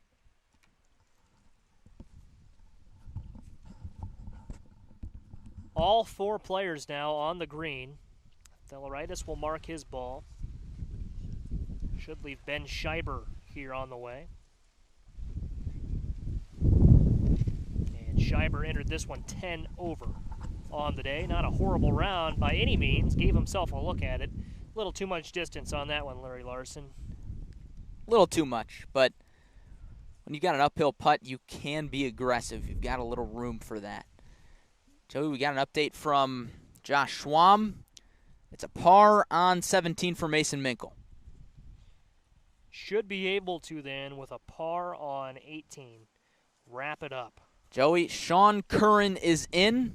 73 for Sean Curran. Oh, so that's going to put him at 1 over. So Minkle would have to birdie then. Did Sean Curran birdie 18? Yes, he birdied his 18th hole of the day. He birdied number 9. What a clutch birdie for Sean Curran to finish his day. Tied with Mason Minkle for the individual lead. 2 birdies also on 17 and 18, which would have been his 8th and 9th. So Mason Minkle's going to have to birdie out the 18th hole to score the medal. May I say clutch up, Sean Curran? Sean, that's a great finish for Curran. For Eagle is McCarthy. He got it. Wow. How about that? The only eagle we've seen all day. A well-deserved one at that. A beautiful approach shot with a 3-wood or a long iron. He stuck it. What a putt that was. Joey, that gets him to 6 over on the day. That's big for Lockport. Yeah, that could add up. And when this group departs the green, I want to look at the team scores again, because we'll have a better idea of kind of how all that's shaking out. Lincoln Way Central, as we look at it right now, has extended its lead by 4 strokes, up 24. That Curran birdie helps. Yep. Sandberg is up 28, but Lockport is plus 35. Theloritis gets ready to putt. Taps it in. Pekin has slipped to 4th, 36 up. They've got a chance to catch Lockport, but after that eagle gets into the system from McCarthy, it might be tough. But, Joey, we might have a playoff. Oh, playoff golf. Hope they play it on 18. Generally, I think they would go either 10 and then 18, or some variation of that. We could finagle our camera to see the 10T if we need to. Not now. Not now. Hold your horses, Jonathan Michael. I love his spirit, man. He's ready to go. He's a gamer. Who can blame him? Joey, it's going to be group number 5 coming up, the number 2s. But, yeah, Minkle has it. I mean, we say playoff, but he's got a chance to birdie 18 and win it outright.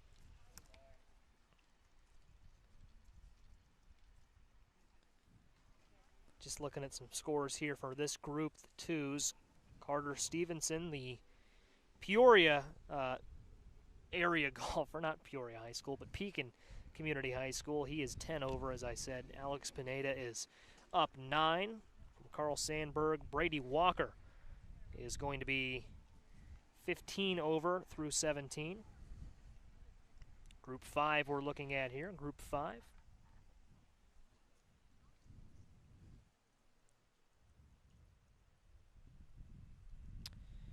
And Ben Sluzis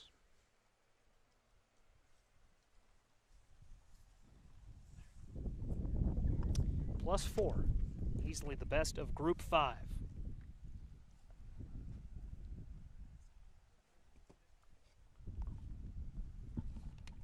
Group 5.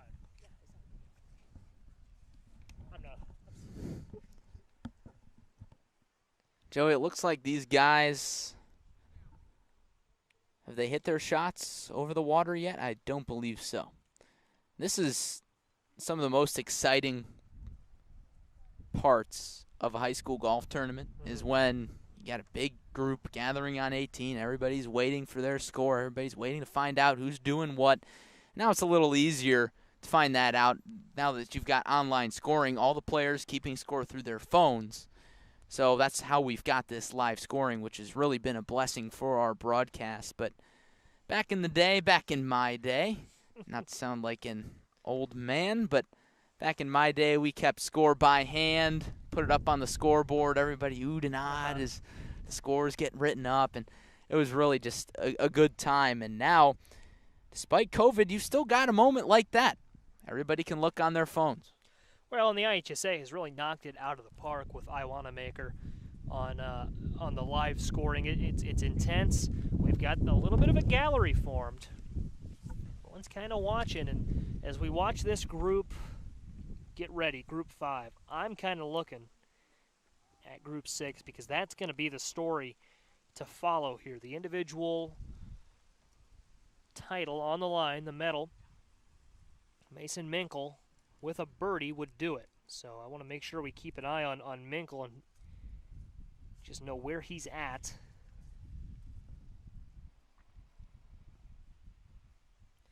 Group 5, Larry, though, they're coming around the bend. I believe they all are over the water, as you mentioned. They're coming around. They took the left side, I believe. And now you see that big gallery gathered down the left side of the fairway for that group of number ones. Jonathan gives us a brief look at that before we get back to group number 5. But, man, this is fun. That group, Group 6, started at 11 a.m. on the first hole. It's Mason Minkle, Cole Nichols, Cole Sanders, and Vincent Greasy III from Lockport. It's Minkle from Pekin, Nichols from Quincy, Sanders from Carl Sandburg, and Greasy III from Lockport. So that's the group to watch. As we look at Group 5 here, Stevenson, Walker, Pineda, and Slouzas. Slouzas, among these players, has had the best round. He is 4 up through 17, of course.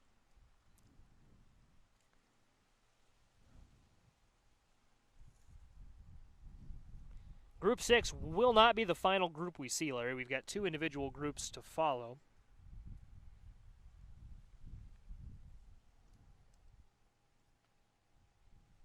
Including Aiden Healy, who is well positioned right now. He certainly is. Along with Cole Sanders, the closest back of the lead.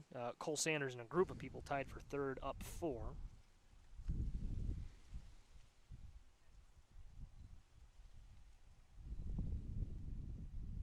As we look at 5, though, pardon me, Stevenson is up on the fairway, right side of the green. Brady Walker hitting from the bunker, left side. His shot is on the way. Oh, boy. Air nailed it. Look out. Joey, that happens to the best of us. He bladed that shot from the bunker, and he's well on the other side. Yep, he will find the gallery. They'll have to move out. And over way on the left side is Ben Slouzas. He's found just near the tee box. He's in the rough. You'll see his shot come onto the green right now. Great chip. Oh, look at that. He's going to say he was in trouble, and he's going to save something because of that. Great chip from Slouzas. Should be very able to 2-putt there, Joey. Left it below the pin. I would think he's in good shape. Shot from Pineda here. Goes past the pin. So 3 balls on the green and 1 ball on the other side of the green from Brady Walker.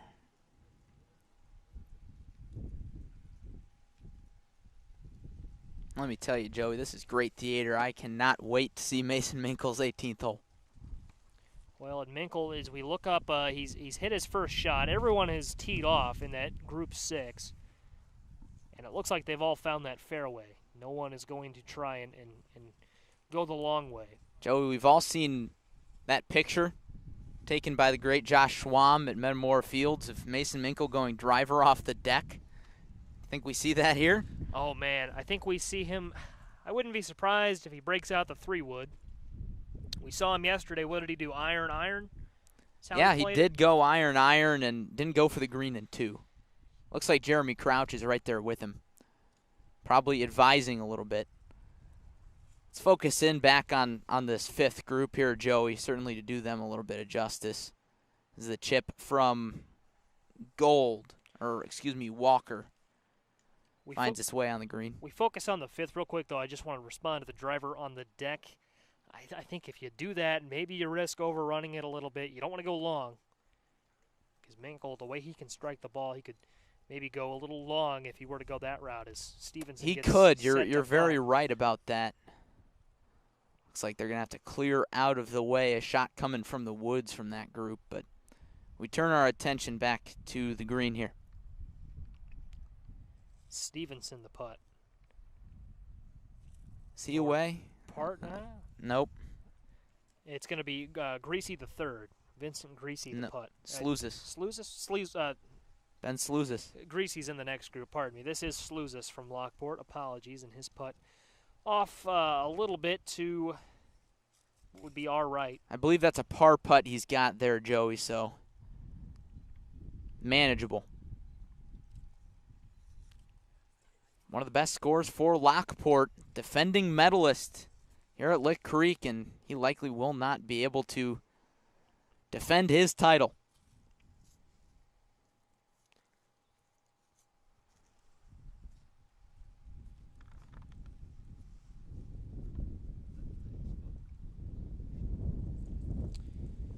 Here's Brady Walker.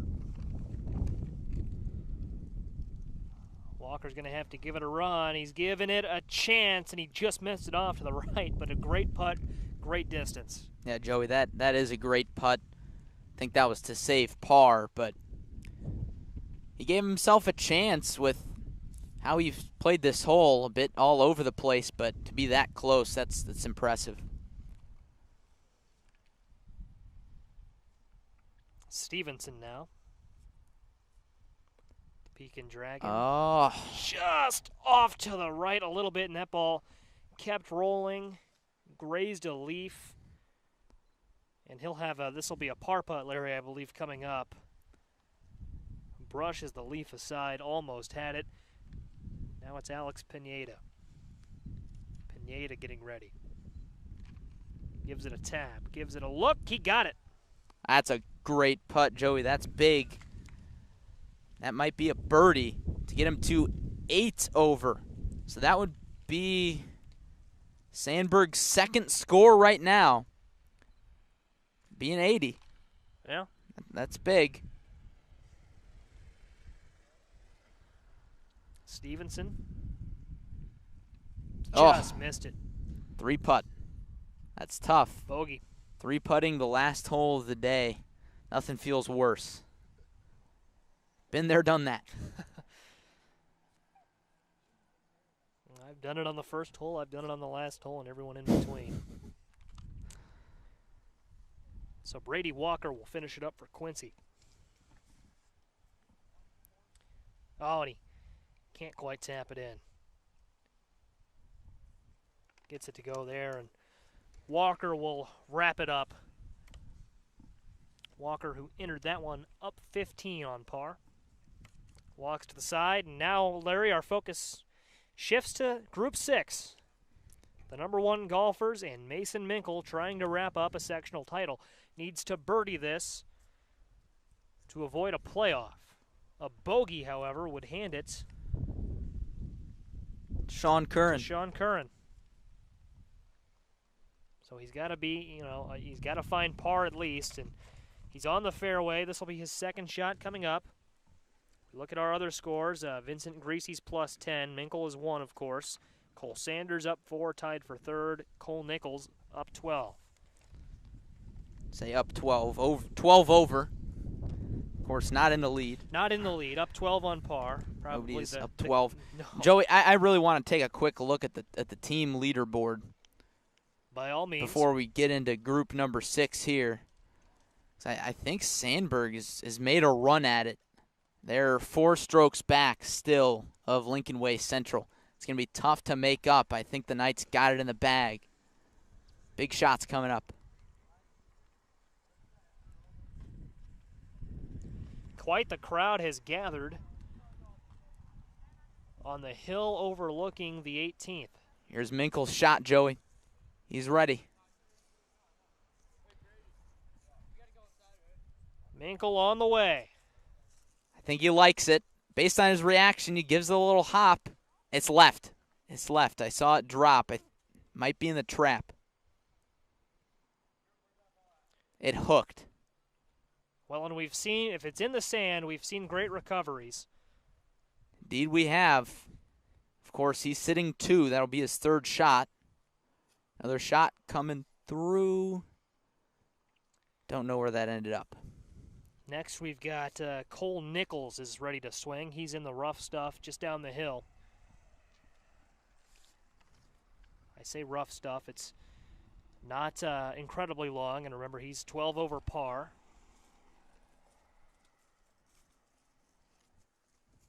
Nichols' shot is on the way. I don't know where that... There it is. Oh, it's on the green. Oh, nice shot. That's a good look. Great shot from Nicholas. Not spelled like Jack Nicholas, of course. Nicholas, not Nichols, and I must apologize there. It is Nicholas. A great approach from Cole.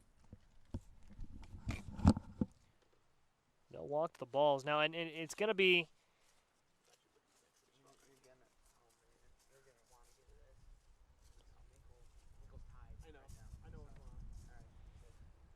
So they're all going to walk over to the green, and everyone is within striking distance. We believe Minkle to be in the trap or close to it. Nicholas is on the green. Want to see where Cole Sanders' ball went.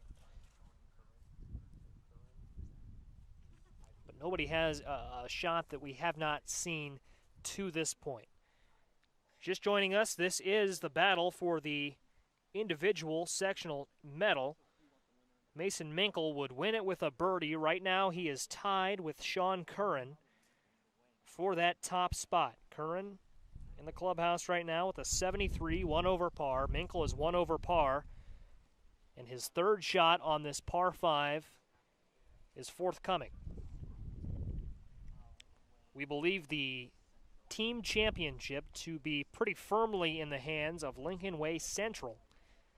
They have a few strokes on Carl Sandberg. And with just Cole Sanders left to play for Sandberg, I don't think the Eagles can do it. See how it all shakes out, though. Man, Joey, this is so much drama. You could not ask for anything better. And what a look, Larry, at this group. Group number 6. Coming up over the hill here to finish out the 18th hole. So, Larry, let's kind of zero in on Mason Minkle. We have, of course, Cole Nicholas, Cole Sanders, Vincent Greasy III left to play, but the story here is Mason Minkle. Needs a birdie to win it. A bogey would give it to Curran, and his 3rd shot is coming up on this par 5. We think he's in the bunker or close to it. Yes, and it's doable from there. Curran birdied it from there. We've talked about that already here. But he's going to have a shot. But one thing you really don't want to do is just get hyper-aggressive. You don't want to try and hole out the shot for eagle or something like that. Got to keep in mind how fast these greens are. And we don't need to tell Mason Minkle that. He gets it. I don't think he's going to screw this up, but it's going to be tough. From the bunker, could be tough. Well, and Minkle's 1 over par right now, one of the best golfers in the area. You know, you just, and he actually, Larry, he's going to set up his bag there. Might be closer than we thought. He's going to be in that near bunker. The green side bunker. Well, the crowd starts to gather, man. That's how you know. See which one he goes to.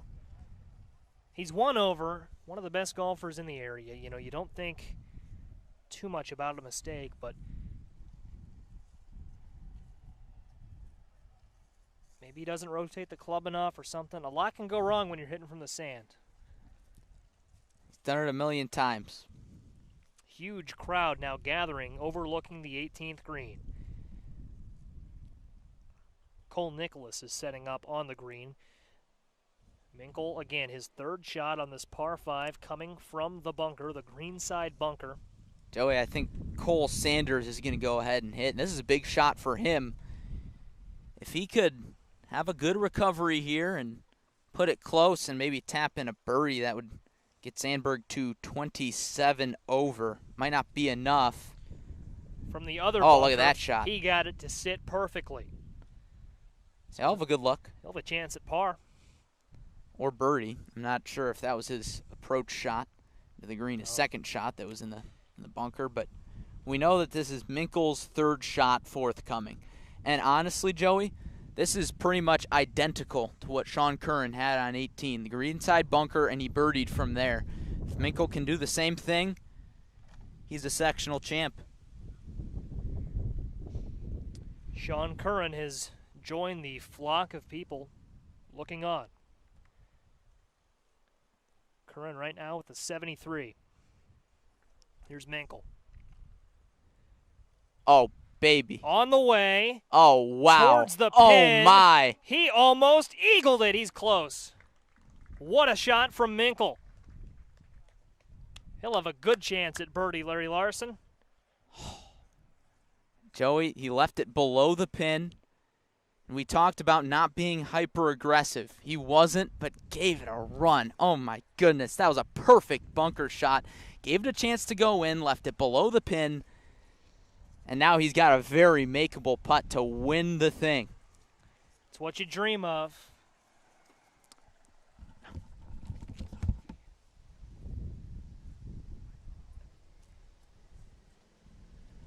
We'll see if Minkel can close it out. In a year that has been anything but normal, in a year that has been, of course, with the coronavirus pandemic, that's just been so wild, so unpredictable, this is what you dream of. A big crowd gathered here to watch the conclusion of the sectional tournament. Minkel again could win it with a birdie. He'll have to wait for his opportunity to do so, though. Few guys going to go in front of him. I think they'll all finish out before Minkel. Yep, they're going to let him go. Oh, this shot from Grinchy, a little too much.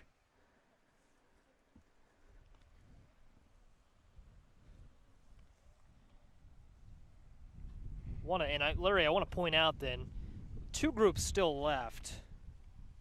Those are individual groups, though, if I'm correct. Yes. And those individual groups, although a few of them have put together good rounds, Aiden Healy among them. Healy currently tied for third. They aren't expected to factor into the barring back-to-back eagles or anything like that. It's going to Yeah. be tough. Not mathematically eliminated, but nevertheless, you would think that Minkel is putting for the sectional championship, and it won't be final until Group 8 finishes. 2 groups left. I mean, Healy could eagle 18, and that would still just get him to 2 over. He would need to birdie. If he birdied 17 and eagled 18, he could tie. Yes, but we'll see. Well, He's through 16. The scoring isn't updated. They are on the tee. But look at this putt, Joey. Just missed it. Just missed it. I think that was Cole Nicholas. That was Cole Sanders. Dark blue. Well, and I want to go back to what he would with a birdie and an eagle, he would tie +1. A birdie from Minkel would make it almost impossible for Healy to catch up. Just want to throw that out there. Greasy is going to finish up here.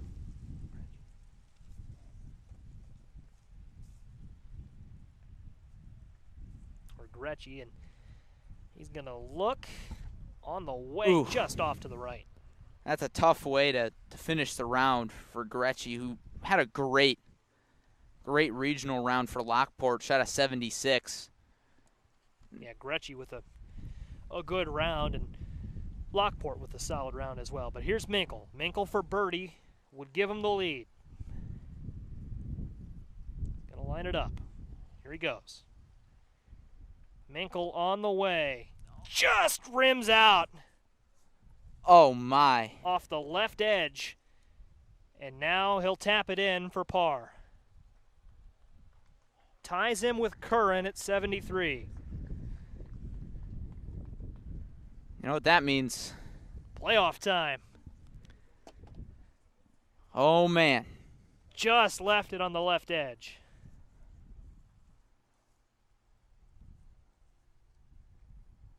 Unbelievable. Wow. Oh, the humanity. Sanders can't tap it in. Now he does. So Sanders finishes up.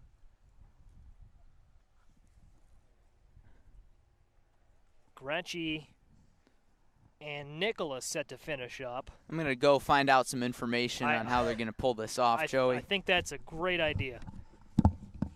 Wow, Minkle just burnt up the left edge there. Almost had it, almost had the lead. And we will have a playoff in all likelihood in Pekin. Now, worth noting there that Minkle and Curran are both going to finish +1, because that would give Aiden Healy an outside chance. He's through 16 at getting in on that playoff. If he were to birdie 17 and eagle 18, we have seen one eagle today. And that eagle, going back, I believe it was Caden Cannon who did that earlier.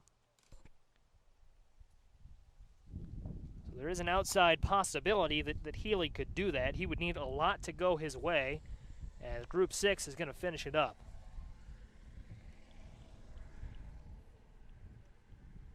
So we've still got 7 and 8. Group 7 coming up next.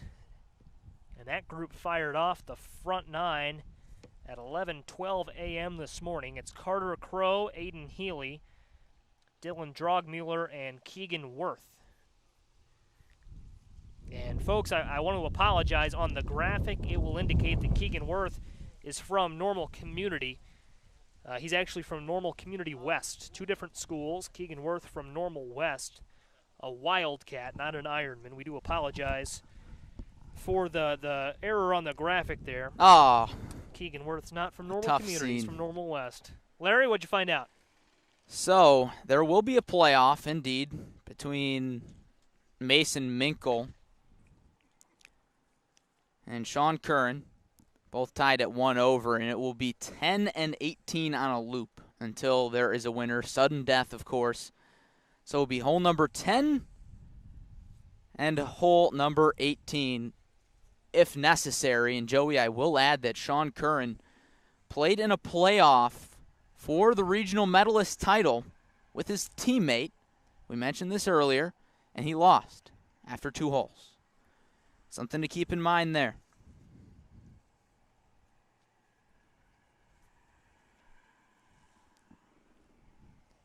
Joey, what drama we have had here.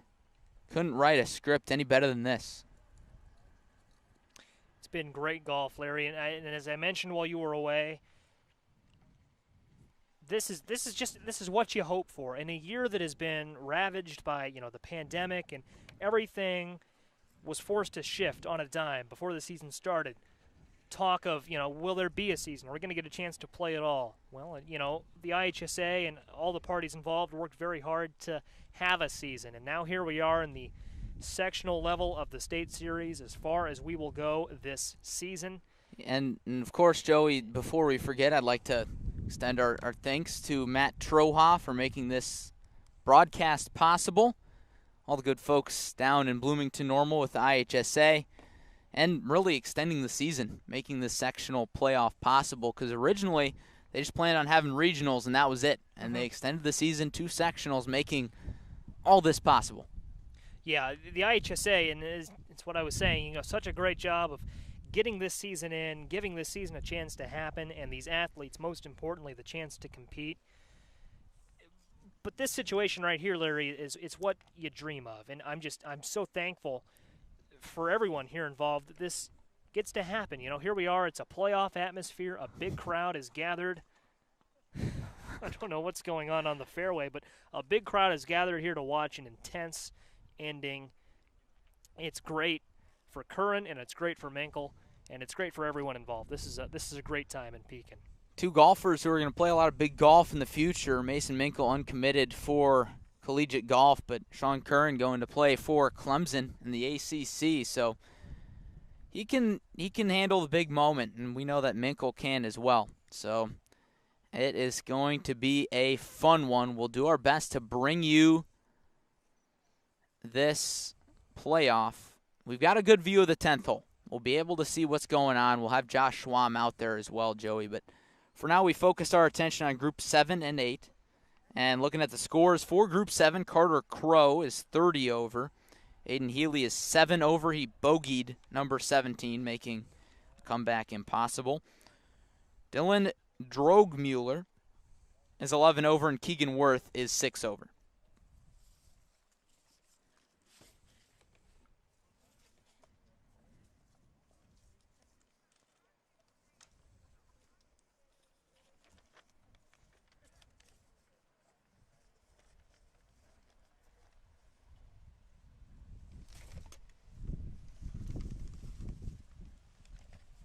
Joey, I was about to say that Go for it. I lost my train of thought. I was about to say that the wind slowed down a little bit, and then big old gust came through. So the wind has settled down. That's worth noting. But it's certainly still a factor. Yeah, it's not as gusty, and the wind was forecasted to die down throughout the day. I think that the wind right now, it's in the 10-mile-an-hour range rather than the 15 to 25 that we saw earlier. Larry, I think what we're going to do for the playoff is we're going to send you mobile, and you are going to relay us updates on the 10th hole, from the 10th hole anyways, on location. Then we'll bring you back in for the 18th hole here in the booth. And you know, it's sudden death, of course, if it comes back to 18. And that being why we would send you to 18 or to 10 there to give us the scoop. Tell us about that 10th hole area. We saw it in our video, of course, a while back, probably 2 hours plus ago. Yes. At this point. It's a tricky hole. You know, you probably want to do iron off the tee and lay it up a little bit because you do have that dog leg right, and then you go uphill. But you probably go iron, tee and approach. That's probably the best way to play it. Yeah, it is, Joey, and I went 4-iron, 8-iron, so really there's plenty of distance if you go iron off the tee. No need to go driver unless you're really accurate with it, and we know Minkle is very accurate with it. Curran is as well.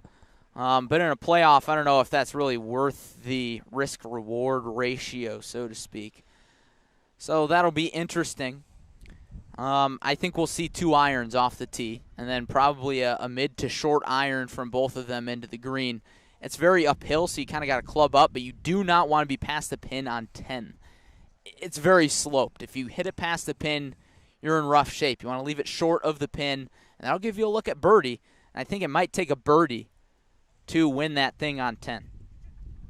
It might even be a par. If both guys end up past the pin, it would be tough. Walk us through, Larry, the risk-reward ratio in a playoff. How do you balance playing to win versus playing not to lose? Well, I wish I could say I've been in a high-stakes playoff before. I missed it by 4 strokes my senior year to make state. However, in one of those situations, you never really want to be that bold. It really just depends on how many people there are in a playoff. There have been playoffs with 5 golfers, 4 golfers. There, you can really play it conservative. When it comes down to you and a single opponent, it just depends on the hole. On a hole like 10, you can't be too aggressive. There's so much that could go wrong. Granted, the wind is blowing away from the water, but you got trees down the left side. You've got a tricky green up there. You just gotta be careful with that. So in a playoff like today's, you don't want to be too aggressive. A par is good, and if you can force the opponent's hand with a birdie, sure, that's another thing. If the playoff loops back around to 18, I would say go for it in 2 and try to force the hand. But 10, it's so easy to make a mistake, and that's all it takes is one little mistake to put you out of contention. See how it all plays out. I want to mention that Aiden Healy, who we had mentioned might have had an outside chance at joining in on that playoff, now will not. He was 3 over on the 17th. That would have been. So that'll take him. He was 6 over and bogeyed 17. Yep. So we were saying it would have taken a birdie and an eagle for him to That's right. get in on that. But Nevertheless, he will miss out on the playoff. Still a good round for Healy here as we see. Joey, you see that backspin on that shot? That was from Keegan Worth from Normal West, and he backed up a bunker shot. That was a thing of beauty. Didn't back it up quite enough. I mean, he hit it on that slope and then turned all the way back down. One of the better shots we've seen on this hole today. And Joey, I will say that the playoff is starting, hole number 10. So if we'd like to turn our attention that way, we will probably do that. Joey, I'm going to go mobile. I'll give you a call once it's time for their second shots. Larry Larson, we look forward to hearing from you again. Mason Minkle teeing off on 10 as the crowd now shifts to the 10 tee. Shot is on the way. Looked like he went 3-wood on that. See where he puts it. Driver off the tee for Minkle, not a 3-wood.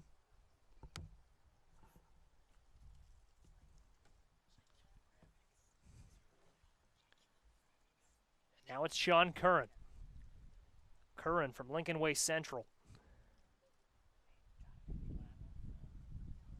Off the tee, he'll go driver as well. And his shot on the way. Down the fairway, a good shot for Curran. And now...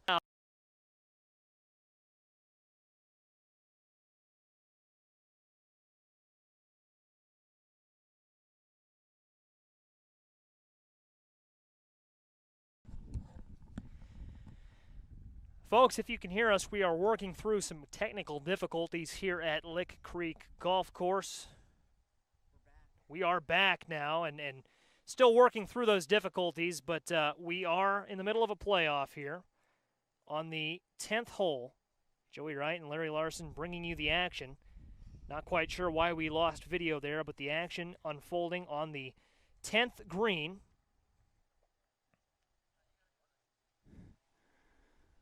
Update from Josh Schwam. Curran has a putt for birdie to win. Curran could win it with this birdie putt. See how it all unfolds. Some have left the gallery. Walking backwards. Curran won it. And Sean Curran is your sectional champion. He brings home the medal. Mason Minkle, who also shot a 73 in regulation, will come home in second. So Sean Curran, your champion here in Pekin. As we've talked about, that is as far as the road will go. Sean Curran, your sectional medalist. And it goes back, Larry, to that 18th green. Mason Minkle had a birdie putt to win it, just left it on the left edge. That is how it will unfold at Lick Creek Golf Course in Pekin, Illinois today. Jeez, man. You know, that goes to show you what can go wrong will go wrong. Right at the into the 10th hole there, a technical difficulty, but Sean Curran birdies it to win it as the gallery comes back home. Well, and Larry, it was two good tee shots there from Minkle and Curran. And Sean Curran, just on that uphill approach, had a little bit more on it. He was able to bring it home and win it. Josh Schwam with the update for us.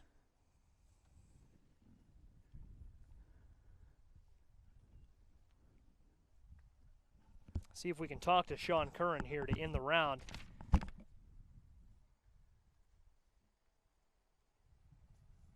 He put together a great round, and Minkle did as well. Curran with just a little bit more to finish it out. And you've got to figure that watching Minkle come home with a par there to force the playoff energized Curran enough. To the point where he had more. So we'll try to talk to our winner. Try to talk to Minkle as well if we can. Glad you're with us on ClutchSportsIL.com. Continuing coverage of the 2020 IHSA Pekin 3A Sectional. Curran and Minkle, and we'll get the rest of the scores to you here in short order.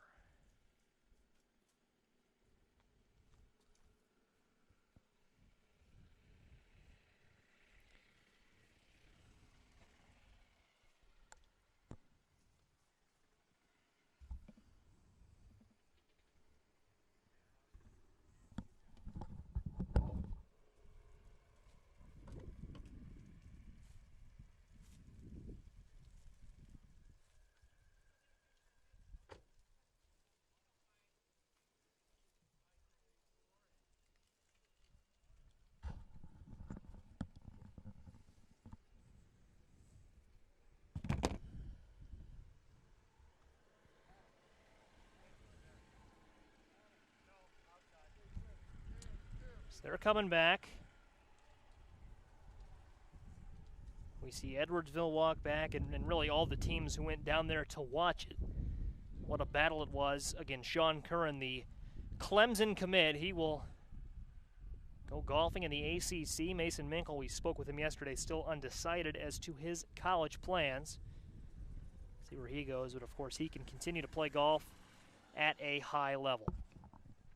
Joey Wright, Larry Larson, Jonathan Michael, and Josh Schwam, crew here on the scene in Pekin.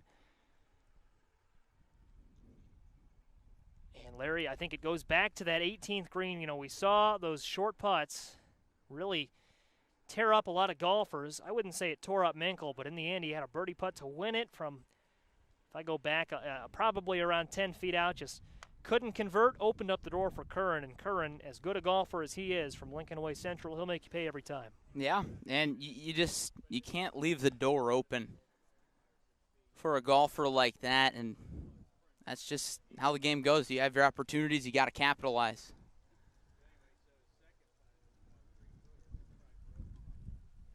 Certainly, and again, we'll try to talk to the parties involved. For Mason Minkle, you know, it's still going to be a second-place finish on his home course.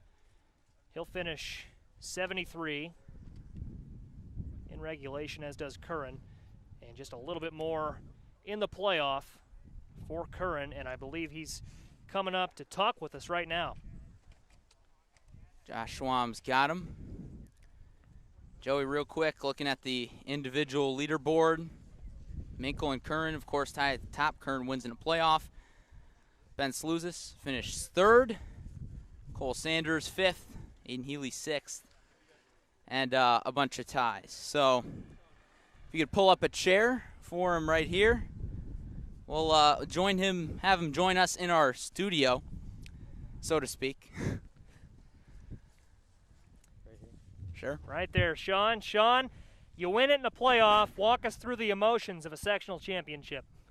Yeah, I actually didn't know I was in a playoff until my coach told me. So when they told me I was playing 10, I basically played this hole the same way.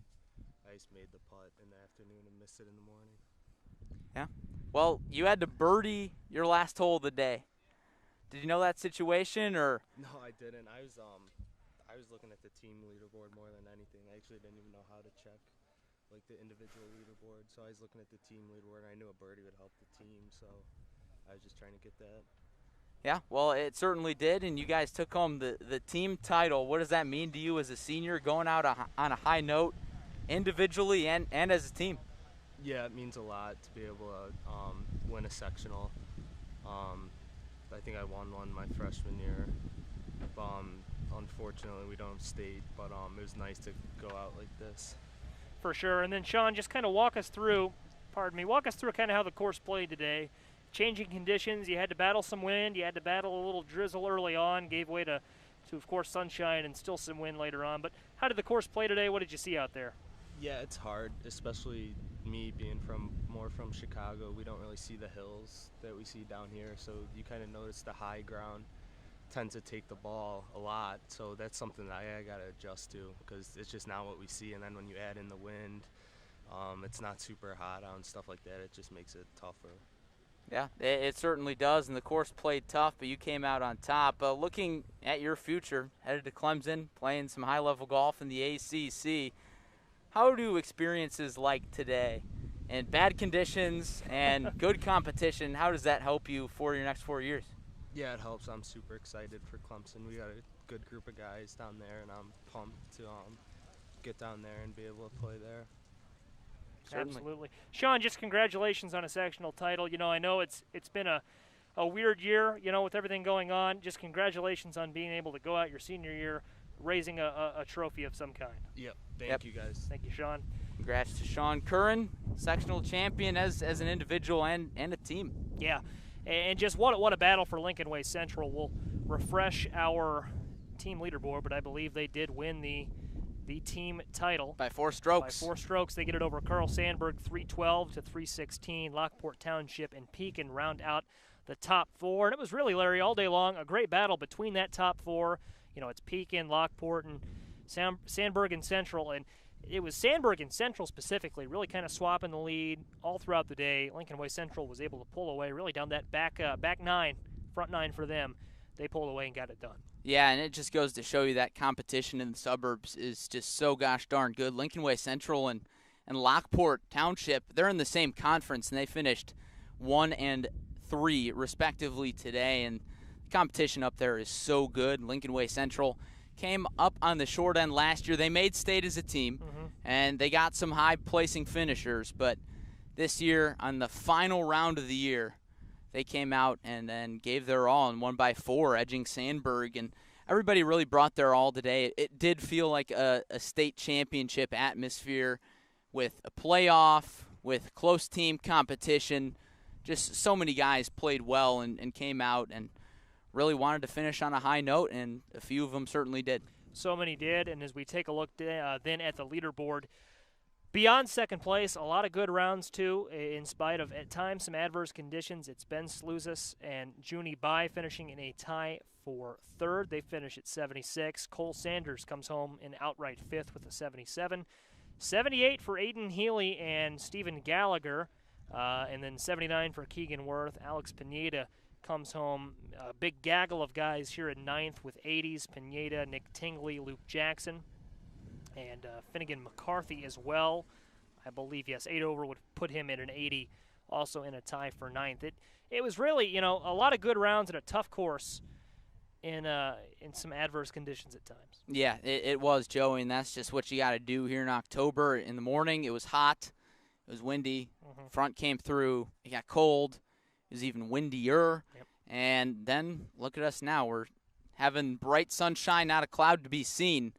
So it was really an adverse day. You had a little bit of everything. It was just a hodgepodge of conditions. But when it's windy like that, and in October, you got to be ready to play. You got to be ready to shoot a little bit of a higher score than you're accustomed to. And I think guys really didn't let it affect them, especially Sean Curran, Mason Minkle. They came in right around par, and Minkle had a chance to shoot even par. So the medalist spot last year, it went to somebody who shot under par. But this year, right over par, that sounds about right. I would say so. Waiting on an interview with Mason Minkle, and he's actually on the way. But, yeah, we say adverse conditions. I think that maybe true at times, but it's fall weather. It's what you expect in the fall. Certainly much worse has hosted playoff golf. So now we welcome on Mason Minkle on the set as we turn up his microphone. There we go. We got him. Well, Mason, it was quite the day today, you had a chance to win. Take us through that 18th hole for you and the playoff hole. 18 was a really good drive for me. My second shot, I hit it just like I wanted to. Bunk shot, I hit just like I wanted to as well, and then the putt, the wind kind of picked up right when I made contact and just nicked the edge and whipped out of the hole. And then going with the playoff, me and Sean know each other pretty well. We play a lot of golf in the summertime against each other. We both hit really good tee shots, and he just got the best of me. Walk us through the atmosphere there on the 10th, and even on the 18th too. Big crowd gathered to watch it, and I was just thinking to myself and out loud too. In a year that's seen so many things happen, I've got to imagine it was great to have that atmosphere down the stretch. It was. It's awesome having a sectional here as my last year as a senior, and just to have everyone with friends and family here just to watch the end, it was pretty cool. Looking at your round as a whole, we had John Camosa following you all day, and he said you were pretty much the only one in that group consistently able to birdie. And you talk about your home course at Lick Creek. Not a lot of birdies out there to be had for visiting players. No. What kind of a home course advantage did Lick play for you today? I just had a lot of confidence going into today. I just wanted to make sure it was a good last run for myself and for my team, and I did what I wanted to do and just fell at the bottom today, but we got lots of golf left. Absolutely. Well, and Mason, one more question. How'd the course play today? I asked the same question to Sean. The conditions, I don't want to say they were adverse, but there were some changing things. It was a windy, kind of rainy morning, and then when we ended, not a cloud in the sky, as Larry said a minute ago. How'd the course play, and how did the conditions maybe play into that? The course played pretty hard today. It really firm for the most part, and then the wind started picking up at the end, so putts were starting to move a little more than usual, and it started getting really tough at the end. So yeah. Yeah, it certainly did, but you nearly came out on top and gave yourself a chance. So Mason, congrats, and thanks for all your time the last few weeks.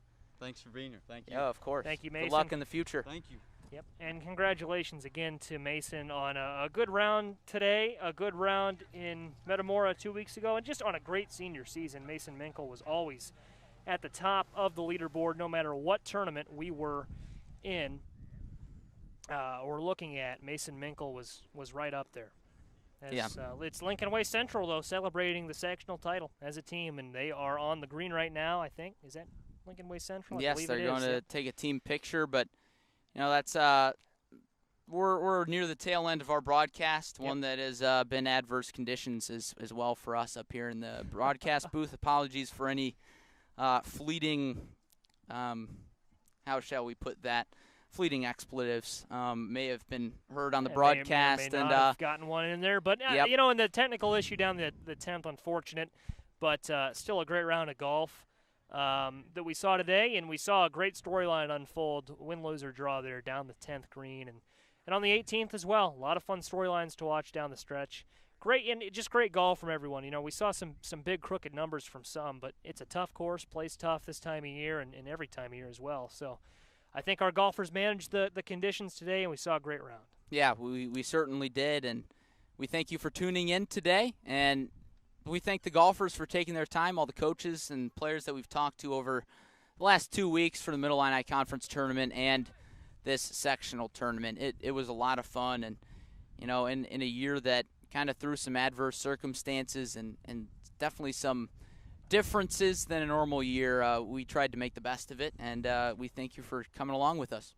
Certainly do. It's been a great year, and Clutch Sports Media, now we turn our attention to basketball season and football season, a spring season beyond, but the Central Illinois golf scene has given us quite a bit here over the past few weeks. Yes, very appreciative. Certainly has, and Central Illinois sports preps, they always come through, and all around the state, people have a passion for this kind of stuff, and you can see, how sports affects young men and women, and it's really a positive thing all around the state. So we thank all the coaches for being a big part of that, and all the athletes for just making it so much fun.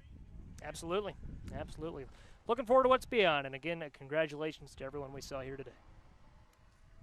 Yep. Is that it? Yep, I think so. All right, well, thanks for tuning in, and we'll catch you next time, whenever that may be.